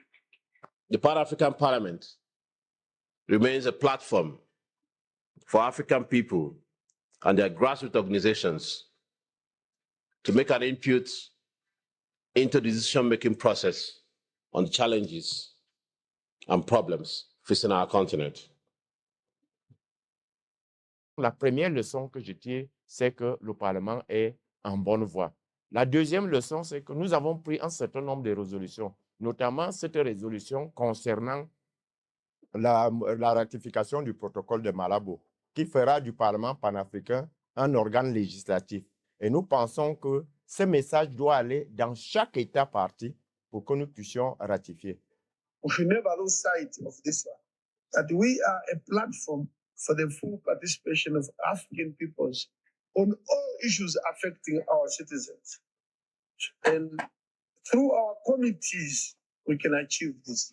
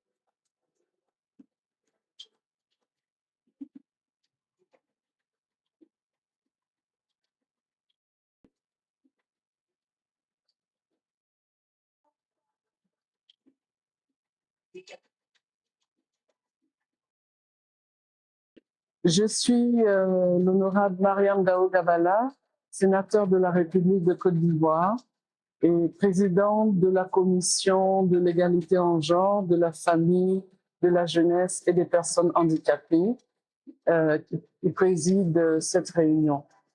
Cette réunion est une réunion technique de relecture du premier draft de la loi type sur l'égalité en genre en Afrique. C'est une loi qui, pour nous, est importante parce qu'elle doit permettre à nos États d'avoir un cadre légal pour accélérer l'égalité en genre, mais aussi pour nous permettre d'arriver aux aspirations de l'agenda 2063 de l'Union africaine. My name is Honorable Victoria Kingston. I'm from Malawi. I'm the member of the Gender Committee, also the second vice president of the Women Caucus of the Pan-African Parliament. We are here in Pretoria looking at the gender law.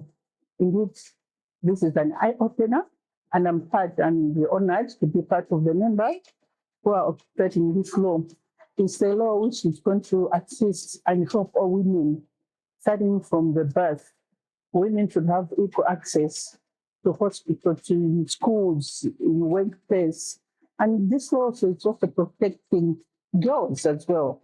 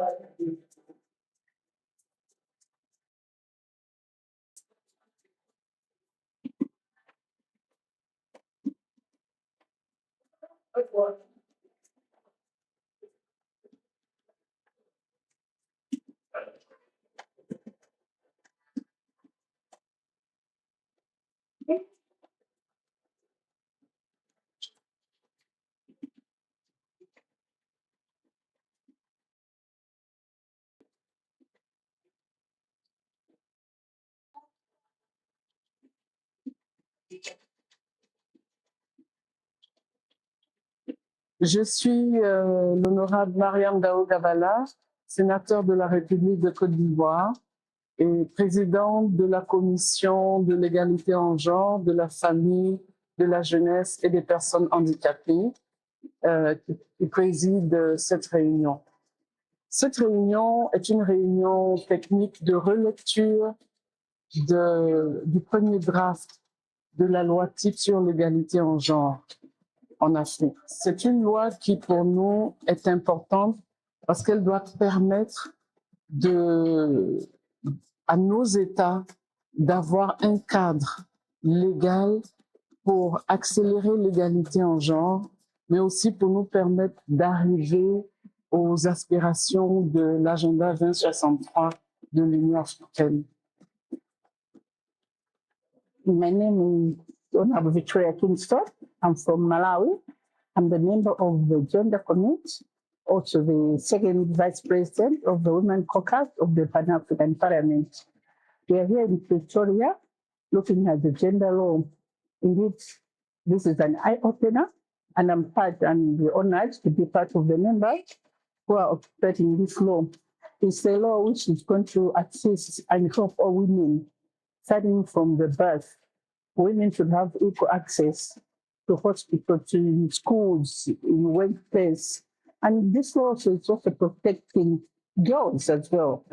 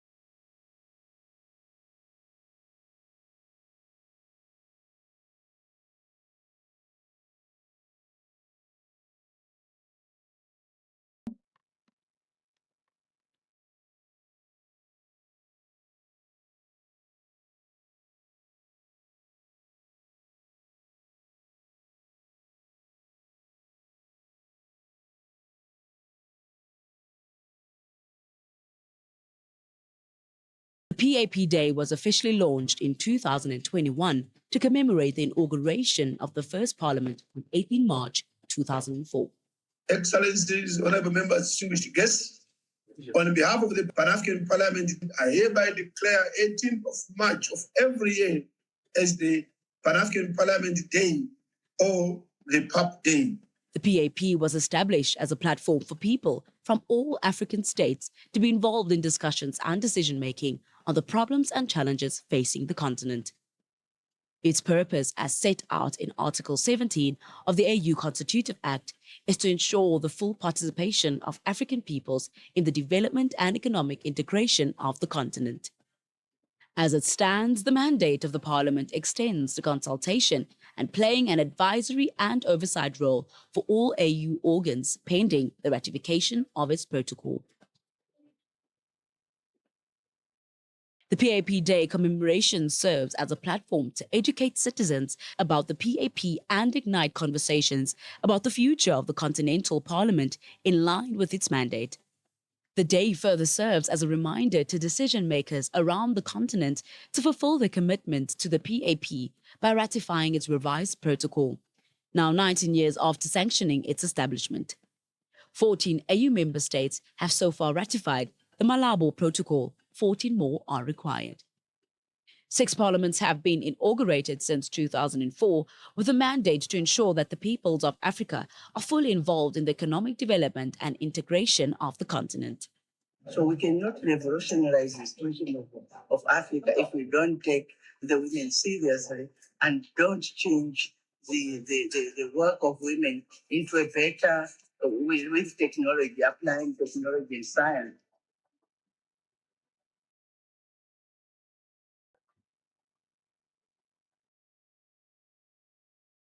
À cet effet, je sollicite la participation active et sans réserve des parlementaires nationaux, régionaux et panafricains à soutenir la position commune et unique de l'Afrique pour inclure les gouvernements africains par l'enjeu d'esprit technique mais politique. Il s'agit d'affirmer le soutien des parlementaires et des sommes à tous les échelons régionaux pour que vive le protocole de Keynote pour la survie de notre continent. The Pan-African Parliament remains a platform for African people and their grassroots organizations to make an input into the decision-making process on the challenges and problems facing our continent. La première leçon que je tire, c'est que le Parlement est en bonne voie. La deuxième leçon, c'est que nous avons pris un certain nombre de résolutions, notamment cette résolution concernant la ratification du protocole de Malabo, qui fera du Parlement panafricain un organe législatif. Et nous pensons que ce message doit aller dans chaque État partie pour que nous puissions ratifier. We should never lose sight of this one, that we are a platform for the full participation of African peoples on all issues affecting our citizens. And through our committees, we can achieve this.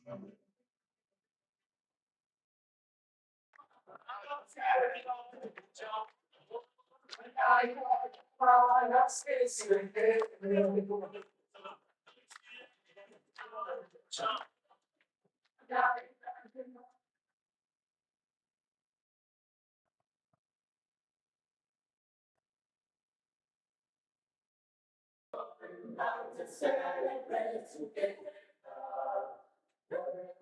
let's go for our liberation.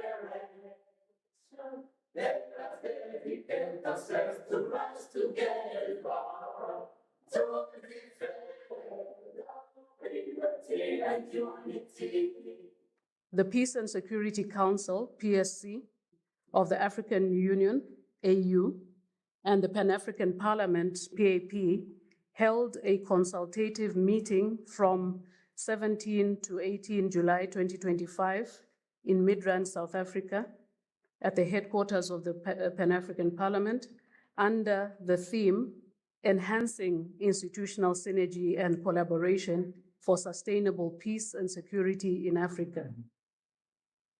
We are in this room to discuss, to exchange, to engage, interrogate issues of peace and security on this continent. The continent is faced with multiplicity of threats, including but not limited to terrorism and violent extremism, climate change, unconstitutional changes of government, intra and interstate conflicts, transnational organized crimes, and cyber crimes.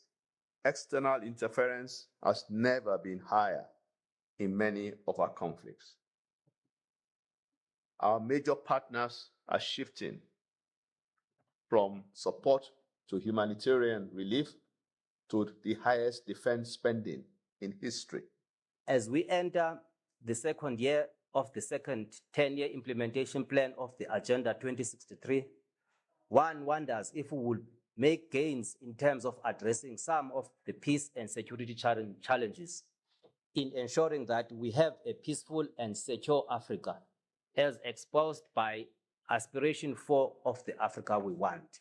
Aspiration 4 of Agenda 2063 is a peaceful and secure Africa. This aspiration aims to achieve a continent free from armed conflict, terrorism, extremism, intolerance, and gender-based violence, with entrenched human rights, democracy, and the rule of law. It envisions a continent where mechanisms for conflict, prevention, and resolution are functional at all levels, and where a culture of peace and tolerance is nurtured. The inclusive political leadership, diplomacy, and technical expertise can move this continent further than we think within the framework of AU Agenda 2063. At the end of the second day joint consultative meeting, some of the resolutions agreed upon include the need to embrace African solutions to African problems, with the AU and member states leading to ensure ownership, use of local resources, and homegrown solutions, stressed greater inclusion of the youth and women in conflict resolution, development, and economic empowerment programs, called for stronger synergy between PAP and PSC through joint actions to promote democratic norms and improve governance, urged PAP to build stronger links with national contingencies to support peace and security, highlighted the importance of constitutionalism, separation of powers, and the rule of law, encouraged joint PAP and PSC efforts to safeguard them, called on PAP to join PSC in advocating for global institutional reform, including more representation in the UN Security Council. Aligned with the Ezulweni Consensus, Third Declaration, and African Common Positions on Financial Reform. But the most important is that the work is commencing now. I think the lessons that we have learned, one is that organs can work together within the AU. That we have to make an effort to eliminate silos. And that's what we've achieved.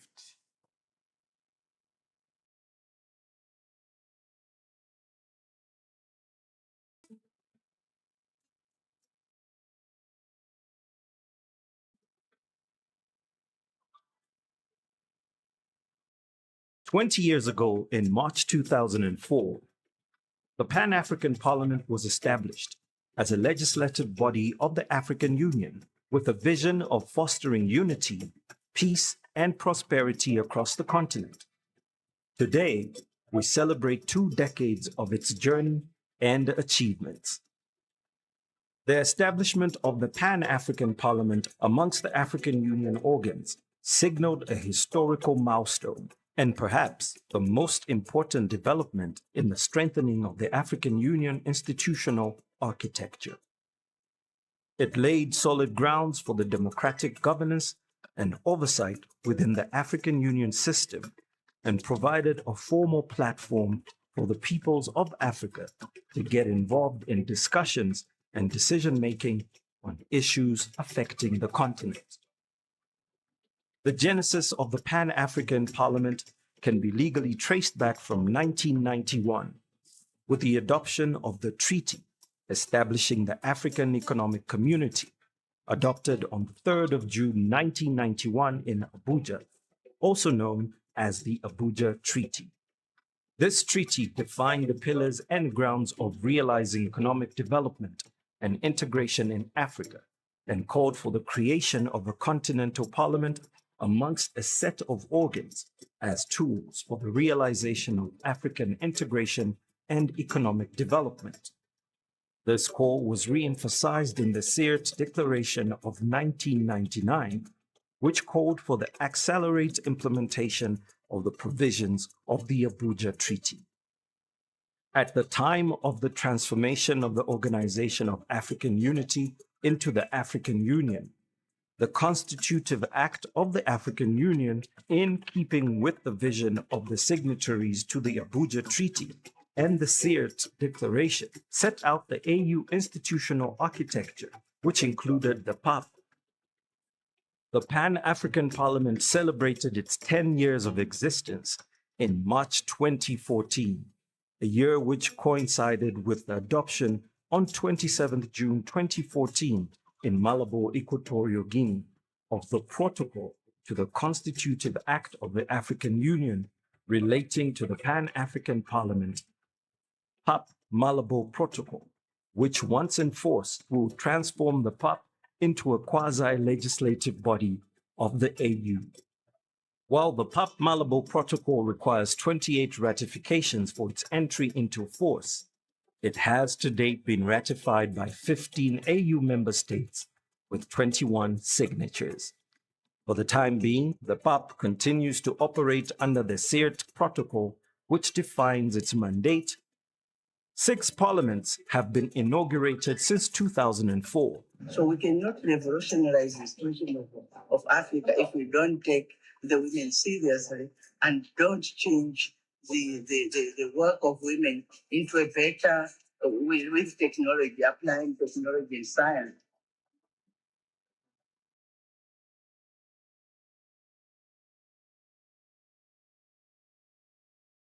À cet effet, je sollicite la participation active et sans réserve des parlementaires nationaux, régionaux et panafricains à soutenir la position commune et unique de l'Afrique pour d'un côté des gouvernements africains par l'enjeu des techniques.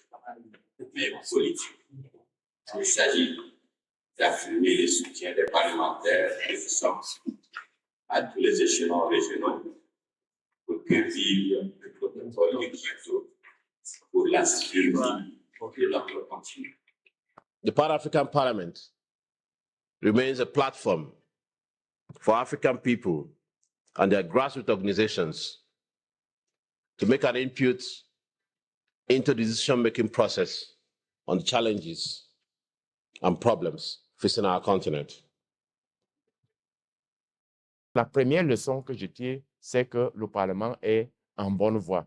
La deuxième leçon, c'est que nous avons pris un certain nombre de résolutions, notamment cette résolution concernant la ratification du protocole de Malabo, qui fera du Parlement panafricain un organe législatif. Et nous pensons que ce message doit aller dans chaque État partie pour que nous puissions ratifier. We've gone some way in reviving, renewing, repositioning, and reinvigorating the Pan-African Parliament in line with our whole strategic track. We have a lot of issues on this continent. As people have confidence in us, they are simply saying, you are the right people to push the agenda of the continent. And the agenda of the continent is littered with a lot of challenge. The PAP has made commendable efforts in promoting the ratification, domestication, and implementation of the AU shared values instruments, including the ratification of the African Charter on Democracy, Elections, and Governance, African Union Convention on Preventing and Combating Corruption, African Charter on Values and Principles of Public Service and Administration, African Charter on Human and People's Rights on the Rights of Women in Africa, amongst others. The 20th anniversary commemoration serves as a platform to educate citizens about the PAP and ignite conversations about the future of the Continental Parliament in line with its mandate.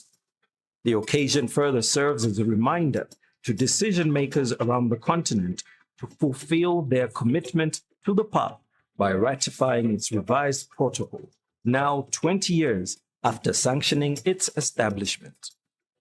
The Parliament has embarked on a process of reviving, renewing, repositioning, and reinvigorating itself to outline a vision for the future, identifying key areas for improvement and expansion, and emphasize the role of the Parliament in the African Union's Agenda 2063 and other regional development initiatives. It's time to reflect on the journey and chart a path forward.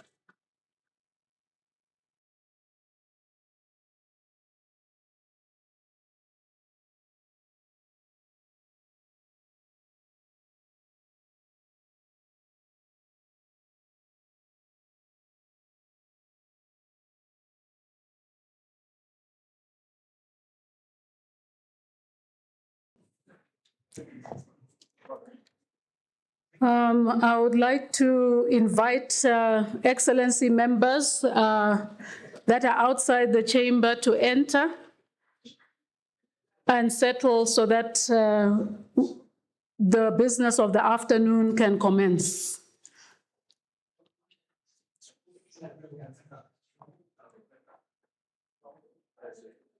And if ushers and protocol can assist guests at the back to take their seats, please.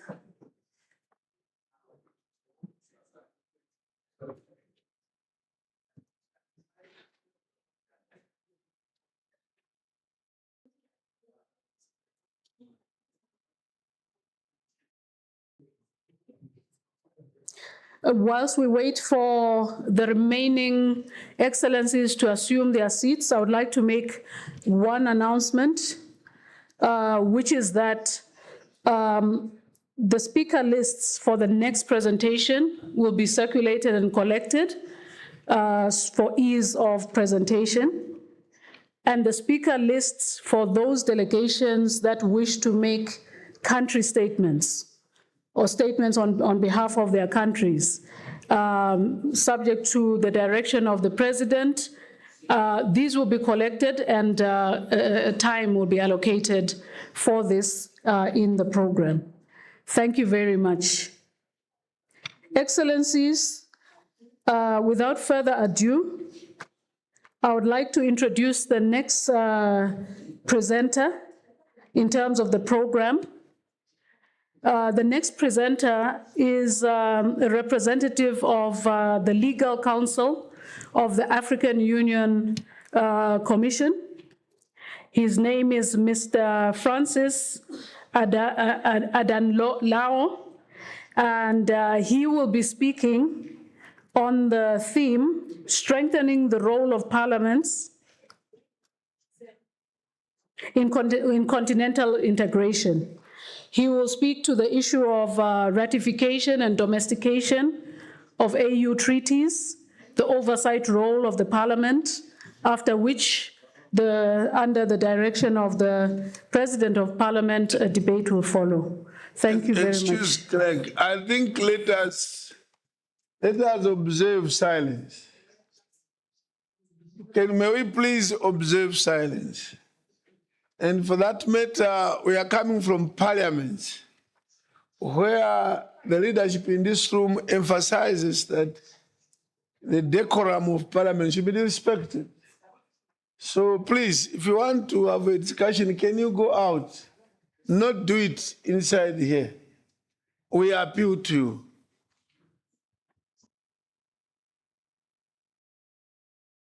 Thank you, Excellency. I will now ask the head of ITC to onboard the next speaker, Office of the Legal Counsel. He will be presenting virtually.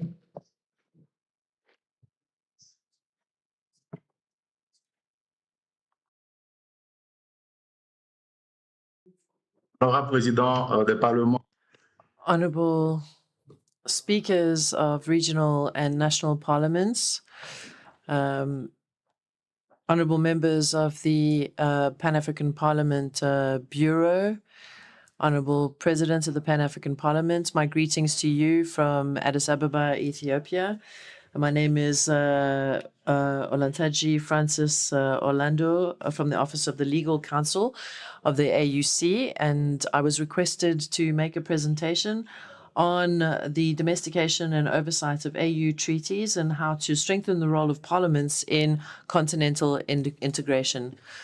I would also like to communicate the thanks from the Office of the Legal Counsel. I would like to offer our thanks for giving us this opportunity to speak in front of this august audience to make a case for the domestication and ratification of AU treaties. I will just wait for my presentation to be shown on the screen. So my presentation is going to focus on the role of parliaments in the integration, ratification, and implementation of AU treaties and key decisions. My presentation will be divided into several parts. I will focus first on treaties, how many treaties we have, how do they enter into force, what are the current figures, and what are the current challenges preventing certain members from ratifying AU treaties? What strategies should we adopt to accelerate ratification and implementation? In terms of the second part of my presentation, I will focus on AU decisions, and obviously I will explain how these decisions are made, what the functions of the parliament are, and how a parliament can support the implementation of these decisions in the future.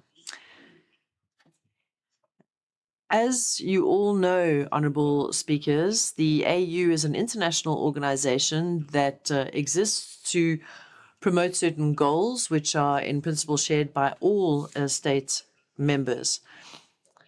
And in furtherance of those goals, the AU, like other international organizations, adopts treaties. And of course, the AU began as the Organization for African Unity.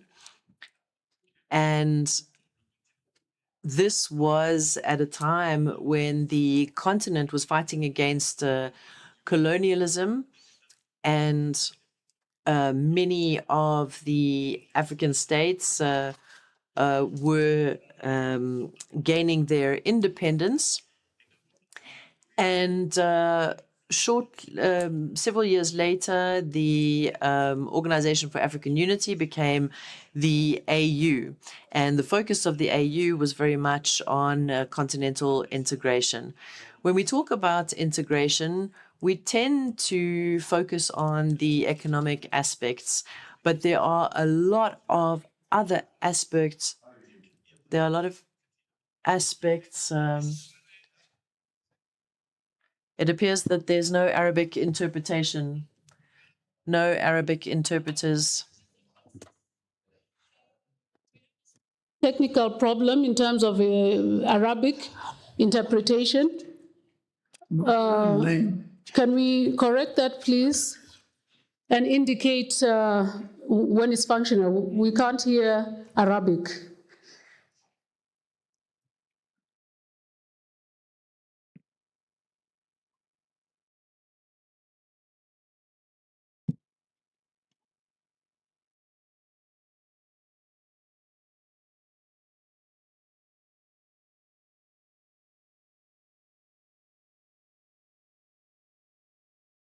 Is it up? The Arabic interpreters are here.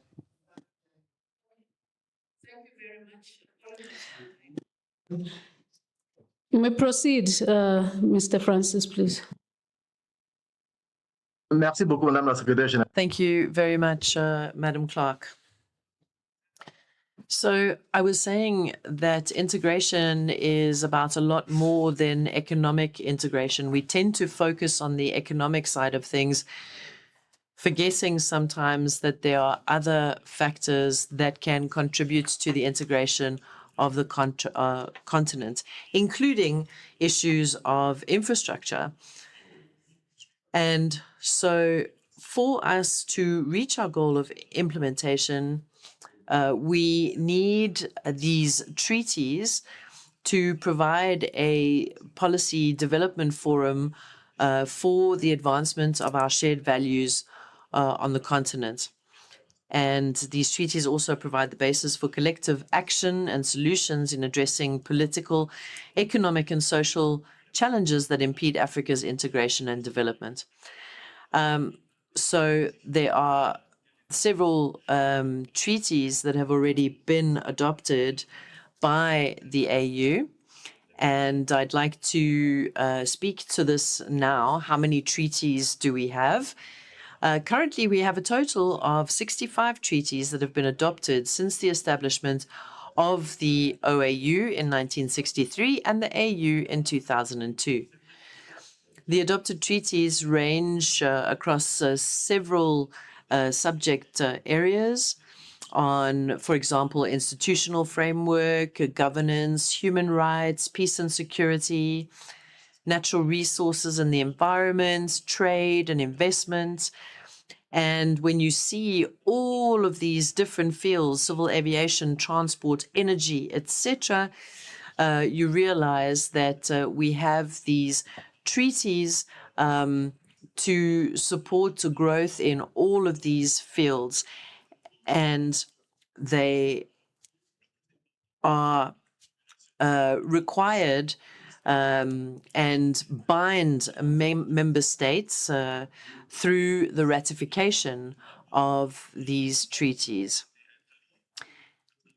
And this is how member states show their commitment to the treaties. So how do the treaties enter into force? So first, the treaties are negotiated and adopted at the Conference of Heads of State. And then we move on to the next stage, and that is of ratifications and accessions by member states. And from a legal perspective, there are a requisite number of instruments of ratification, and they vary from treaty to treaty. And a state is not under obligation without ratification to implement the content of a treaty.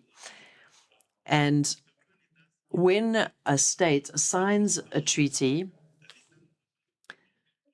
the state has to behave in such a way that supports the furtherance of the goals of the treaty.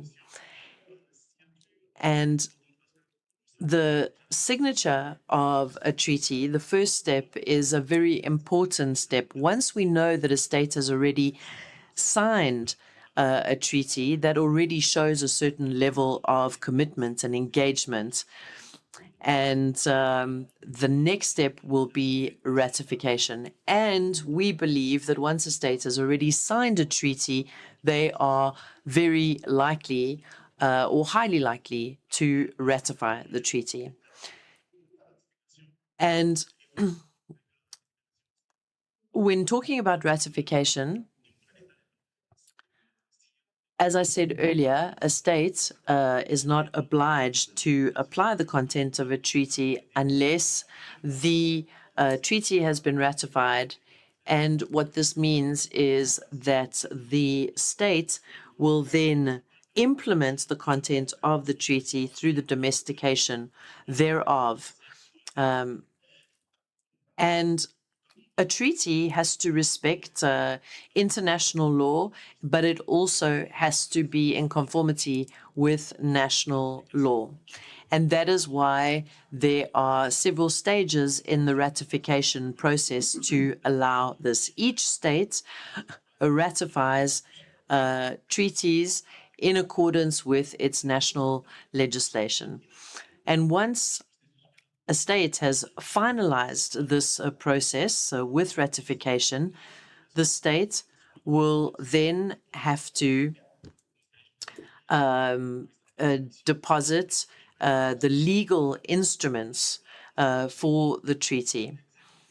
And I wanted to stress here that we have had a certain number of challenges where ratification has happened, but the instruments have not been deposited. The legal instruments have not been deposited. And so this,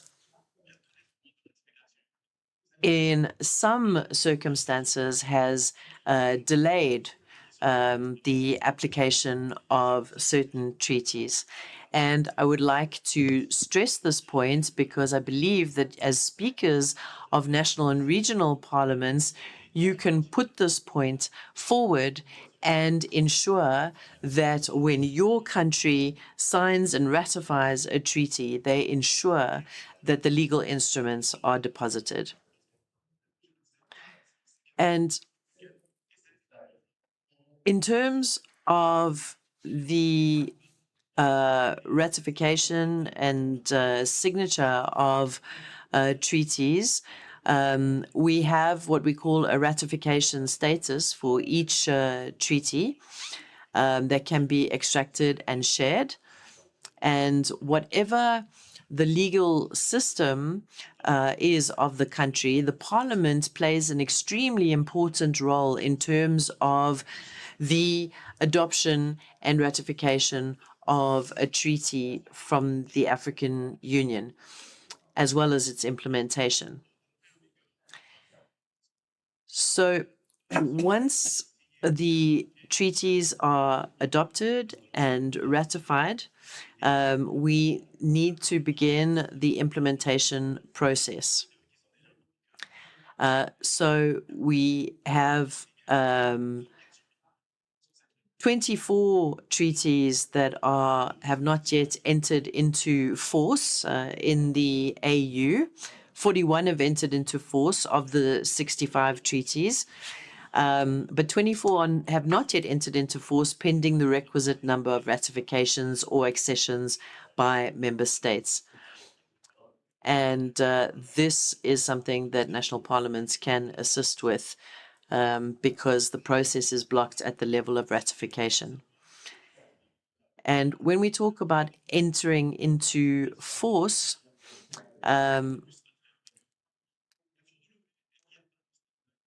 one needs to remember that the number of ratifications that are required for a treaty to enter into force varies from treaty to treaty. In some cases, it's a simple majority. In other cases, it's a 1/3 majority. And then in other cases, there are specific numbers, 28 member states, 22, 17, 15, etc. However, many AU instruments provide for entry into force after the deposit of 15 legal instruments, so 15 ratifications. And I would just like to remind you the role that you have to play for ratification to be able to take place. And one can ask oneself, if we only need 15 legal instruments deposited, why do we have such trouble to have various treaties, these 24 treaties, enter into force? The oldest treaty yet to enter into force is the Inter-African Convention establishing an African Technical Cooperation Program adopted in 1975. That was 48 years ago. And that is yet to enter into force. That was a treaty that was signed before my birth. On average, AU treaties take about 5 years to enter into force, we have discovered. Here, you can see some statistics on ratification and accession. And we begin in 2024, the most recent. So we had 32 ratifications against 6 signatures. 2023, 34 ratifications against 21 signatures. And what this image shows us is that the momentum really needs to increase in terms of ratifications. So I mentioned earlier that the ratification status for each treaty can be extracted and shared. This is information that we do have at the Office of the Legal Counsel. We also are able to provide information on the ratification status for each member state. This can be extracted and shared. And we can do this for specific treaties and also for specific decisions.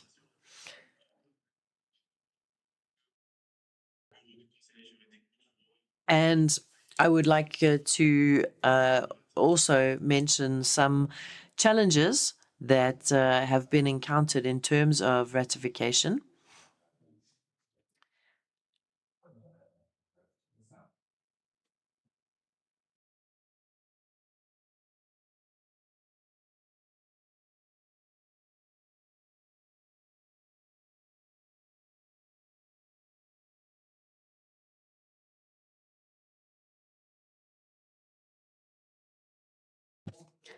Sorry, I was waiting for my screen so that I could show you an example of one of the documents that shows the treaties of the African Union, and in the different columns we are able to see which treaty has been signed, which country has signed. So, for example, Benin has signed a certain treaty on a certain date, and then we see whether ratification has taken place and whether the instruments have been deposited. So it's a very important document, and we can actually share this with the member states so that they can have an idea of what work is still to be done in terms of the ratification and implementation of treaties. Here's an example of Burkina Faso. So Burkina Faso has ratified 45 treaties of the AU. So we can extract documents by state or by treaty. So this is a treaty from the African Union. It's the Malabo Protocol. And for this particular protocol, we've extracted the information, and it was proposed on 2014, and 11 years later, we have still not got this treaty entered into force. So we need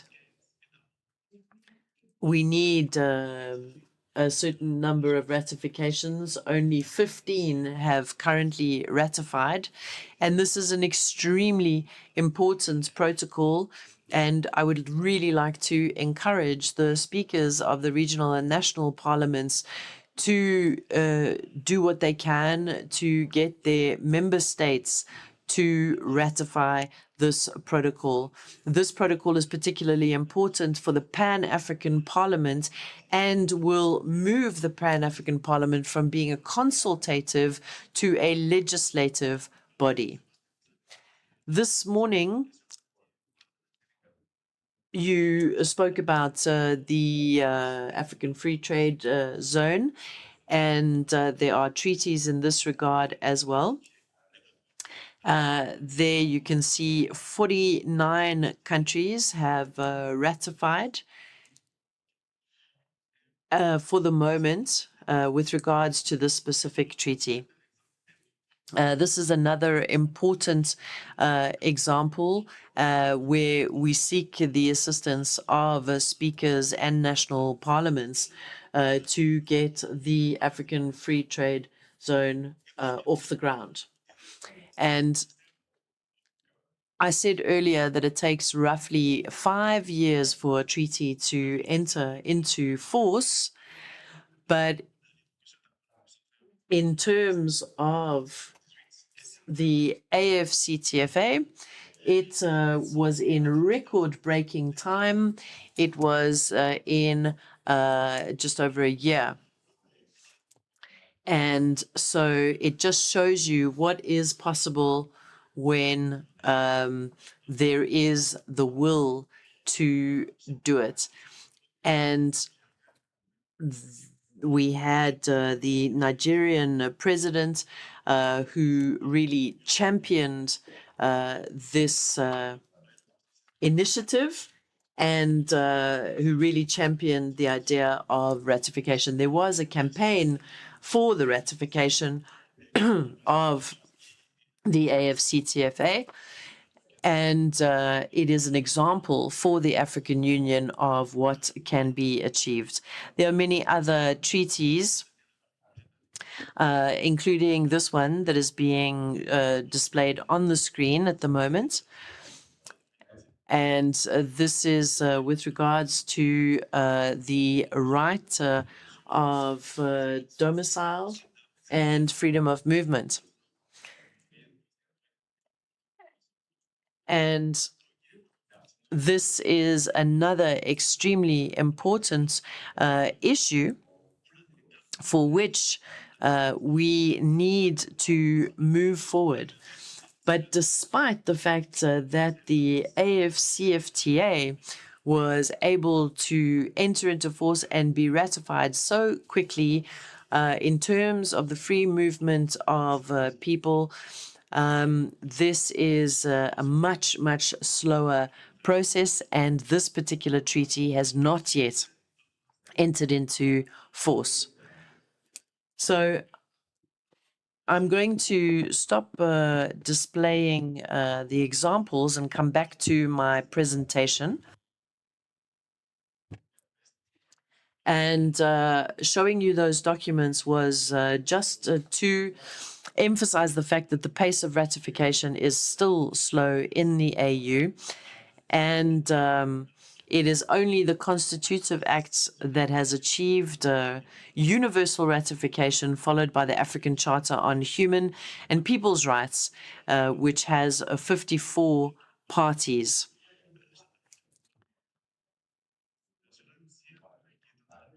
And the objective for us is to achieve a universal ratification for all the treaties, for all 55 member states. So what are the challenges in terms of ratification? And obviously, member states need to ratify the treaties, and so we have tried to study the situation and discover what these challenges are. So there are a certain number of political challenges, for example.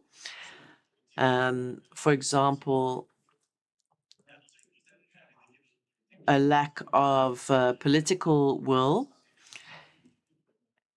and this can really have an impact on ratification. Then, as a parliamentarian, you know the strength that, or the importance of political will to pass laws, and it's the same for ratification.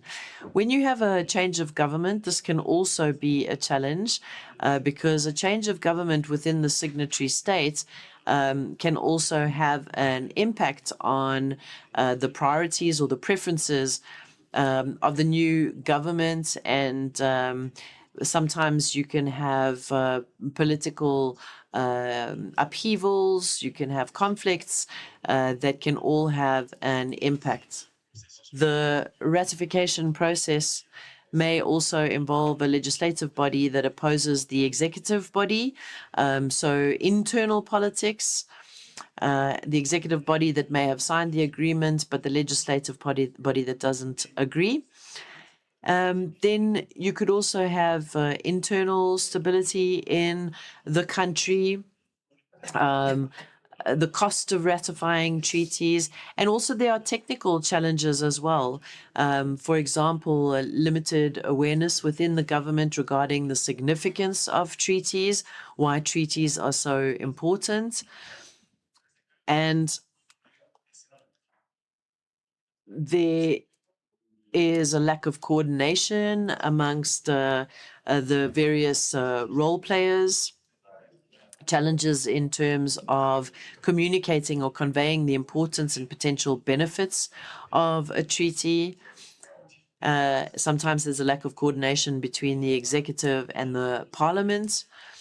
We also realized that sometimes a lack of human resources can pose a problem.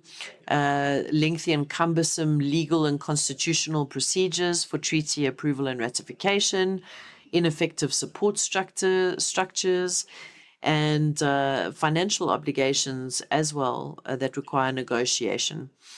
In terms of implementation of a treaty, for a treaty to be implemented in a country, it requires certain measures to be taken, especially at a national level. And to give you an example, if it's a question of ratifying the Convention Against Corruption, you would need to adopt certain laws or revise laws and regulations in the country in order to ensure that you are able to fight against corruption. It may also require restructuring of certain institutions or mechanisms, or you may need to actually build infrastructure. So, for example, in the fight against corruption, one of the measures that can be put in place is that a state would create an independent authority that fights against corruption. And that would require the creation of such an institution. You might need to build offices, or in other cases, for other treaties, build roads or ports. If you think about the treaty for people living with disability or people with disability, that would also require some infrastructure adjustments to be able to accommodate people with disability.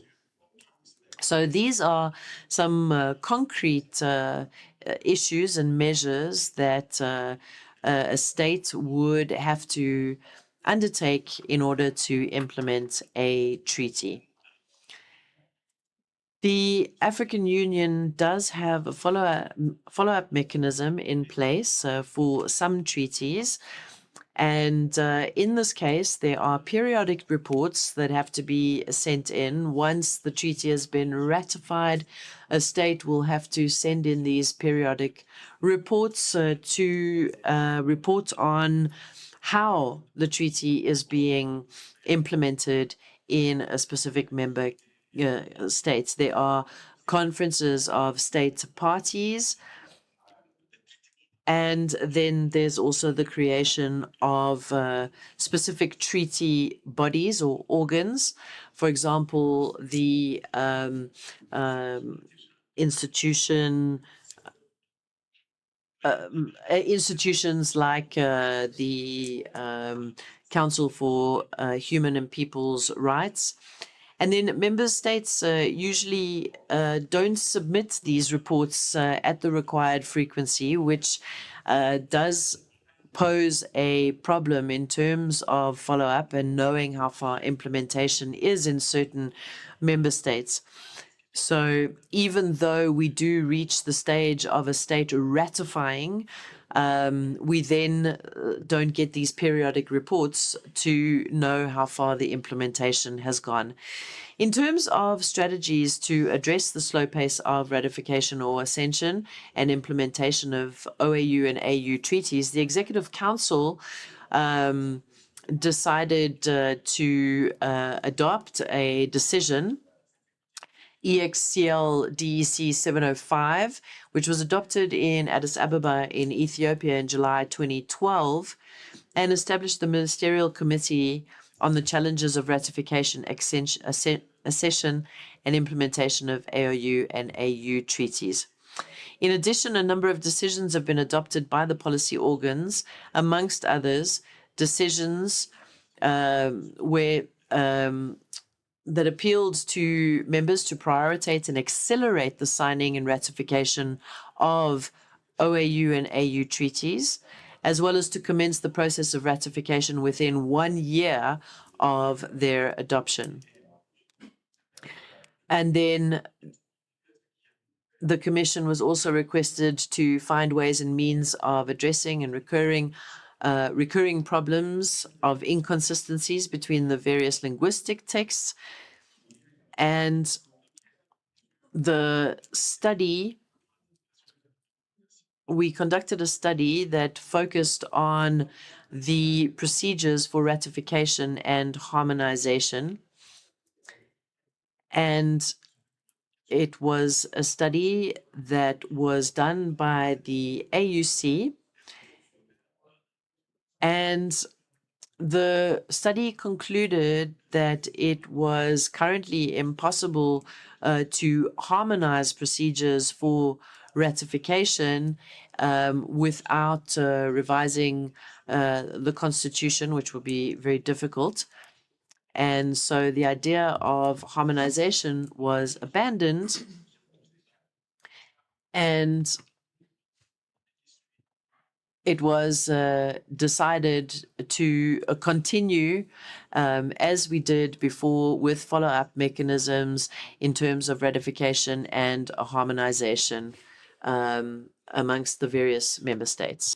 There are also other initiatives at the Office of the Legal Counsel in order to support ratification efforts. For example, the Week for Signatures that we organize everywhere and that we circulate to member states ratification status of treaties so that they can see where they must make an effort. The day before yesterday, during the discussions we had with your clerks of parliaments, we agreed that the African Union will send the Pan-African Parliament the ratification status of treaties so that the Pan-African Parliament can send that information to other parliaments to support ratification efforts. There's also the fact that we organize ratification campaigns on certain treaties, for example, the AFC-FTA agreement and the Malabo Protocol concerning the Peoples and Human Rights agreement. And there is also the support that we give member states in terms of setting up sectoral national committees on ratification and implementation of AU treaties. This committee is set up in each African member state of the AU.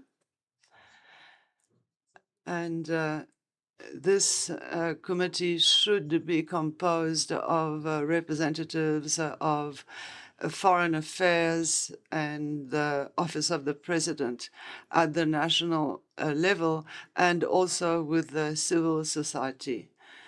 And so periodically that committee can assess the treaties that the various states have not yet ratified. And this committee also have an advocacy mandate in terms of ratification. Within the Office of the Legal Counsel of the African Union, we plan missions in various countries to set up these national sectorial committee, and this happens from Addis Ababa. Without further ado, concerning the role that parliaments can play in terms of speeding up a ratification and implementation of African Union treaties, I'd like to remind you of three functions of Parliament that you know better than me, and that is representation of citizens, the legislative function, and the control of government actions. When we tried to transpose these functions in the field of ratification and implementation, we realized that there are many things that parliaments can do. Ratification is important, but ratification itself is not the final element. It is to implement the treaty so that the citizens can benefit from it. We realize that there are many things Parliament can do, and we need to rely on the speakers of parliaments so that you can accompany us on this task. You can be with us. Parliaments need to make sure that the interests of African citizens are taken care of and that they are well represented. And in order to support integration efforts, there are also social factors that are concerned, for example, vulnerable groups, women, people with disabilities, children, etc. So parliaments need to help so that the standards of the African Union concerning these vulnerable groups be taken into account in parliaments. As far as the legislative function is concerned, this is very important for ratification. In certain states, you need approval of parliament so that the executive can ratify certain types of treaties or all treaties. Maybe what parliaments could do is to work with us so that these approvals that for ratification of AU treaties be accelerated so that the executive can go forward in the ratification process. In certain member states, you can proceed to what we call domestication, and that is very important for member states who operate according to the common law system. So the treaty needs to be transposed into a national law in order for the elements of the treaty to be put forward legally. And then there is also a fifth element so that the citizens can benefit from the treaties. Parliaments can work with us on the implementation to make sure that the laws that have been voted on reflect the standards and values contained in the AU treaties. From a legislative point of view, the financial laws have to be approved by Parliament, and parliaments then can make sure that the finances are there for ratification and implementation of AU treaties. Another function where we identified elements where speakers of parliament can work with us, and that is government actions. There are various mechanisms that parliaments use in terms of the national regulatory framework, whether it be in writing or orally. So ratification of certain treaties of the African Union or even all treaties.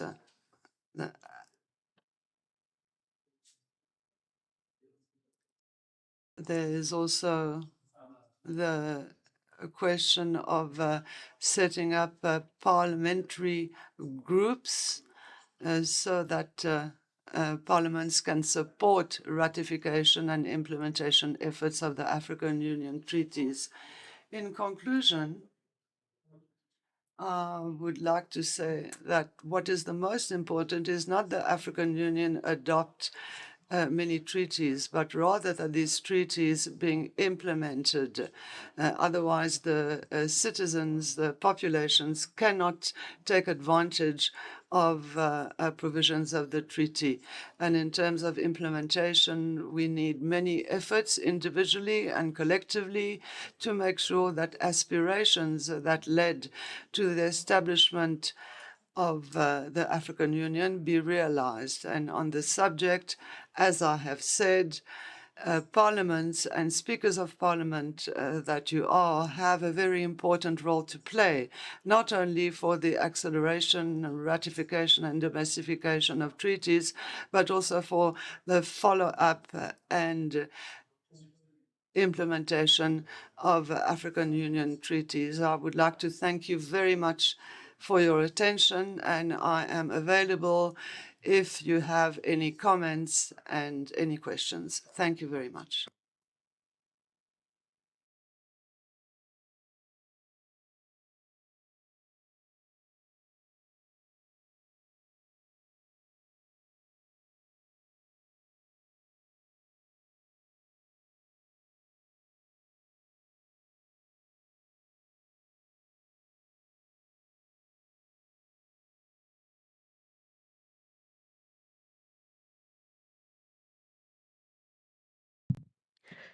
We would like to thank the Office of the Legal Counsel and Mr. Francis in particular for the presentation that he has made.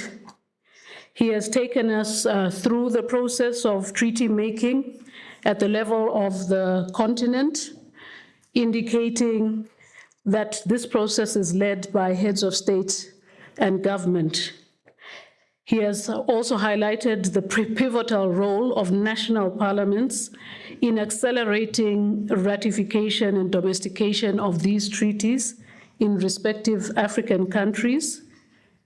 He has decried the implementation rate of various treaties of the African Union and has said that this has undermined Africa's commitment to achieve a harmonized legal system and eventual integration of the continent. He has provided also insight, useful insight into a range of factors that either enhance or impede the universal ratification and domestication of African Union treaties, and has set out some of the ways in which this can be overcome. So thank you, Mr. Francis, and do thank the Legal Counsel also for allowing you to come and present on her behalf. At this point, Excellency, President of the Pan-African Parliament, I would like to hand the floor to you to steer the discussions of speakers on this matter. Thank you. Thank you, presenter from the Office of the Legal Counsel. And thank you for the presentation, which was indeed very informative. We have about 5 excellent speakers who have registered interest to follow up on your presentation. And the first is the Speaker of Senegal, Excellency Malik Ndiaye. Take the floor.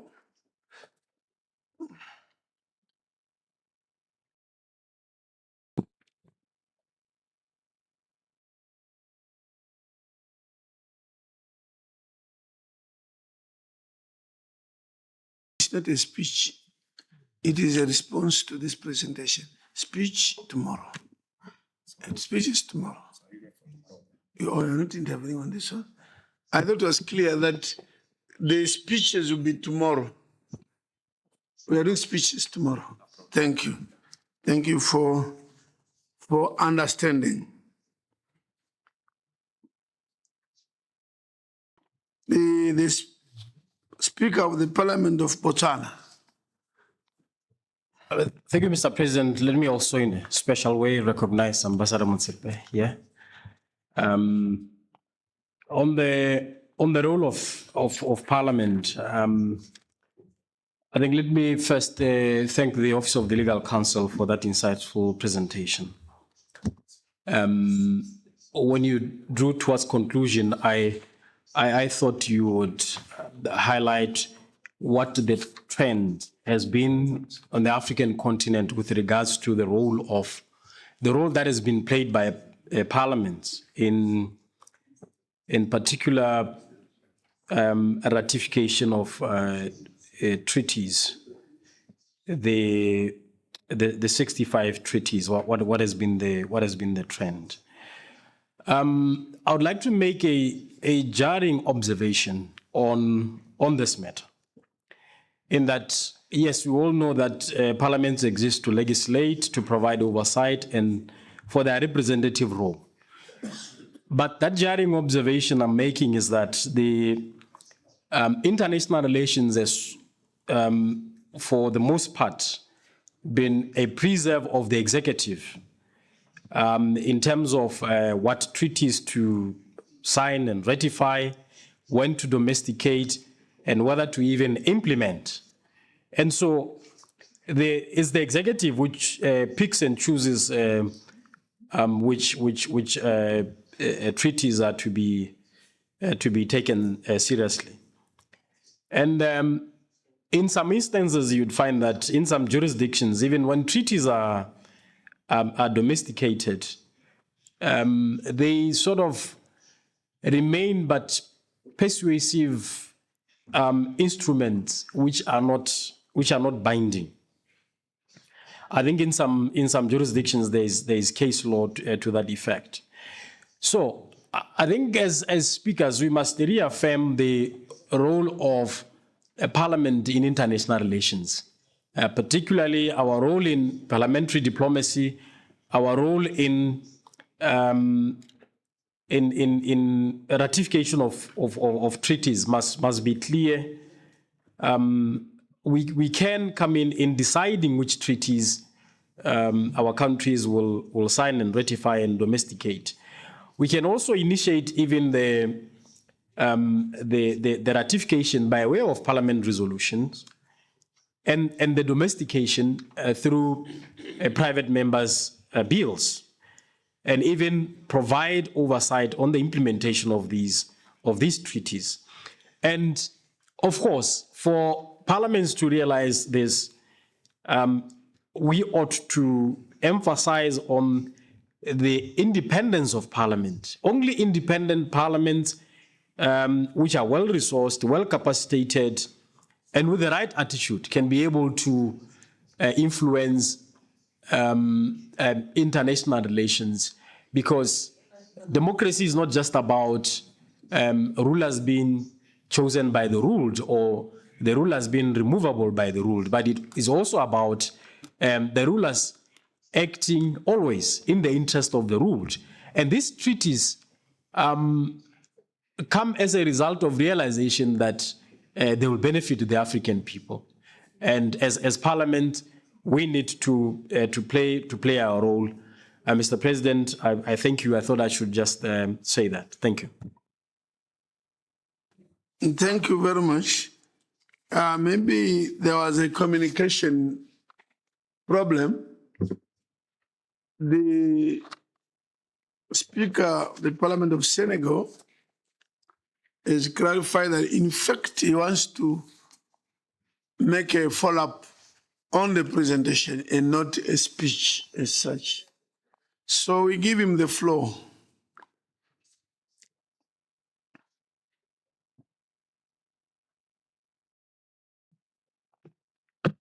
Merci beaucoup, Monsieur le Président. Thank you very much, Mr. President.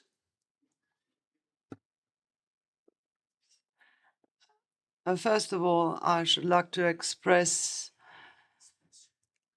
my joy since since it is the first time I'm participating in this speakers meeting. I'd like to thank the South African authorities as well as the President of the Pan-African Parliament, our brother Chief Fortune Charumbira. After having listened attentively to the excellent presentation of our colleague, I would like to say that Africa, our continent, has immense potential. But in order to harness this potential, we need to transform our parliaments in terms of integration levers. And as legislators, the ability to vote on laws in our respective countries, it is the fact that we must accelerate in African integration. In Senegal, as in most countries represented here, the Constitution in its 95 provision, the President of the Republic negotiates international agreements through the National Assembly.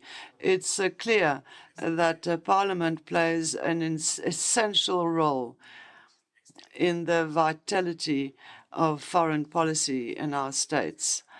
In order for this integration, African integration product to be materialized, it seems to me that each parliament should take the role of applying domestication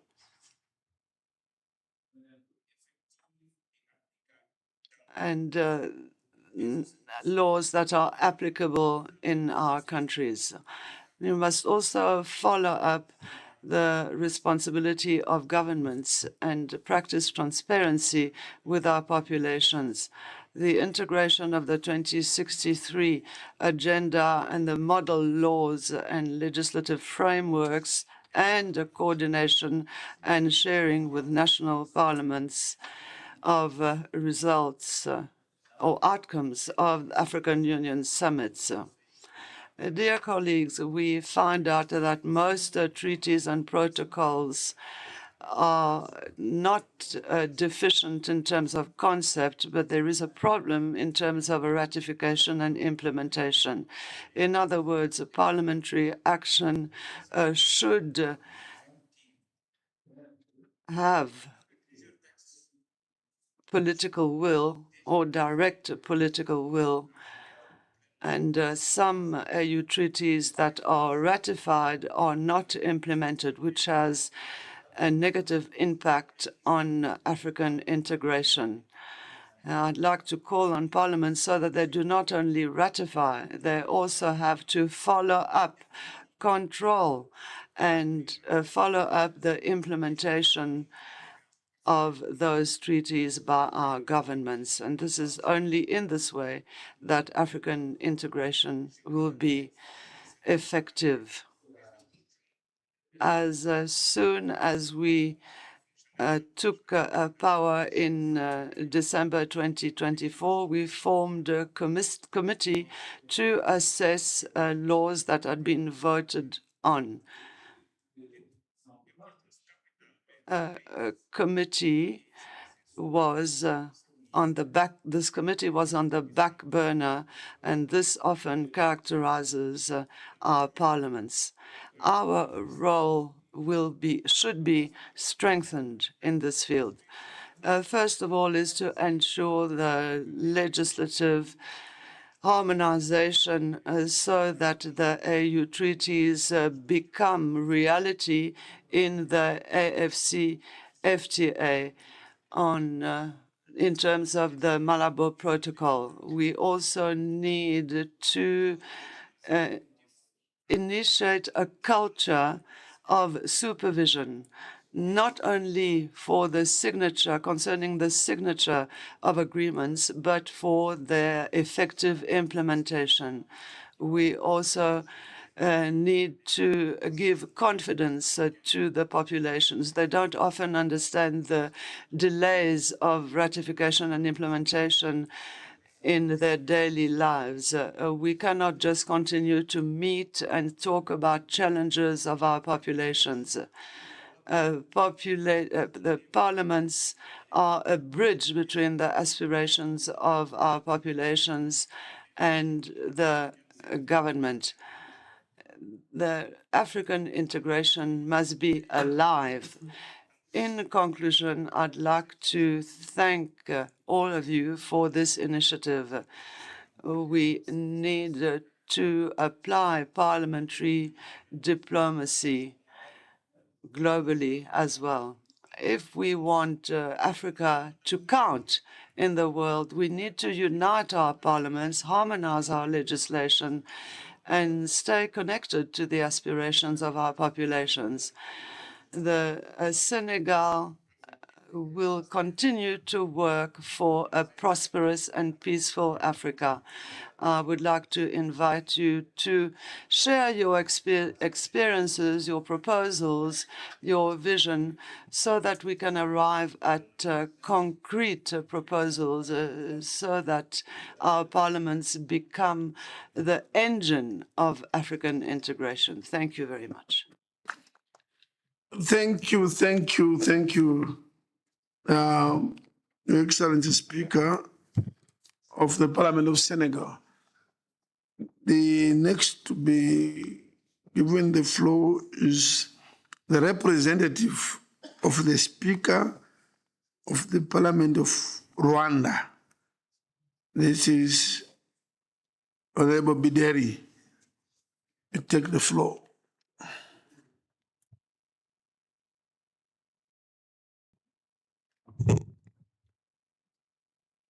Your Excellency, my request was not for this presentation that has just ended, so I would like to withdraw. It was meant for a presentation, I think, that will be done later on. Merci beaucoup. The representative of the President of the Senate of Kenya, I know the President was here earlier on, I think he went to take a rest, I think. So the representative is Senator Danson Mungatana. Thank you, Mr. President. As you have said correctly, I'm taking the floor on behalf of the Speaker of the Senate of the Republic of Kenya, the Honorable Amason Kingi. In terms of interacting with the material, first, I'd like to thank the Office of the Legal Counsel at the AU for a very brilliant presentation, which is well presented and very well detailed.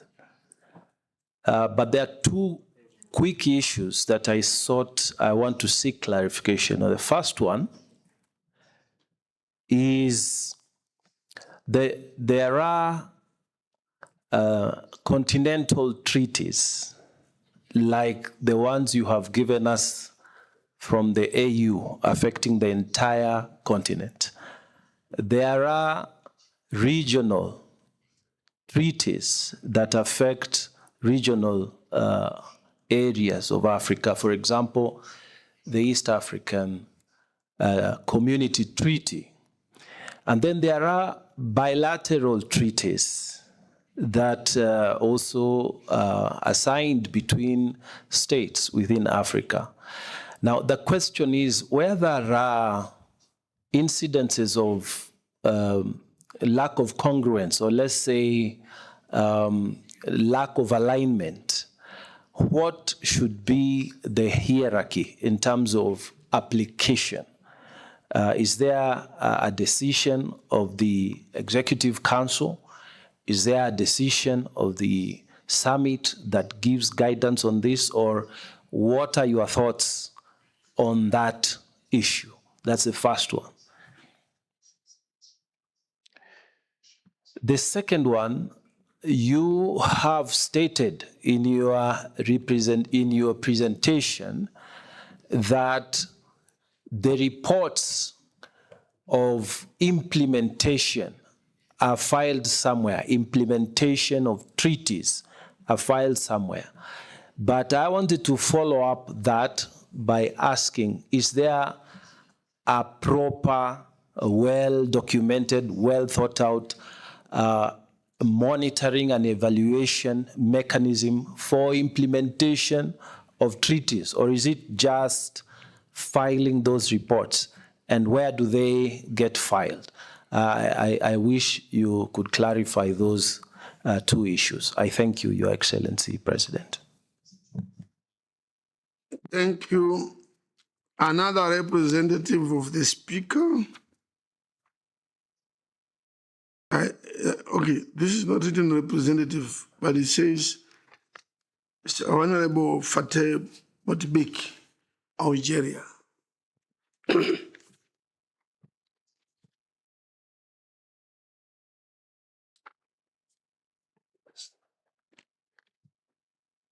شكرا سيد الرئيس حقيقة. Thank you, Mr.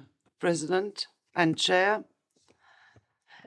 Indeed, national parliaments play a crucial role in African integration, starting with the Pan-African Parliament. The strengthening of integration requires support from Parliament, which goes through harmonization, and also greater involvement in youth, from youth and women. I noticed coming from Algeria, Mr. President, and not long ago, Algeria hosted the trade exhibition, African trade exhibition. We had 30,000 visitors. There were meetings, colloquiums organized as side events, but we noted the absence of the Pan-African Parliament at this event, whose objective was to strengthen trade in Africa. I think that the presence and involvement of the Pan-African Parliament should have been very positive in terms of this initiative, whose objective was to strengthen integration. And I see that we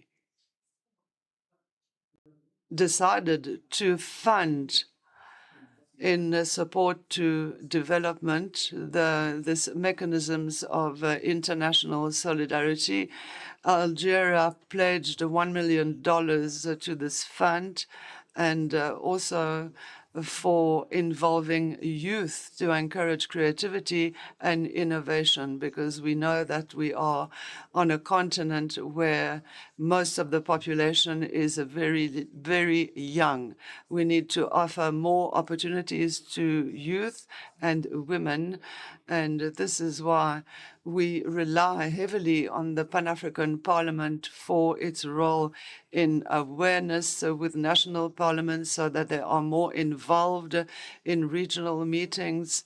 And I congratulate you for this initiative, and I thank the President of the Pan-African Parliament for convening this meeting. We feel that the Pan-African Parliament shows political support to all conventions and policies in Africa. This is why we should work together to serve our continent and our people, because we are the voice of our people. And I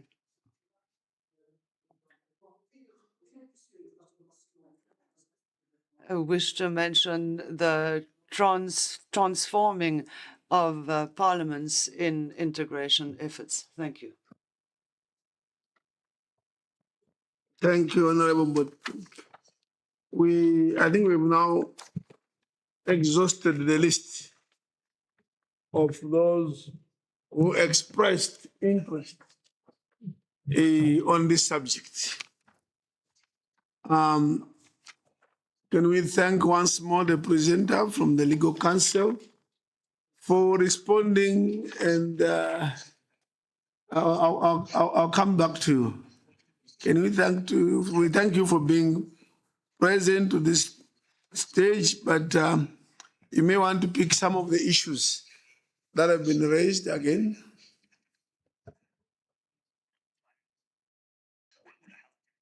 Thank you so much, Honorable President, and thanks to the speakers, the President, and the representative that took the floor. Thanks to all the comments. We have taken notes. So with regard to the questions that were raised, maybe to start with the speaker from Botswana about the trend in terms of roles of Parliament in ratification of treaties on the continent.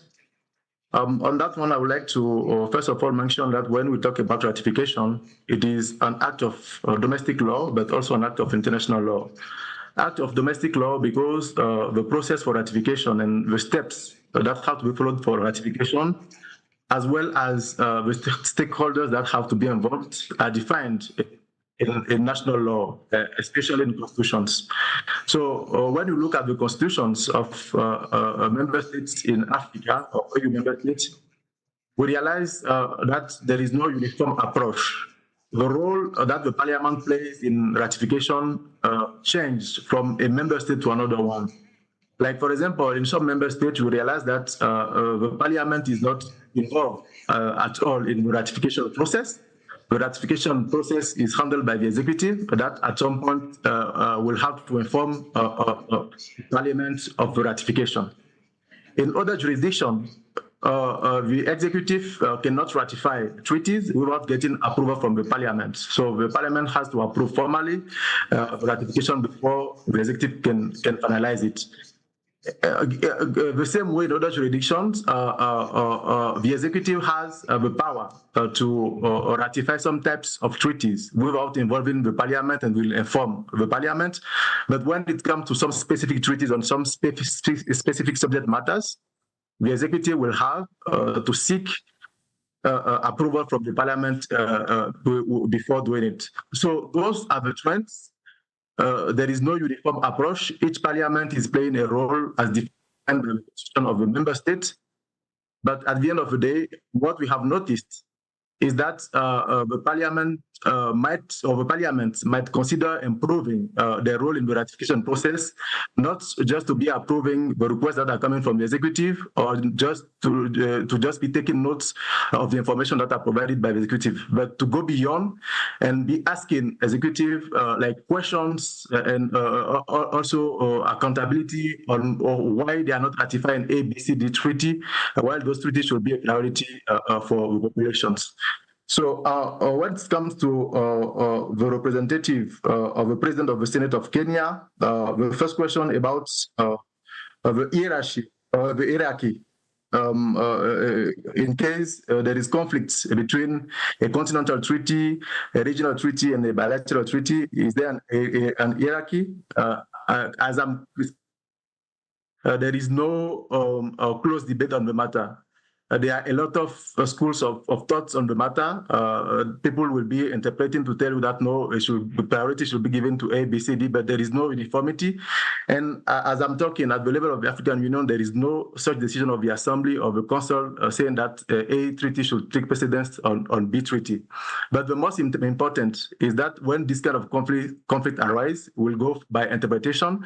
And then when you want to start interpreting, you also look at the content, the context, the purpose of different treaties to see how you can get out of those conflicts. But I do recognize that this is also an issue, and at the level of the African Union, at some point it was even raised at the highest level, and we were requested as Commission to engage with regional economic committees at some point to see how we can have a kind of harmonized approach when it comes to the treaties of the African Union and the treaties at regional level. Of course, we are not also going to forget bilateral treaties that are concluded between member states that also are a source of international law. So when it comes to the reports on implementation, are there proper monitoring mechanism or systems? On that one also, I will say that I cannot provide an answer across the board for all the treaties, but it depends also on the content of the treaty. Because when we take some specific treaties, those treaties themselves have put in place what we call treaty bodies. And those treaty bodies have a responsibility of monitoring the implementation of the treaty. So basically, what member states are supposed to be doing is to be submitting reports. And when they submit reports, those treaty bodies are going to be looking at those reports and make their recommendation on the content. But in addition to those treaty bodies, there are also some instances where member states and in this situation, state parties to the treaty will be required to submit a report to the Secretariat, usually the African Union Commission, and then the African Union Commission is going to compile those reports and submit them to what we call the Conference of State Parties. And then the Conference of State Parties will be the one looking at the content and making its own recommendation. So at the end of the day, there is no general follow-up mechanism or monitoring mechanism. It depends on the content of each treaty. And actually, you can at some point notice that the monitoring system is more effective for A treaty than a B treaty. So those are, Honorable President, the responses that I can provide, and I would like once again to thank the honorable speakers and the representative for their comment. Thank you so much.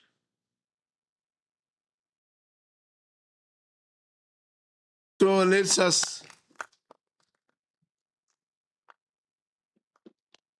thank you very much for the presentation. I think we've come to the close of this particular topic on our agenda.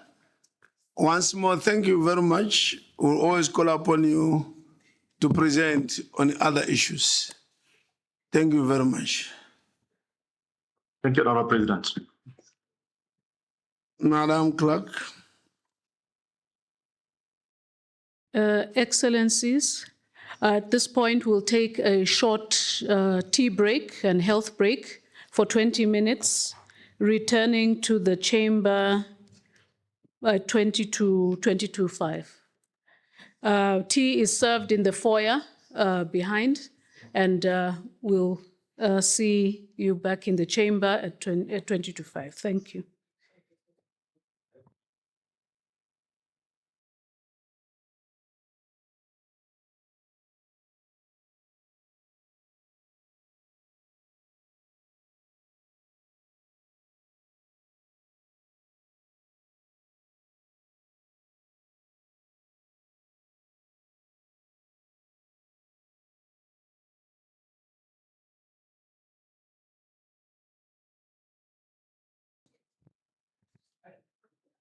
Sorry, Mr. President. Suggestion? Yes, Mr. President. Proceed. We've just arrived. So maybe we can go to the next. Okay. There is a motion. Yes, definitely. There is a motion on the floor that I think we don't need to go for tea now. I second. So we I second, President. Proceed. There is a motion not opposed. It seems, although there is no seconder, there is no opposition. So it can be taken as agreed. No objection. Yeah. No objection and agreed to.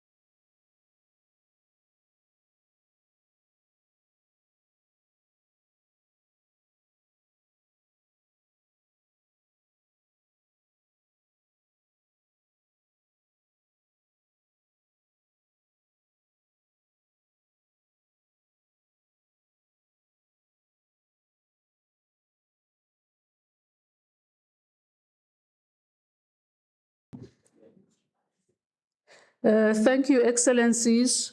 In line with the collective decision to proceed with the program, we will do so, whilst also just inviting those Excellencies that wish to just take a quick cup of tea to do so and then come back into the chamber. Excellencies, the next presentation was to be delivered by the Chief Executive Officer of the African Peer Review Mechanism. She has taken ill and she has indicated that she's unable to come in person. but she has graciously asked her advisor, Advocate Batlokwa, to present on her behalf. The title of the presentation will be a synopsis of the Africa Governance Report 2025, Integrating Parliaments into the African Union Governance Architecture. We thank Advocate Batlokwa for accepting to do so at short notice. And I do invite him to the podium to deliver the important message of the APRM, but also to talk about its mandate and the programs that they have done in the area of governance in the African Union family. Thank you.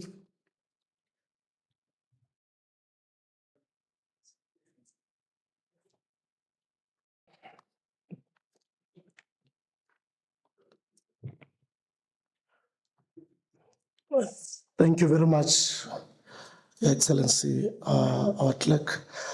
Your Excellency, Honorable Chief Fortune Charumbira, President of the Pan-African Parliament, Your Excellencies, Honorable members of the Pan-African Parliament Bureau, Your Excellencies, Right Honorable and Honorable Speakers of our national parliaments and regional parliaments, Your Excellency, my dear good sister, Madam Lindwe Kumalo, clerk of the Pan-African Parliament and clerks of our national parliaments and regional parliaments, all protocol observed, members of the Pan-African Parliament present here today, all protocols observed.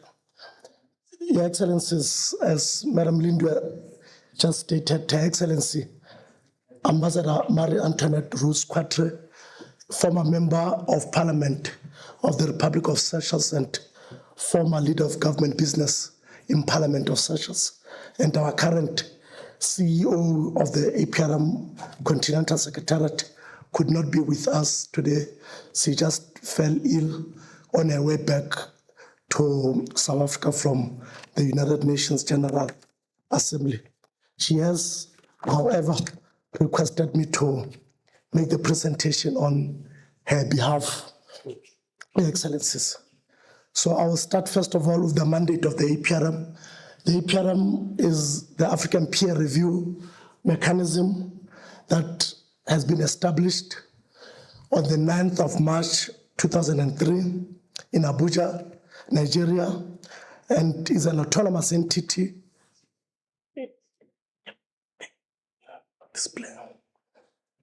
Is an autonomous entity of the African Union with the mandate to foster the adoption of policies and standards practices that lead to political stability, high economic growth, sustainable and inclusive development, and accelerated regional and continental economic integration through the sharing of experiences, reinforcement of successful and best practices.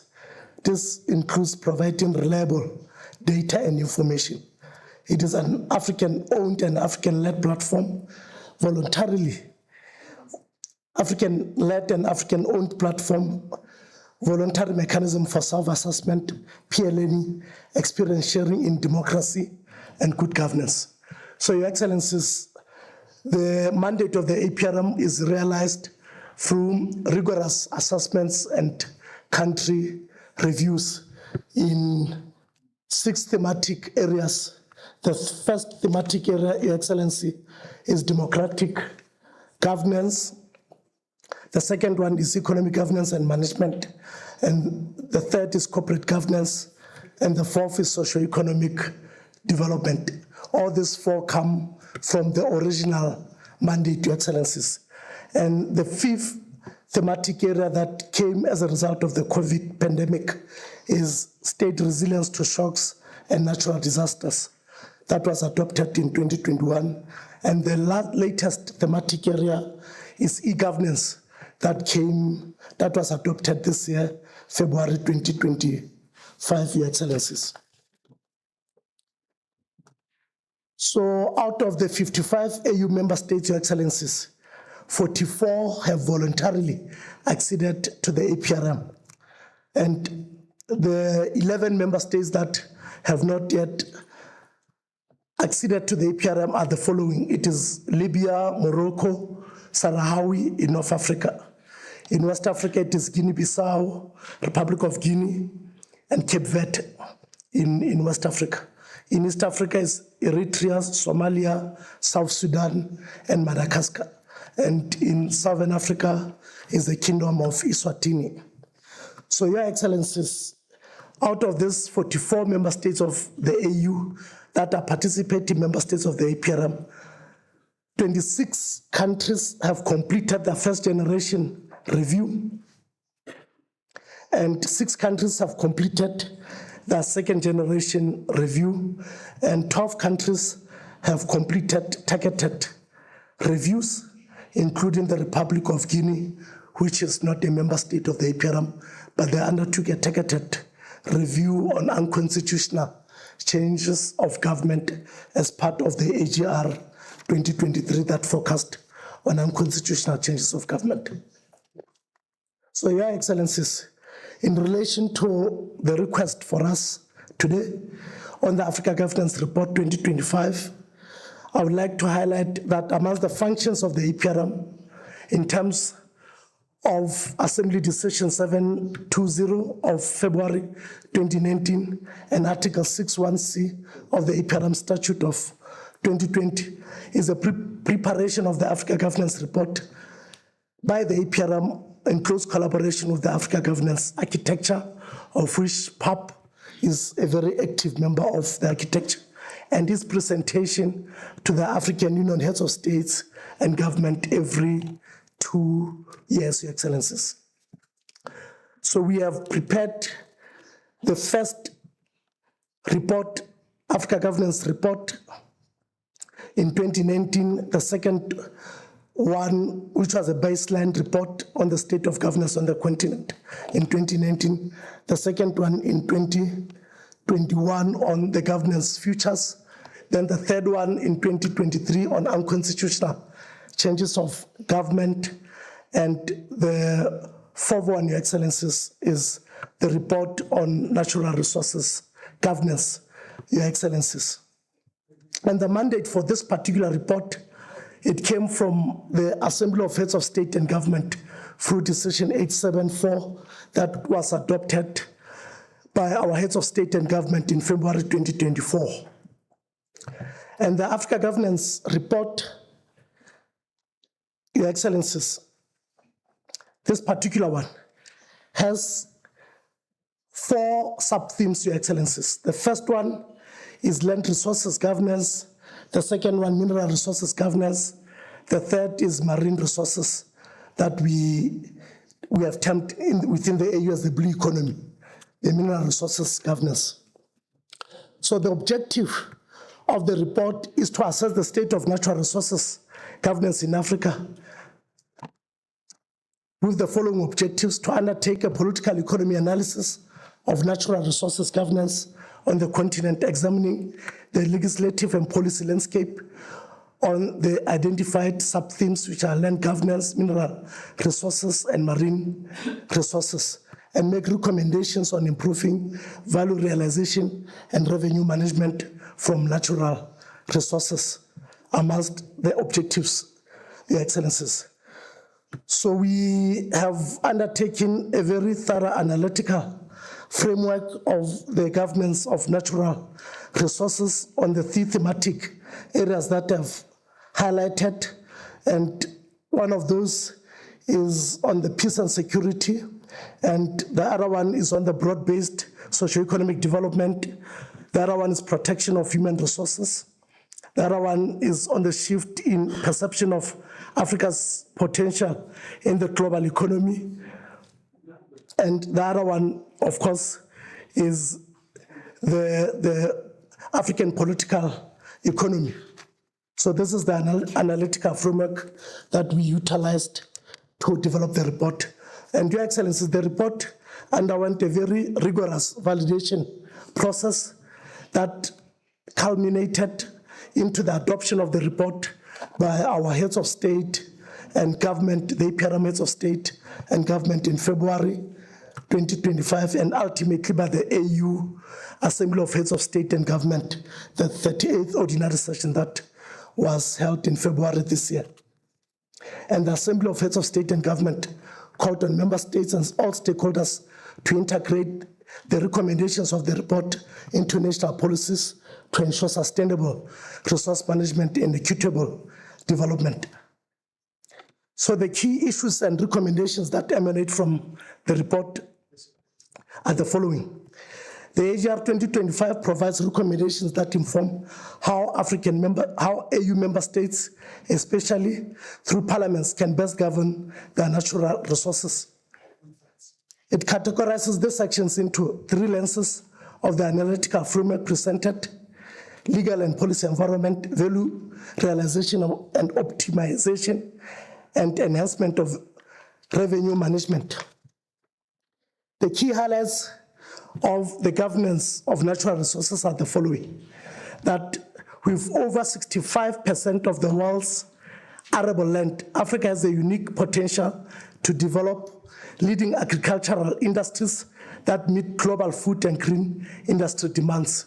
However, there's need for improved mechanisms for effective land governance that ensures that land is used equitably and sustainably, as land is often seen as a commodity and not as a factor for production, with inflated land prices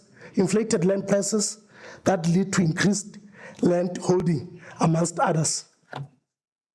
Enabling institutional and legislative environment. It is recommended that domestication of continental legal frameworks for harmonized land tenure systems.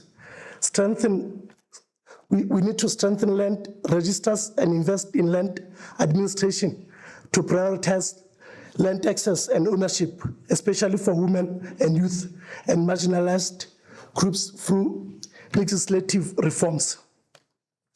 Optimizing value addition. There's need to regulate land markets and make provisions for upgrading of the tenure systems. Enhancing revenue management. It is recommended that there's need to revise the formula for compensation and relocation of displaced persons so as to enhance revenue and also to enhance revenue transparency. The key highlights for governance of mineral resources, Your Excellencies. Africa holds 30% of the world's known critical resources, including significant reserves of cobalt, platinum group metals, graphite, lithium, bauxite, uranium, positioning the continent as crucial to the global green transition. However, only 10 to 15% of the value derived from mineral resources is retained in Africa, underscoring the need for local processing and manufacturing, and also stringent contract negotiations, strengthening of our public institutions, and financial sovereignty of our member states. So the recommendations, Your Excellencies, are that we must improve bargaining power. We must improve our bargaining power for negotiations. We must strengthen institutions and concession commissions.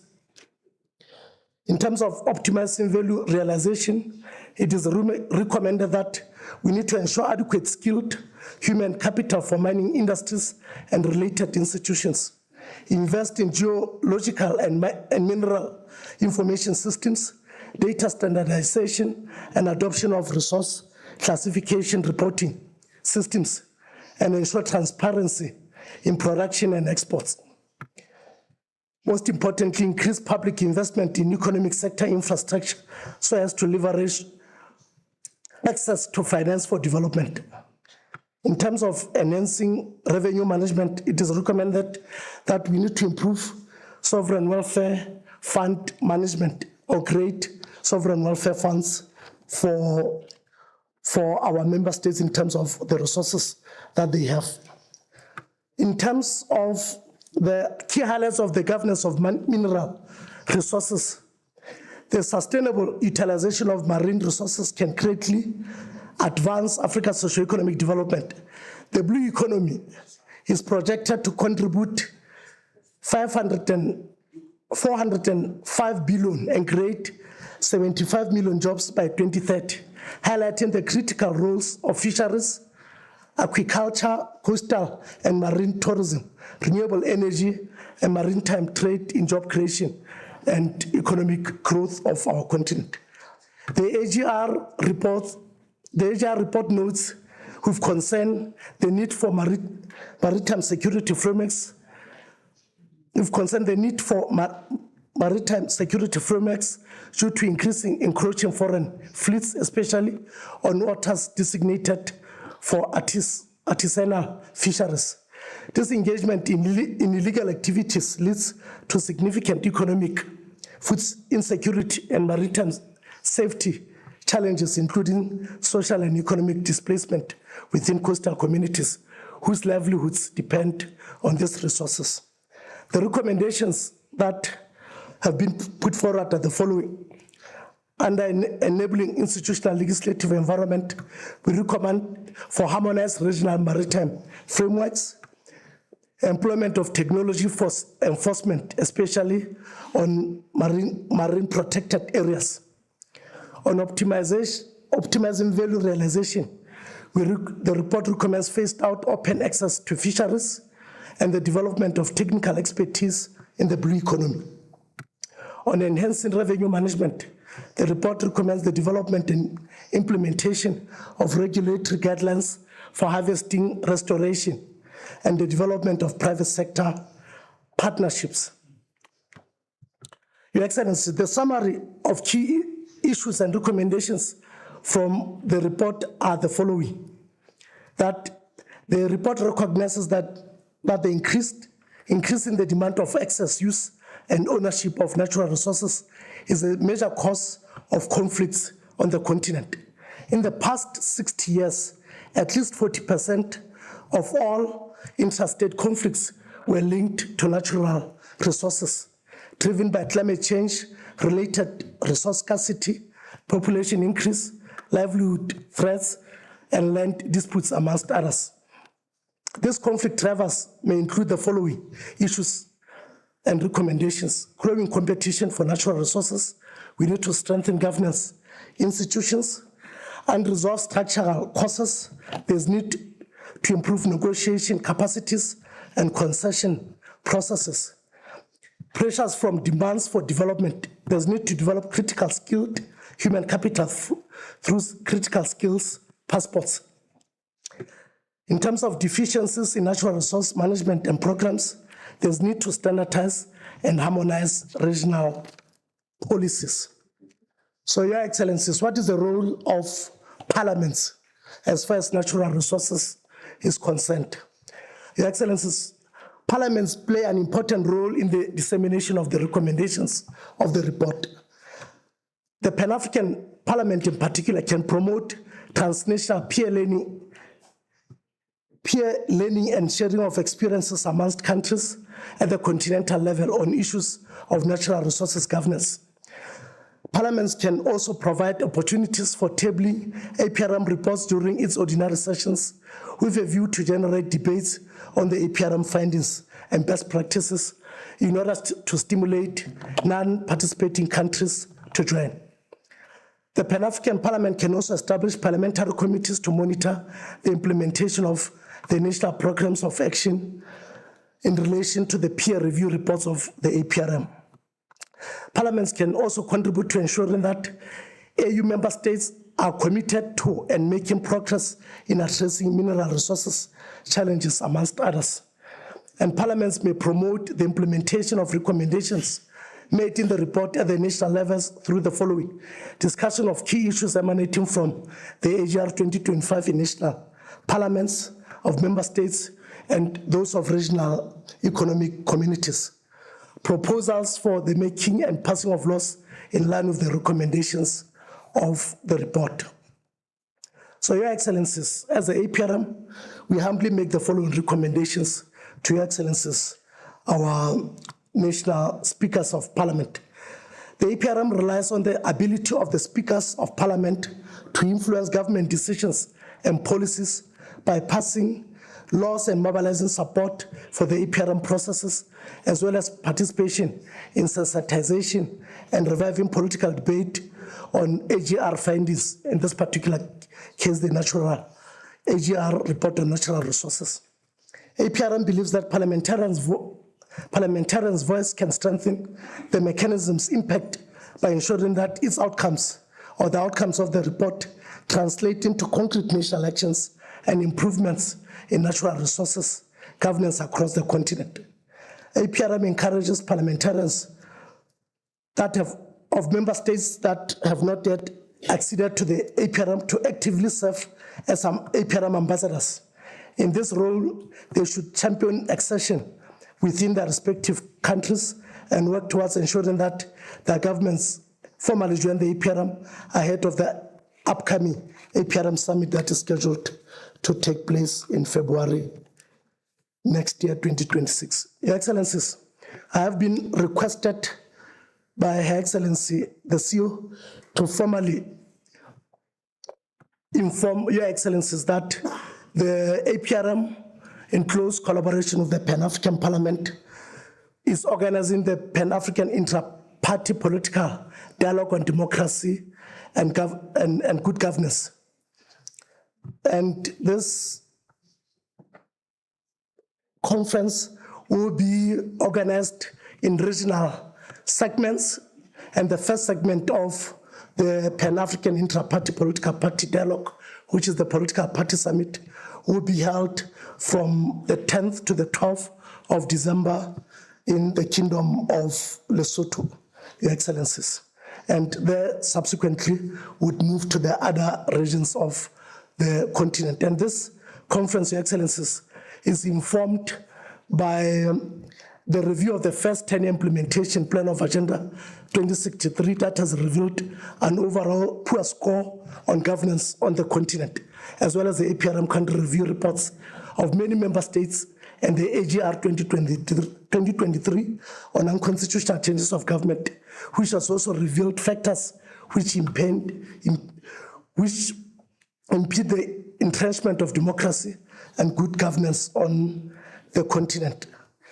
The dialogue, Your Excellency, is organized on the need to ensure full participation of all stakeholders, particularly legislative bodies, which serve as custodians of democratic norms and the voice of the people, and political parties, which are entities established in our member states to contest for control of state power democratically and legitimately. Your Excellencies, it is our sincere conviction that political parties have long played a central role in both theory and practice in modern democracy, constituting a vital link between the sovereign people and the politicians, of whom exercise of the affairs of the state is temporarily entrusted. Your Excellencies, the second announcement, Your Excellencies, is that in line with the mandate of the APRM founding documents, the APRM is planning to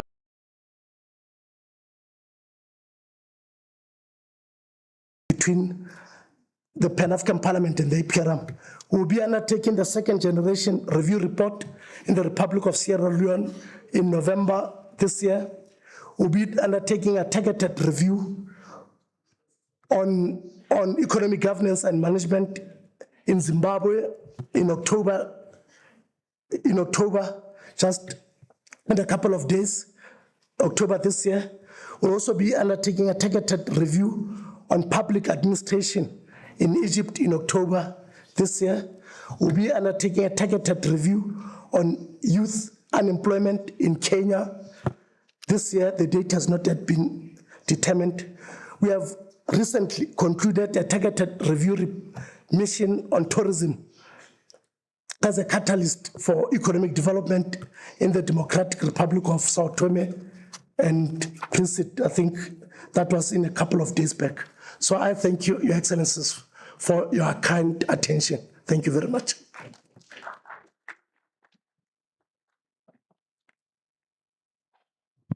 Madam Clerk, yes, you can ask Madam Clerk to pass through.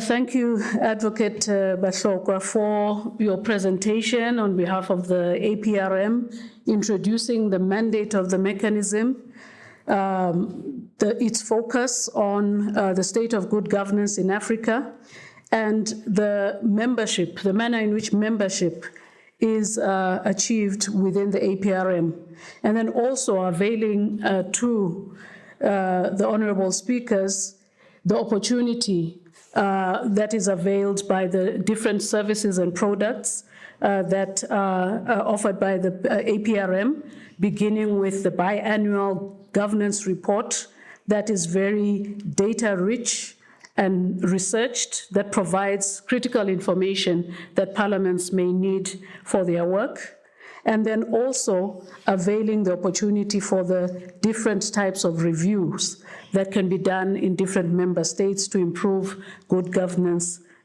in their environment. And then specifically talking about the 2025 report that has focused, rightly so, on the issue of governance of natural resources in Africa. Thank you very much.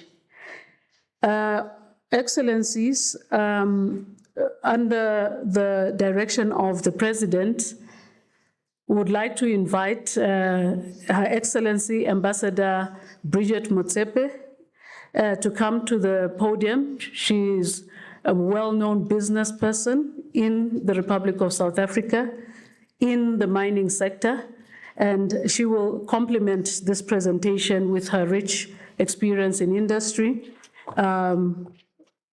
as she will. The floor is yours. Thank you, Mr. President. You gave me 10 minutes, so let me start shooting. I'll tell you who I am. I'm not Patrice Motsepe's wife. He's my younger brother. I'm not Ramaphosa's wife. He's my older sister's husband. But what I am, I'm your ambassador. But I started in 1986 as the first Black producer of minerals for underground mining construction in Africa. And why did I start? I come from a family that owns mineral rights in terms of our tribe. And the tribal communities in Africa and also in South Africa own the mineral rights. And what we would do, we'll then lease out the mineral rights to mining companies for royalty payments so that we can take the royalty payments for rural renewal projects. That never happened.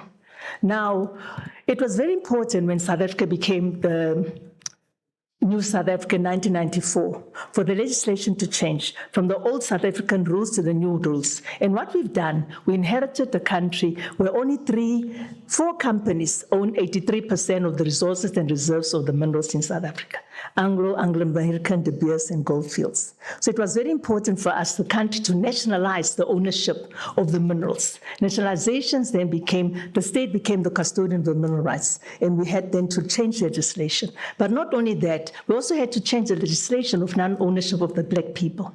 And what we did, we inherited the country like similar to the African continent countries, where the resources and reserves are owned by the government, but the ownership of the mines are not owned by the people of the countries. I was very worried and very concerned to find out that in two years ago, I was in DRC and I was the keynote address speaker in a mining conference. And before I spoke, I asked the DRC Minister of Mines, how many people in your country, Black or white, citizens own mines? They said, no one. I said, but you've been independent since 1963. So you've got in 2023, you don't even have one single citizen owning mines. That's why you have the alliance in M23. That's why you have the Boko Harams also in other countries in Nigeria. Now, what I say to him is that, and what I'm also saying to the president briefly, because I've been briefly 10 minutes to come and give some dialogue in terms of comments. And tomorrow the president says they want me to come and make a presentation. But in 10 minutes, what I realized in Africa is the legislation.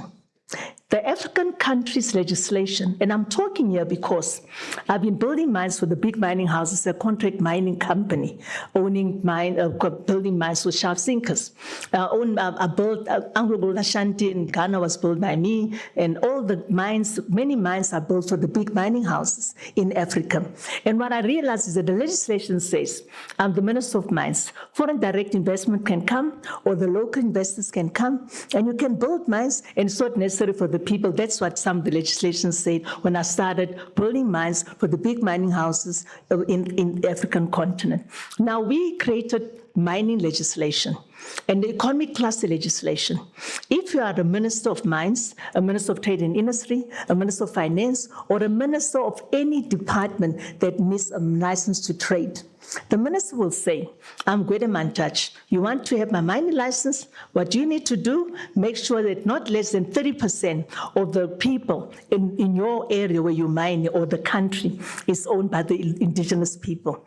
And make sure that in that 30%, not less than 5% must be owned by the rural, if it's in a community area where there is a community tribes, a community trust must be created. And the trust deed must say, you know, what has to be done for the community. The money doesn't go into the tribal leaders' bank account, it goes into community trust, and the community trust will say one roads, one clinics, one houses, one fertilizers, and that money is given. Not less than 5% must be then given, not the gift, but a willing seller, willing buyer. And then and not out of the 30%, not less than 20% must go for broad-based. And now you will say, how do the people, where will they get the money?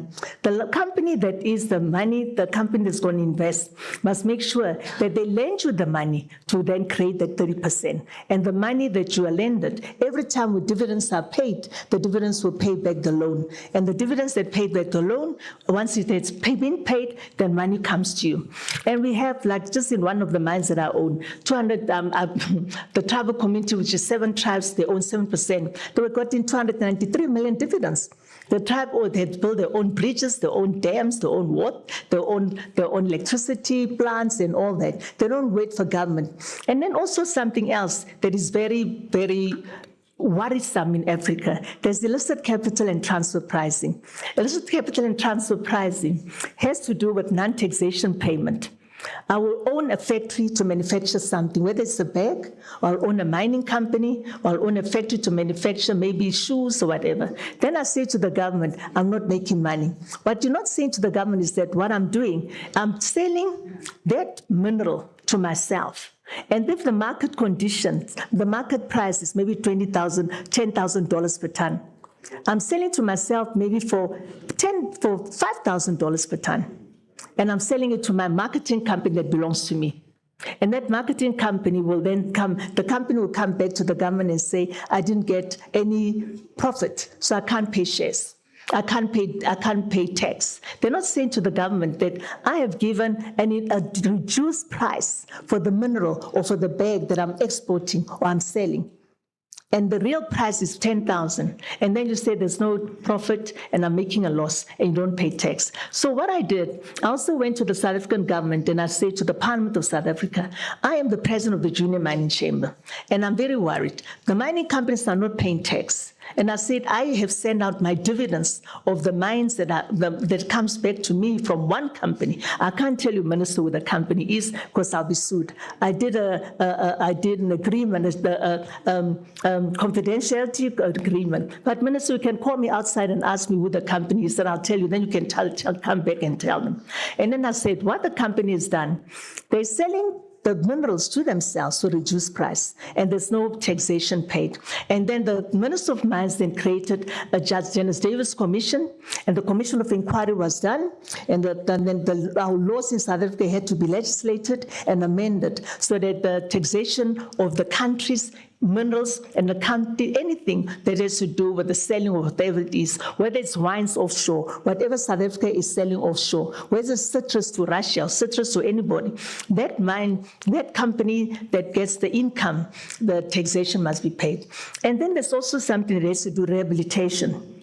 Rehabilitation is the big problem in Africa. We have a rehabilitation fund.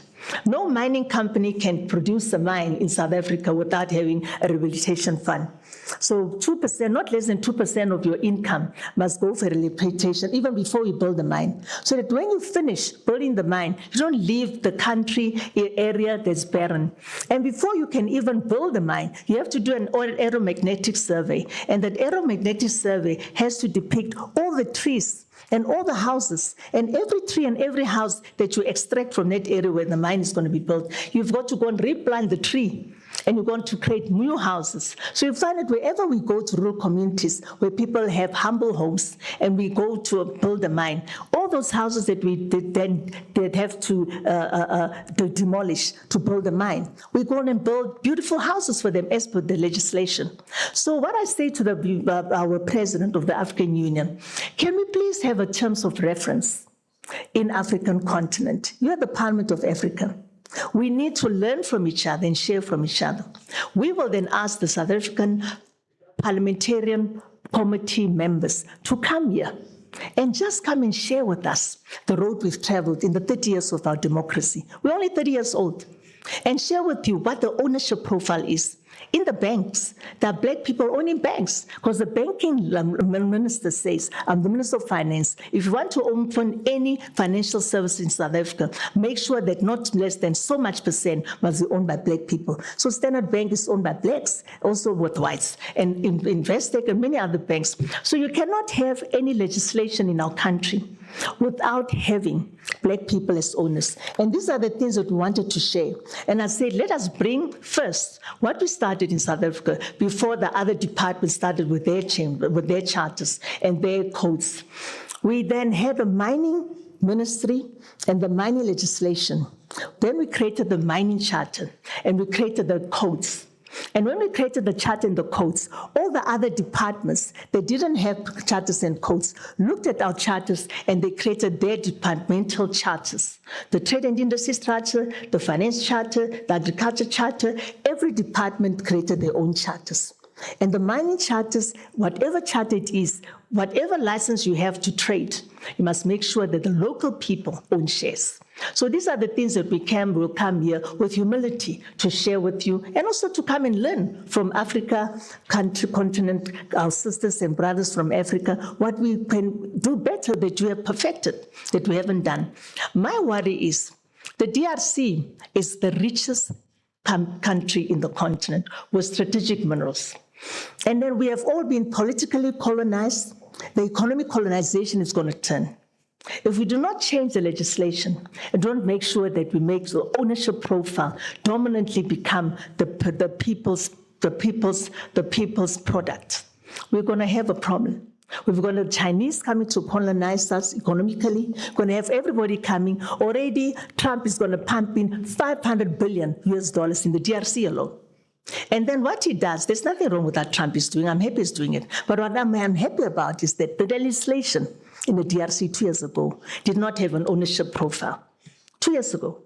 And I'm just saying, let us now beyond tomorrow, when we come and show you case studies in when I'm coming to present, because I've been given just a few minutes to give a little bit of an intro. And tomorrow I was going to ask to just give some case studies. Then we can all see what it is that we've done so far, and we've gone all learn from you what it is that we can come and with humility and respect share with you and help Africa to become economically independent. Our forefathers have made us politically independent, but our economy is not independent. And then you find that beneficiation is very important for us to create the end product in our continent. We must stop exporting our ore and making sure that the end product is not done here. And I'll tell you why. We have the legislation, Section 26 of the Minerals and Petroleum Resources Development Act in South Africa, talks about beneficiation. And we'll share with you what it says. No one is allowed to sell a mineral offshore without that mine that is selling that mineral to whoever buys it. That person who buys it offshore will then ask the Minister of Mines, I am the company that takes your iron ore and manganese and whatever to create Caterpillar. Where are you? I am in Germany. My country creates Caterpillars. Who are you? I'm maybe Toyota. What are you doing? I'm taking your platinum to put in the catalytic converters of the engines of the car. Where? In China. Where? In Japan. No. Why don't you do it here? We've got special economic zones. And the special economic zones are tax incentive zones, where you get deduction or at least things cheaper because you get tax benefits. So if you have special economic zones, why do you want to go and build your end product there? Because the cost of production is going to be expensive because of the transport costs and also the production costs. If you do it here, not only are you going to do it here, you're going to also get a discount. But I went to the South African government and said, the special economic zone must not be just individualistic in South Africa. Other countries in the continent create other minerals. So those minerals that are done must be creative, must contribute towards the special economic zones. So I've done my 10 minutes. I'm not going to talk any further. President, you asked me just to give a message. I gave the message. And tomorrow when you want me to come and present, I'll come and present, and you'll be very happy with the outcomes. Thank you very much.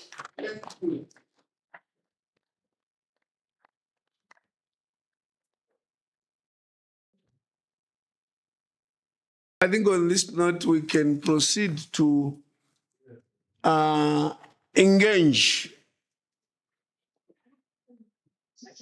Thank you. Thank you very much. Thank you. Thank you.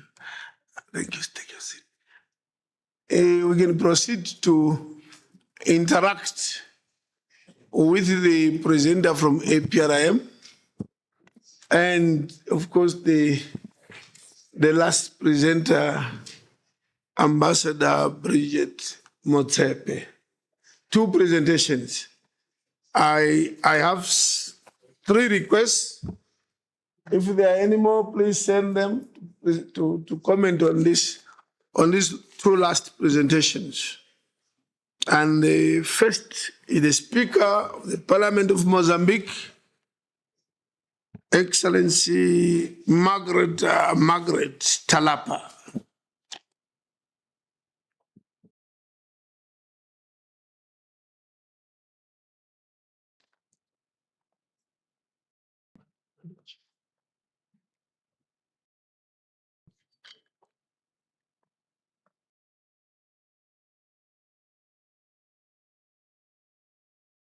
Your Excellency, the President of the Pan-African Parliament, Your Excellencies, the Speakers of Parliament, distinguished guests, ladies and gentlemen.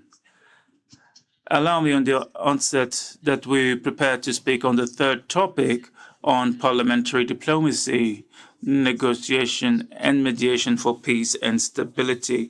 And our intervention will be on this topic.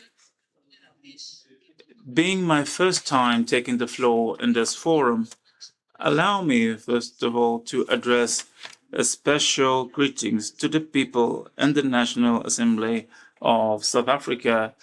Thank you for the warm hospitality that has been extended to us since our arrival to this beautiful and rich sister country. I also salute the leadership of the Pan-African Parliament for hosting this event, which invites us to reflect on the transformative role of our representative institutions in the construction of a peaceful, stable, and prosperous Africa. Peace and security are precious gifts and indispensable conditions for the development of our continent. Our continent knows particularly the challenges of armed conflicts, terrorism, violent extremism, and political instability, which hinder the sovereignty of our states, worsen poverty and compromise the trust of our citizens in our institutions. It is in this perspective that the parliamentary diplomacy emerges as a key instrument for the promotion of peace, complementing the actions of governments and regional and international organizations. Excellencies, Mozambique brings to this reflection our own lived experience. For more than 16 years, our country went through a devastating armed conflict whose consequences still marked our collective memory. It was through inclusive dialogue and mutual listening and international mediation that it was possible to sign the General Peace Agreement in 1992, ending the conflict that took thousands of Mozambican lives. Since then, the Mozambican Parliament has played a central role in the consolidation of peace and national reconciliation through the passing of the legislation on decentralization and citizen participation, thus creating space for more political inclusion. From the promotion of open parliamentary debates that allow to give voice to different perspectives and to follow the processes of disarmament, dismobilization, and reintegration of former fighters, ensuring their social integration. Today, Mozambique continues consolidating the democratic rule of law through a national inclusive political dialogue under the leadership of His Excellency President Daniel Francisco Chapo, with the involvement of all living forces in our society. In parallel,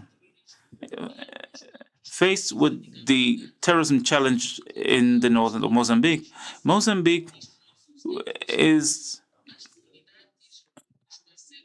merging effort between the communities, the state, regional and international partners to fight this scourge and provide relief to the affected populations. The national parliament follows closely these processes by promoting democratic oversight and ensuring the accountability of our institutions and strengthening the trust between the state and citizens. Excellencies, from our lived experience, we reiterate a clear conviction that without peace, there is no development, and without inclusivity, there is no peace, lasting peace.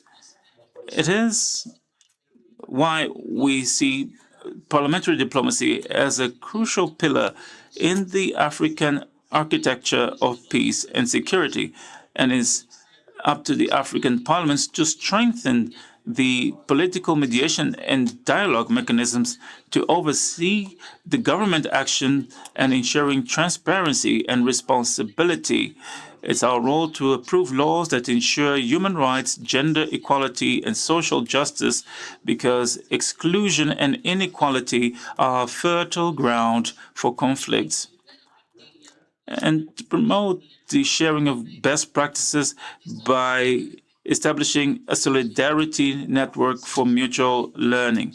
Honorable speakers, excellencies, ladies and gentlemen, on behalf of the National Assembly of Mozambique, I reaffirm our firm commitment in actively contributing to the strengthening of this parliamentary cooperation network in Africa. May this conference inspire us to act together, not only as legislators, but as the builders of bridges for peace and the defenders of the development of our countries and people. For your attention, our Kanimambo, thank you very much. Asante sana.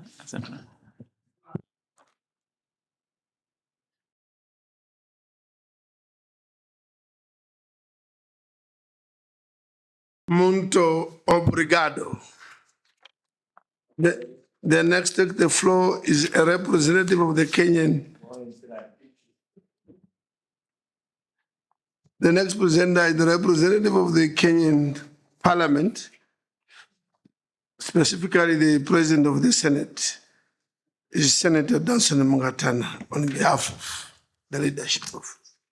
Thank you, Your Excellency, the President, for giving me the floor. May I take this opportunity to really congratulate the APRM for a great presentation. I think this is one of the very honest presentations that we have seen in this chamber, because they have gone straight to mention the countries, the 11 countries that have failed to submit themselves to the peer review mechanism. And this is not in bad faith. I think it's by way of encouraging, and I'm taking this floor also to encourage them so that they can review and find where they need to improve. Your Excellency, Mr. President, I really respect the APRM mechanism. This peer review mechanism is like an inoculation. It is like the kind of medicine that we call preventive medicine, where you are injected with antigens so that you create resistance within the system so that you don't get sick. It is different from the system where you're having curative medicine, where your nation is at the brink of collapse, and then prominent heads of state come to your nation to try and return stability. So I think we need to really support the APRM and the peer review mechanism. Your Excellency, the President, I am saying this because in Kenya, we had this experience of the curative medicine in 2017, when our nation, after the general election, suffered a serious threat to the national security. And Mr. President, at that time, curative medicine now worked because prominent heads of states, eminent personalities from Africa, led by Kofi Annan, came to the country to do the curative mechanism or medicine to put the country back to track. But this now brings the question, and it should be taken as a feedback to the APRM. When these prominent or eminent personalities from Africa came to Kenya in Nairobi, everybody in the country got to know about them. Everybody got to know that Kofi Annan and his team have come to Kenya to try and bring stability. But then now, we have just heard from you, the APRM, in your presentation, that you have come to Kenya to do a review mechanism. And nobody really knew whether you actually came. Now, in one of your statements, you said that on the thematic area of governance, that the continent generally scores poorly. Now, if this is the report, and you have come to a country, and I know many other countries who speak like I'm saying, that you come to a country and nobody knows you're there, I don't think this is good for us. Please take it as a report back, as a feedback mechanism that we are telling you when you come to inject this inoculation, this preventive medicine, let us feel the pain when you are there. Let us feel you. Let us see you. You should come and meet both the government side and the opposition side. You should not just come and sit with the ministers and then write your reports and go away.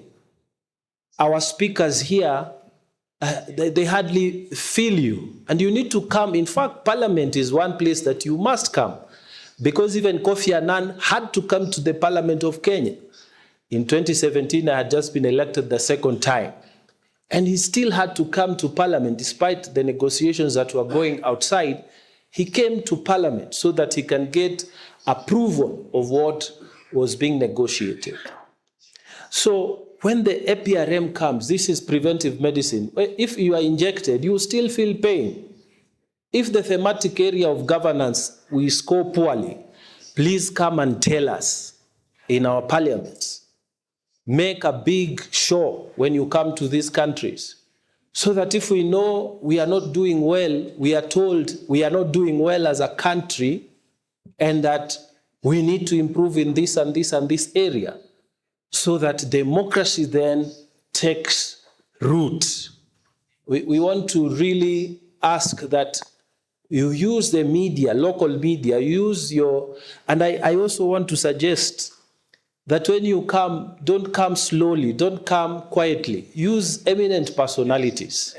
Don't just creep quietly inside. We still have eminent personalities like former President Olusegun Obasanjo. There's no country in this Africa where Olusegun Obasanjo can come to the country and the country doesn't know. So if Olusegun Obasanjo comes to Nairobi, for example, and says, we are releasing part of the APRM report, which says you are not treating well the opposition. You know, when he's talking like an elder man, nobody, you know, no, in Africa, you don't fault an old man. You accept. You don't even talk back to an old man. So we need the APRM to get out of the shadows, come out and talk. Don't hide, because we need you to inject the inoculation, to inject the preventive medicine so that we can heal, we can improve our systems and become better nations. Let us not keep quiet. Please take this as a feedback from us that we need you to do better than read quiet reports. You must be aggressive and you must use the resources of eminent personalities to tell us when we are wrong and when we are doing right in some of these things. I submit, Your Excellency, President. Thank you. Thank you very much. The Speaker of the Parliament of Botswana. Thank you very much, Mr. President. Let me also thank the presenter on the APRM. I think we need to reflect as Parliament on our role. The Pan-African think tank, Afrobarometer, they did a survey in 2022-23, and they made a startling observation. Some of their findings are that despite the huge demand for democracy by African citizens, African leaders have failed to supply democracy. And that democracy has failed to deliver in the African continent. But also, the demand for democracy is coupled with a resounding rejection of non-democratic alternatives. So we need to reflect as parliamentarians on our important role of safeguarding democracy and making sure that we do supply this democracy that is in short supply in the African continent. And coming to part of the presentation and in part what Her Excellency Ambassador Motsepe mentioned, I'm 43 years old. I'm among the youngest speakers in the continent. I come from Botswana, the jewel in Africa's crown. We have been the largest exporters of diamonds by value, producers of diamonds by value, until recently. But I do not know any Botswana who owns a mine. I don't know. Maybe they are there, but as a Speaker of Parliament in Botswana, I do not know any black African Motswana who owns a mine. And I'm reminded of a story that I was told 2 weeks ago. I was in Waterfall here in South Africa. And a friend of mine introduced me to one of the black African mining businessmen. And he was saying some years ago when he quit a law practice to venture into mining, there was a big family meeting called, to address him, the uncles, the aunts. And when the uncle who had employed him in the law firm broke the news to the relatives that this guy is quitting law practice to venture into mining, said his aunt cried. He cried, said, my niece has been bewitched. Fast forward, this guy owns 4 mines. And he was told in that meeting that mining is for white people. So this has somewhat shaped our thinking from even the way we legislated on the ownership of mines. As I've indicated, I'm 43 years old. It took me to becoming a speaker to hold a diamond on my hand. And that is the story of many Botswana in my country. Holding it in my hand and saying, this is a diamond. I had to be speaker. So we come from very far. We need to move beyond being managing directors or CEOs in mining companies. For instance, we account for 2 out of 3 of De Beers entire diamond production. For many years, this has been the case. Yet we only own 15% of De Beers. Where is the economic sovereignty? And mining has been the mainstay of our economy, by the way, since they were discovered in recoverable quantities.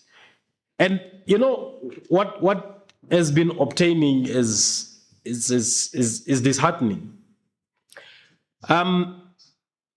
When you talked about the tax, there was a performance audit by the Auditor General of the Republic of Botswana, and he noted, very painful discoveries there, that mining companies did not pay royalties as required, that government was owed a significant amount of money in royalties.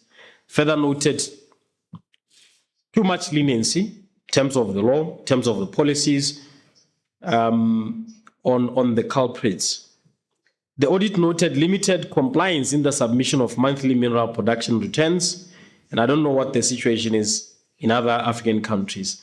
And also not declaring true production as well as under declaration of production, contrary to the law. And I think it's important that we also look into this aspect. The last part, Mr. President, is the what is promoted by the Extractive Industry Transparency Initiative to publicly disclose mining contracts, agreements, and licenses. Because sometimes Parliament is denied critical information simply because the mining agreements are confidential. And they are confidential agreements that binds our government, and we have absolutely no idea what has been agreed to. Whether this is working for the African people or not, we will never know. Only the executive, our economic high command in the ministries of finance, in the minerals ministry, and the presidency. So that concludes my observation. I'm looking forward to Ambassador Motsepe's presentation tomorrow.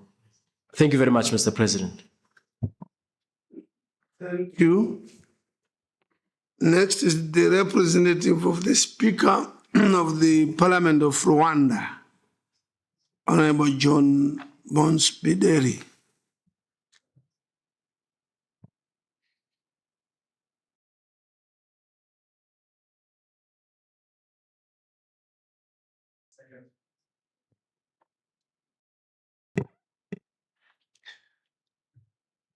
Thank you, Your Excellency, for giving me this opportunity to speak. I want to thank the presenters for the good presentation on the issues that focus on peace and security, as well as the peer review mechanism that our colleague from APRM has talked about. But my interest in this particular topic is that I come from a region where peace and stability has been a major problem. Sometimes it is associated with issues to do with interest in the natural resources, as Ambassador Motsepe has talked about. But in the real essence, it's about the rights of the people, and it's about the security of the region. For instance, in the region, in the Great Lakes region where I come from, we have experienced instability mainly perpetrated by armed groups. And these armed groups are not just armed groups.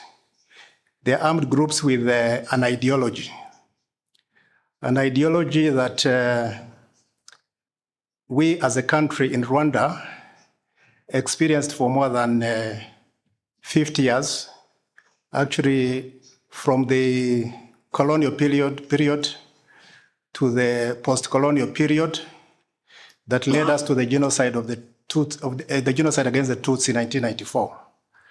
Now, after Rwanda was liberated, the forces that were perpetrating this genocide took refuge in neighboring countries.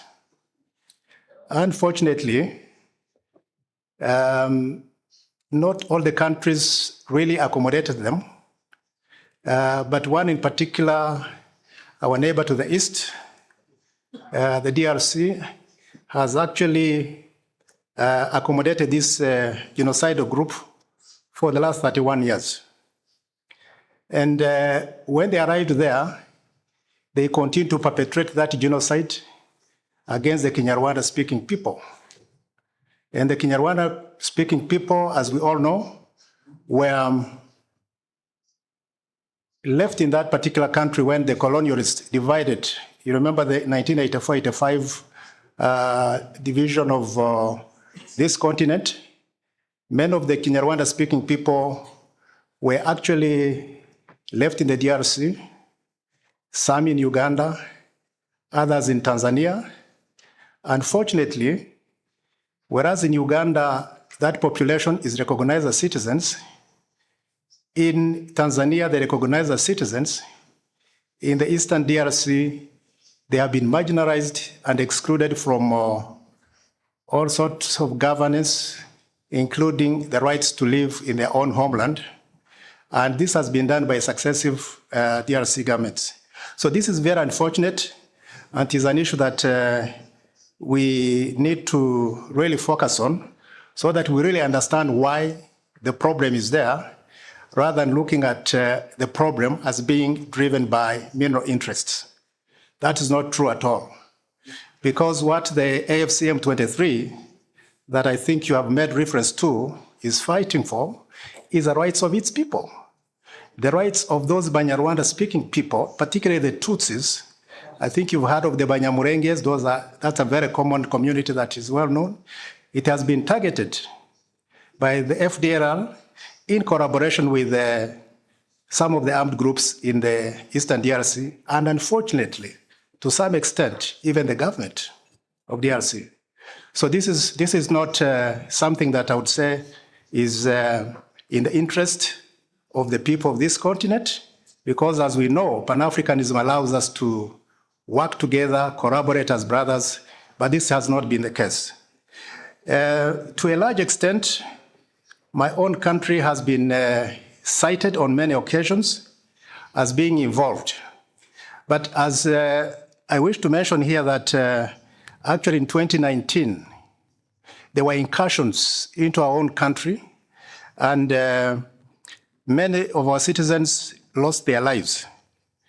And they lost their lives because the FDLR genocide force that left the country in 1994 took refuge in the Congo and was hosted by the government in Congo, supported by the government of Congo, to attack us. And I don't think there's any single country in the world that would look and wait for it to be, attacked and have its citizens killed. I would not want to go into a lot of details, but this is the situation that is pertaining in that particular region. And my country has been very active in all the diplomatic efforts that have taken place since 2022. For instance, the Nairobi-led peace process, my country was quite involved. The AU Luanda-led process, which was mainly put in place to ensure that peace and stability comes into that region. The challenges that my own country faces are addressed, and then the challenges the Kinyarwanda-speaking population, which has been, which is really made up of the M23 mainly, although there are other Congolese also that are involved. Right now, that has been expanded to have it so that it is now AFC M23. So it's not only the Banyarwanda-speaking population that is marginalized and excluded in the governance of that country, but other several Congolese communities are also being excluded. So all these efforts, to a large extent, have not been supported by the government in the DRC. And this is very unfortunate. So when we are talking about peace and stability, when we are talking about mediations and negotiations, and we ignore the fact that there are governments that do not have political will, and at the end of it, they actually claim that they are being targeted, it becomes very unfortunate. So really, I just want to state that the challenges that we have in that particular region are not driven by mineral interests. Many of these countries that recognize the Banyarwanda-speaking citizens have a lot of minerals. Uganda has a lot of minerals. Tanzania has a lot of minerals. So why don't they have a similar problem with the Banyarwanda-speaking population? Why the DRC? This is a question that I think we need to interrogate, because I think, to me, in my observation, it's much more than minerals. It's a challenge of governance. It's a challenge of governance, and when there's a challenge of governance, even the governance of minerals itself is challenged, because the management of those minerals, you cannot be sure whether they'll be able to benefit the population. So I wanted to bring this to your attention, Honorable Excellencies, speakers of this Parliament, honorable members of Parliament, that we as Parliament, we need to play our role. In fact, I want to state that when there was, when the Doha and the Washington peace agreements were signed, Rwanda took the first chance to ratify the Washington Agreement. The Parliament of Rwanda has already ratified the Washington Agreement, peace agreement, meaning that there is that political will to ensure that there is peace and stability in that region. Rwanda has already put in place whatever was being requested in that agreement, including the establishment of the joint oversight mechanisms. They are in place, and several meetings have been held to date. So really, our country, my country, is interested in peace in that particular region, and anything that tries to deviate the thinking that what is really happening in that region is that Rwanda is interested in minerals in the Congo, that's not true. Our country has developed tremendously in the last 31 years. After genocide of the Tutsis, against the Tutsis in 1994, our country is completely devastated, but a lot has changed to the extent that last week we are hosting the first cycling competition on the African continent. That was being hosted by my country, and that has given pride to the African continent. So for anyone to say that we are being driven by mineral interests in that region, that is a misconception, a misunderstanding that nobody should be able to accept. Because even the country that has those mineral resources, is it developed? The answer is no. Honorable, maybe So I wish to end there by saying that 1 minute more. Yeah, I want to end there, Your Excellency, by saying that 1 minute. Parliament must therefore play its role and point out where mediation is being challenged, and in the interest of building sustainable peace and stability on our continent. I submit. Thank you. Next on the list is Honorable Lucia Passos, Vice President, Pan-African Parliament. Yes, we are speakers. We don't interject each other.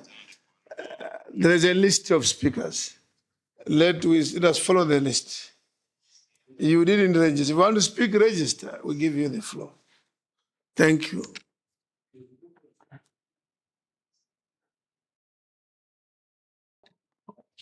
Muito obrigada, Sr. Presidente. Thank you, Honorable President. Greetings to all speakers in attendance. I would like to leave my contribution on the two presentations. Firstly, with the APRM, I fully subscribe what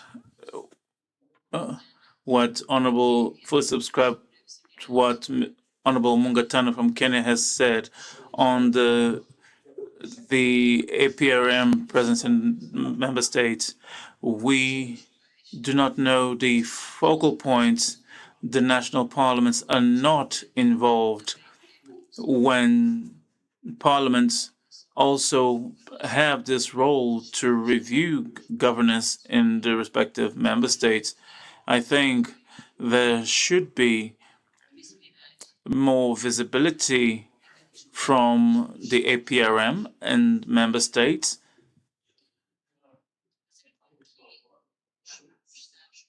And they should enable member states to take ownership of the Agenda 2063. You say in your report that the assessment of the first 10-year plan was mediocre and will continue being mediocre if we do not change the paradigm. If we keep on the same path, if we do not change course, we will not be able to achieve Agenda 2063 because the member states are not mainstreaming the aspirations and objectives of the Agenda 2063 in the strategic documents of the countries. What we see in the Agenda 2063 should be domesticated within the strategic plans of the member states and also be included in the annual national budgets.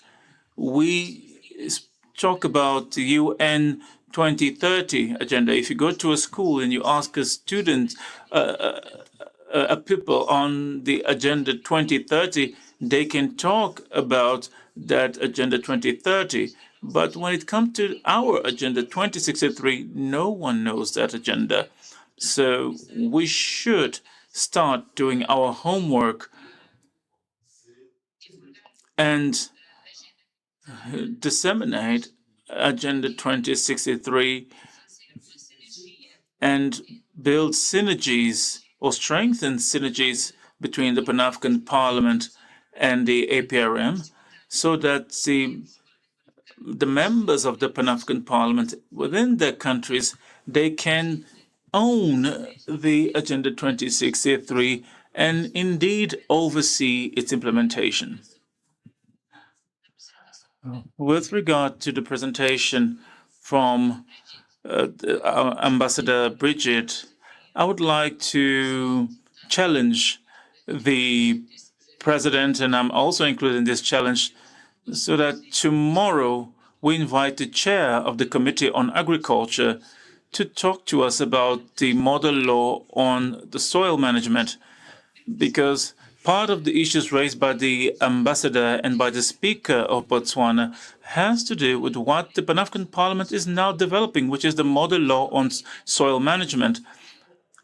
I think while the model law is not yet ready, we do have a concept note. We have a draft of this model law, which has been discussed in some regions.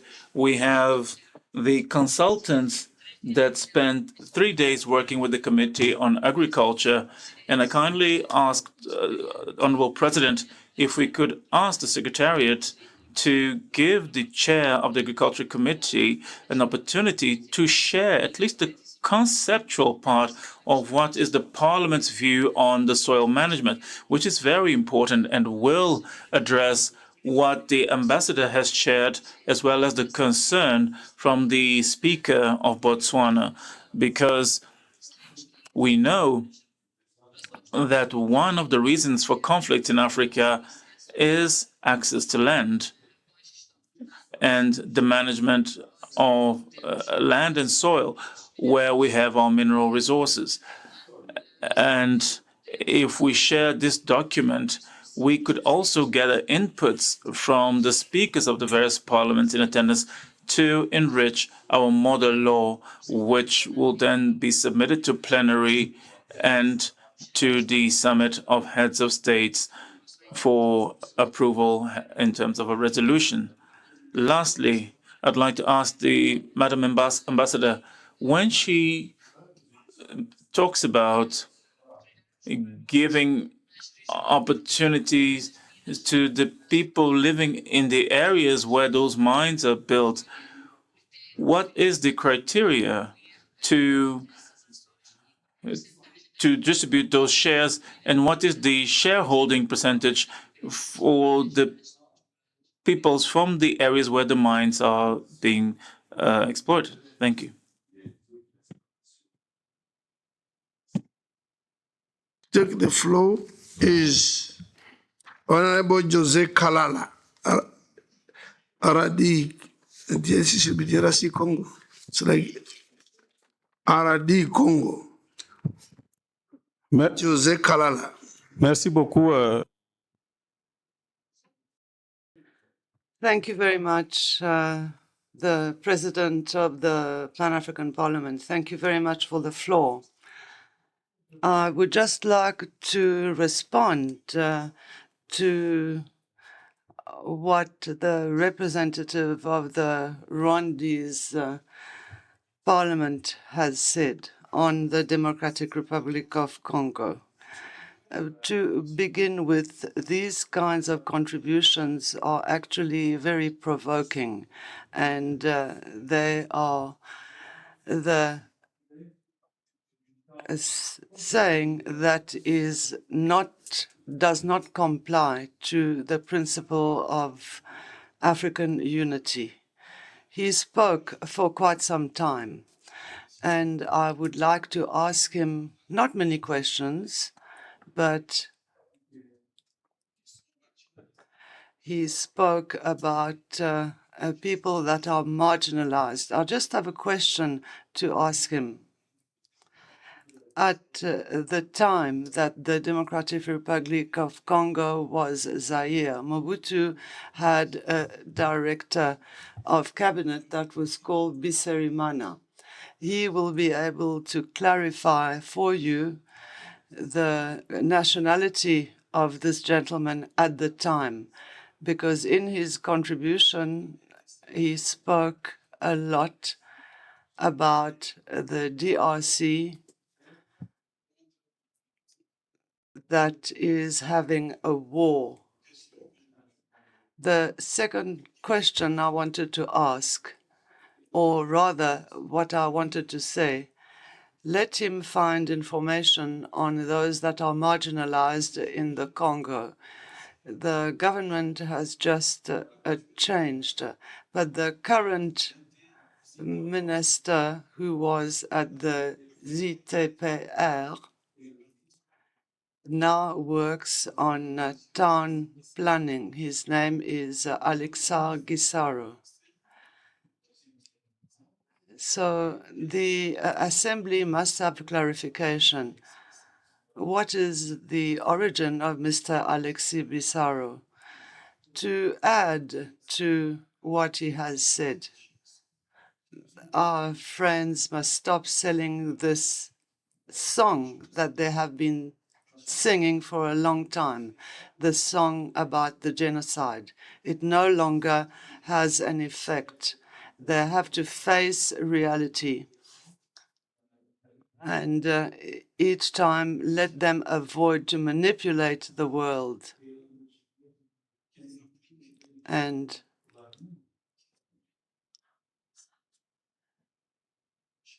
let them implement the Washington Peace Agreement.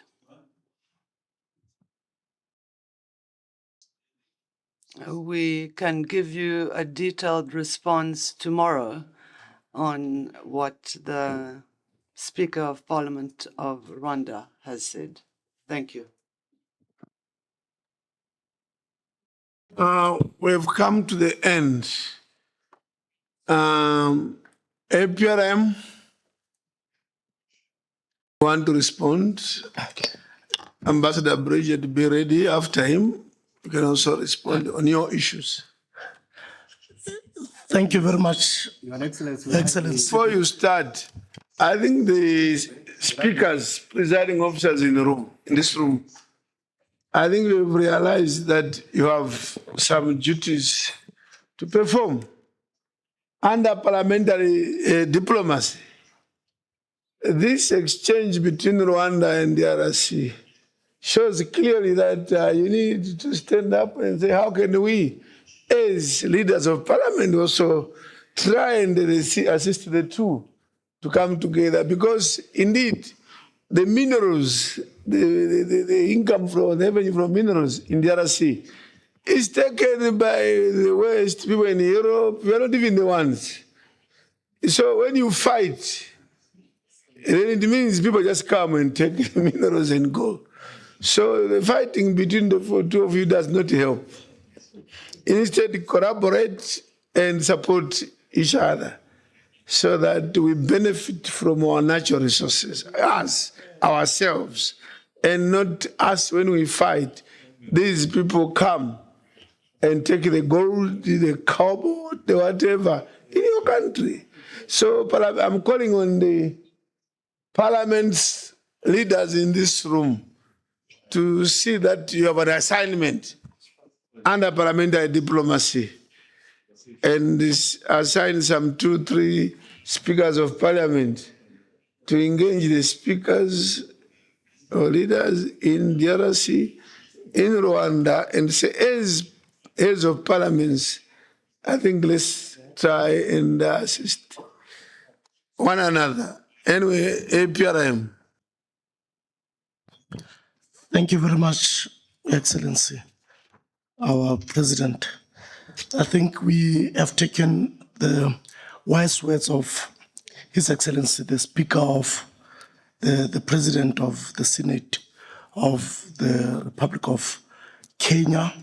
I think we undertook a self-assessment of ourselves as a mechanism in terms of our performance for the last 20 years, 2003 to 2023, whether we have been effective in terms of entrenching good governance in our member states. And we did an impact assessment of the APRM. And some of the issues, Your Excellency, that you raised appear in that impact assessment. They are real, that we need to be feasible. We also need to have, amongst the panel of eminent persons that we have, people do not have to be eminent the moment they are appointed, but they have to be eminent by themselves. So we have taken into that, and we are doing internal reforms internally. One of them is that we have done a review of the appointment for the panel of eminent persons. And I think we're going to have a new panel next year that would signify that. We are going to undertake a mission. We have not yet gone to Kenya. We're only doing that next week, Your Excellency. And we'd engage the office of the presiding officers of Parliament and the MPs. We are going to develop the terms of reference for the targeted review on youth unemployment, and would certainly engage the offices of the presiding officers and indeed members of the Pan-African Parliament from Kenya and other members of Parliament. The other issue, Your Excellency, Sorry, I think what you need is not to deal with parliaments in a fragmented manner. Take note of that one. I think we need also a framework, a parliamentary assessment framework, parliamentary diplomacy framework, a framework that takes presiding officers as a group of unique leaders that you may even consult them to even advise on how you approach Sudan, for example. The problem in this type of things is to think for people who have been thinking already for the past 100 years, and you want to think for them. Yeah, let them think for themselves what they think can work. So this idea of saying we did a framework and this is how you speaker, you do this, yeah, that's one problem. Can you get the speakers a draft framework? They comment, they validate, and then it's a right. This is something that you proposed, which should be the approach. It may work. But indeed, leaving out parliaments in these peace and security issues has also been the missing dimension in peace efforts. Thank you. Let me say this, sorry for being on the floor for too long. This issue of eminent persons, sorry to say this, usually these are tired and whatever people that you now want to start to resolve conflicts. The problems we have were caused by themselves when they were in power, and then now we want them to be the brains. I think let's have a mixture. And I see this, one of the wise and all that, and all that. Yes, and they are good. Sometimes with age, more wisdom. But I think you need to blend them, to blend those and others. Our personally would prefer some of the current serving speakers of parliament also being part of those initiatives, serving among themselves. They know, they report, so that if they were out, when they meet, one or two, three speakers who are involved in the conflict in this area can present also to their peers and say, look, we are involved in this. And then others can make an input into what they are doing and be able to tell them, do this. Now the model that you use, these are people that you pick who are so aloof, who are now disconnected to people. They just answer to AU, who sent them there, and the issue of being known whether they are there arises again. They go quietly. If, for example, someone is from South Africa, is a panel of the wise, when they leave quietly. Nobody knows. They then report the AU in Addis, some document. They come back quietly. It doesn't help society. We need to know that they are doing something, and those reports should be accessible. Okay, in some areas it could be too confidential, but I think there's always a way of making public, private information public. You remove some words. Anyway, continue. I'll be very brief, Your Excellency, because you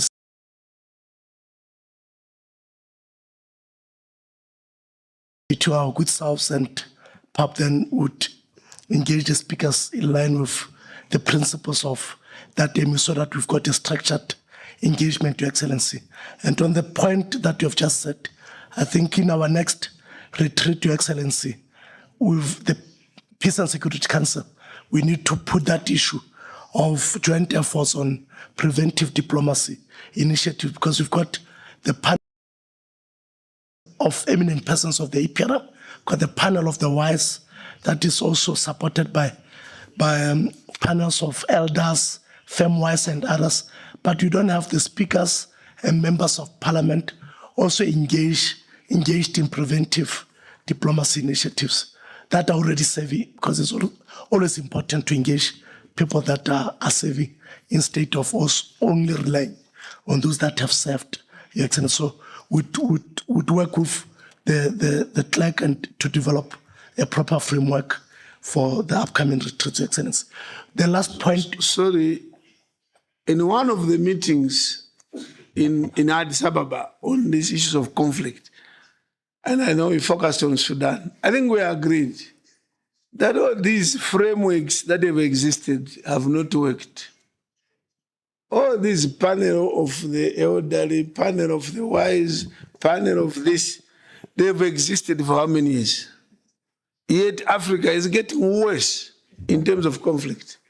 So we have to review also the approach that do these things actually, do they really work? Thank you.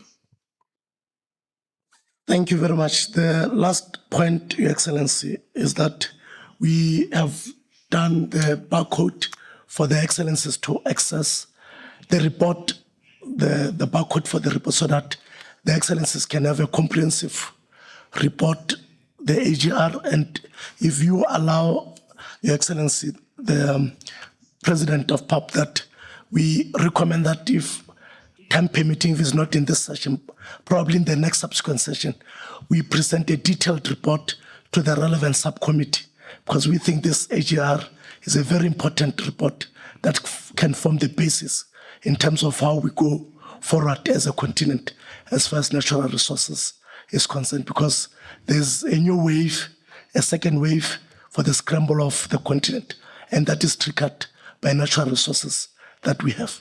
Thank you very much, Your Excellency. But these are speakers. In November, they won't be present during the session. So how do we get that information to them? Was proposing to the relevant committees of PAP, Your Excellency.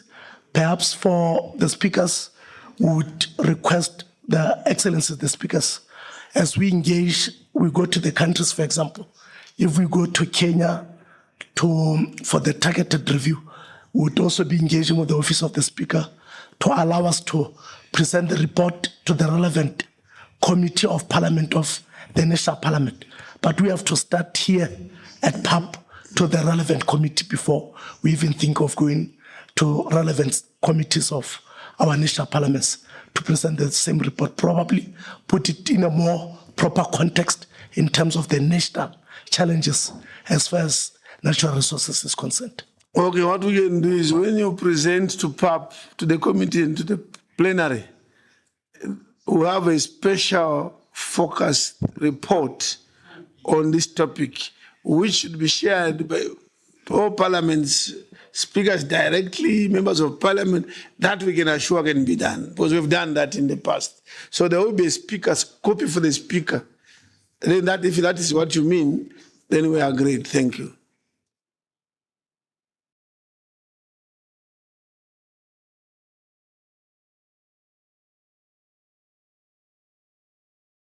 Excellency. Thank you.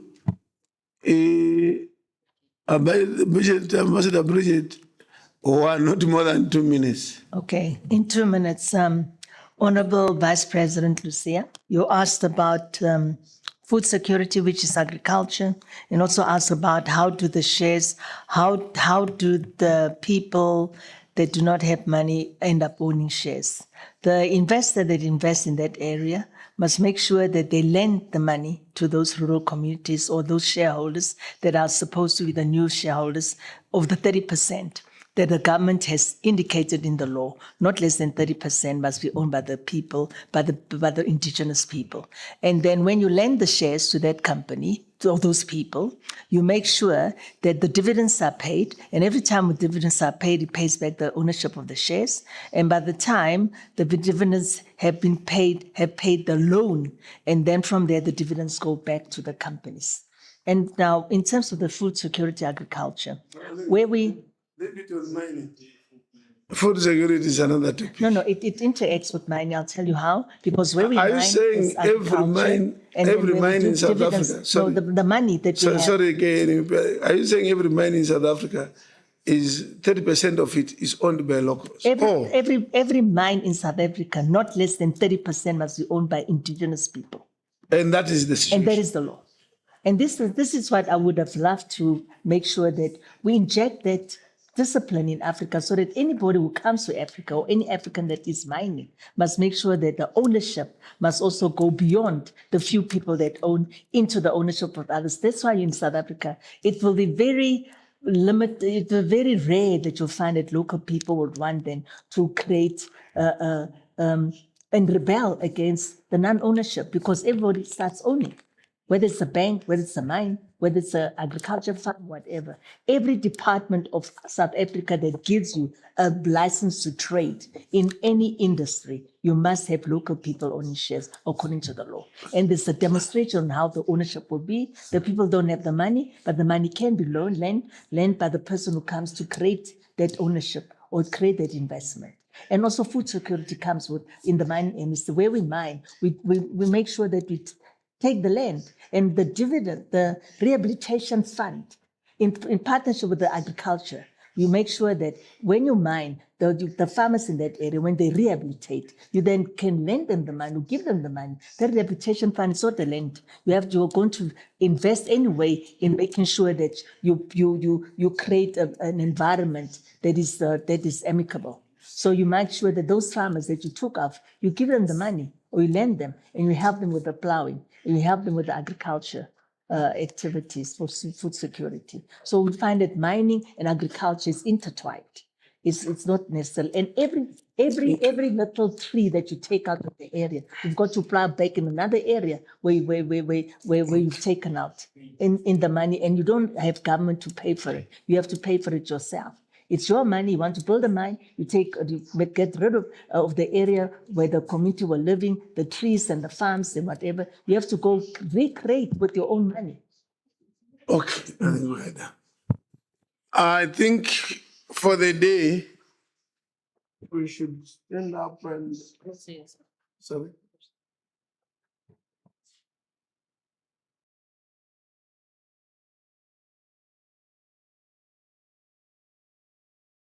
Stood up just to say thank you for being committed to your duties as speakers and sitting up to this time. I think this brings us to the end of the business of the day. Tomorrow at 9, we start, prompt at 9, and then the bus will bring you before 9. But we intend to conclude business, if we delay 1 o'clock, otherwise 12:30. We'll have some presentations. We'll make sure that between 9 and 10, we do AI, artificial intelligence. And then between 10:30, thereabouts, wind up a few things about P20, G20, and then before 11, those that have statements, we'll make sure that each statement does not exceed 3 minutes. So go and rearrange your 30-minute speech to brief notes for 3 minutes so that we can conclude with a communique around 11:30, 12, so that we conclude business early enough for you to go for lunch and then travel to Cape Town. Otherwise, good night. Yeah, thank you. Our buses to this route, this way again, we can get our transport to our hotels.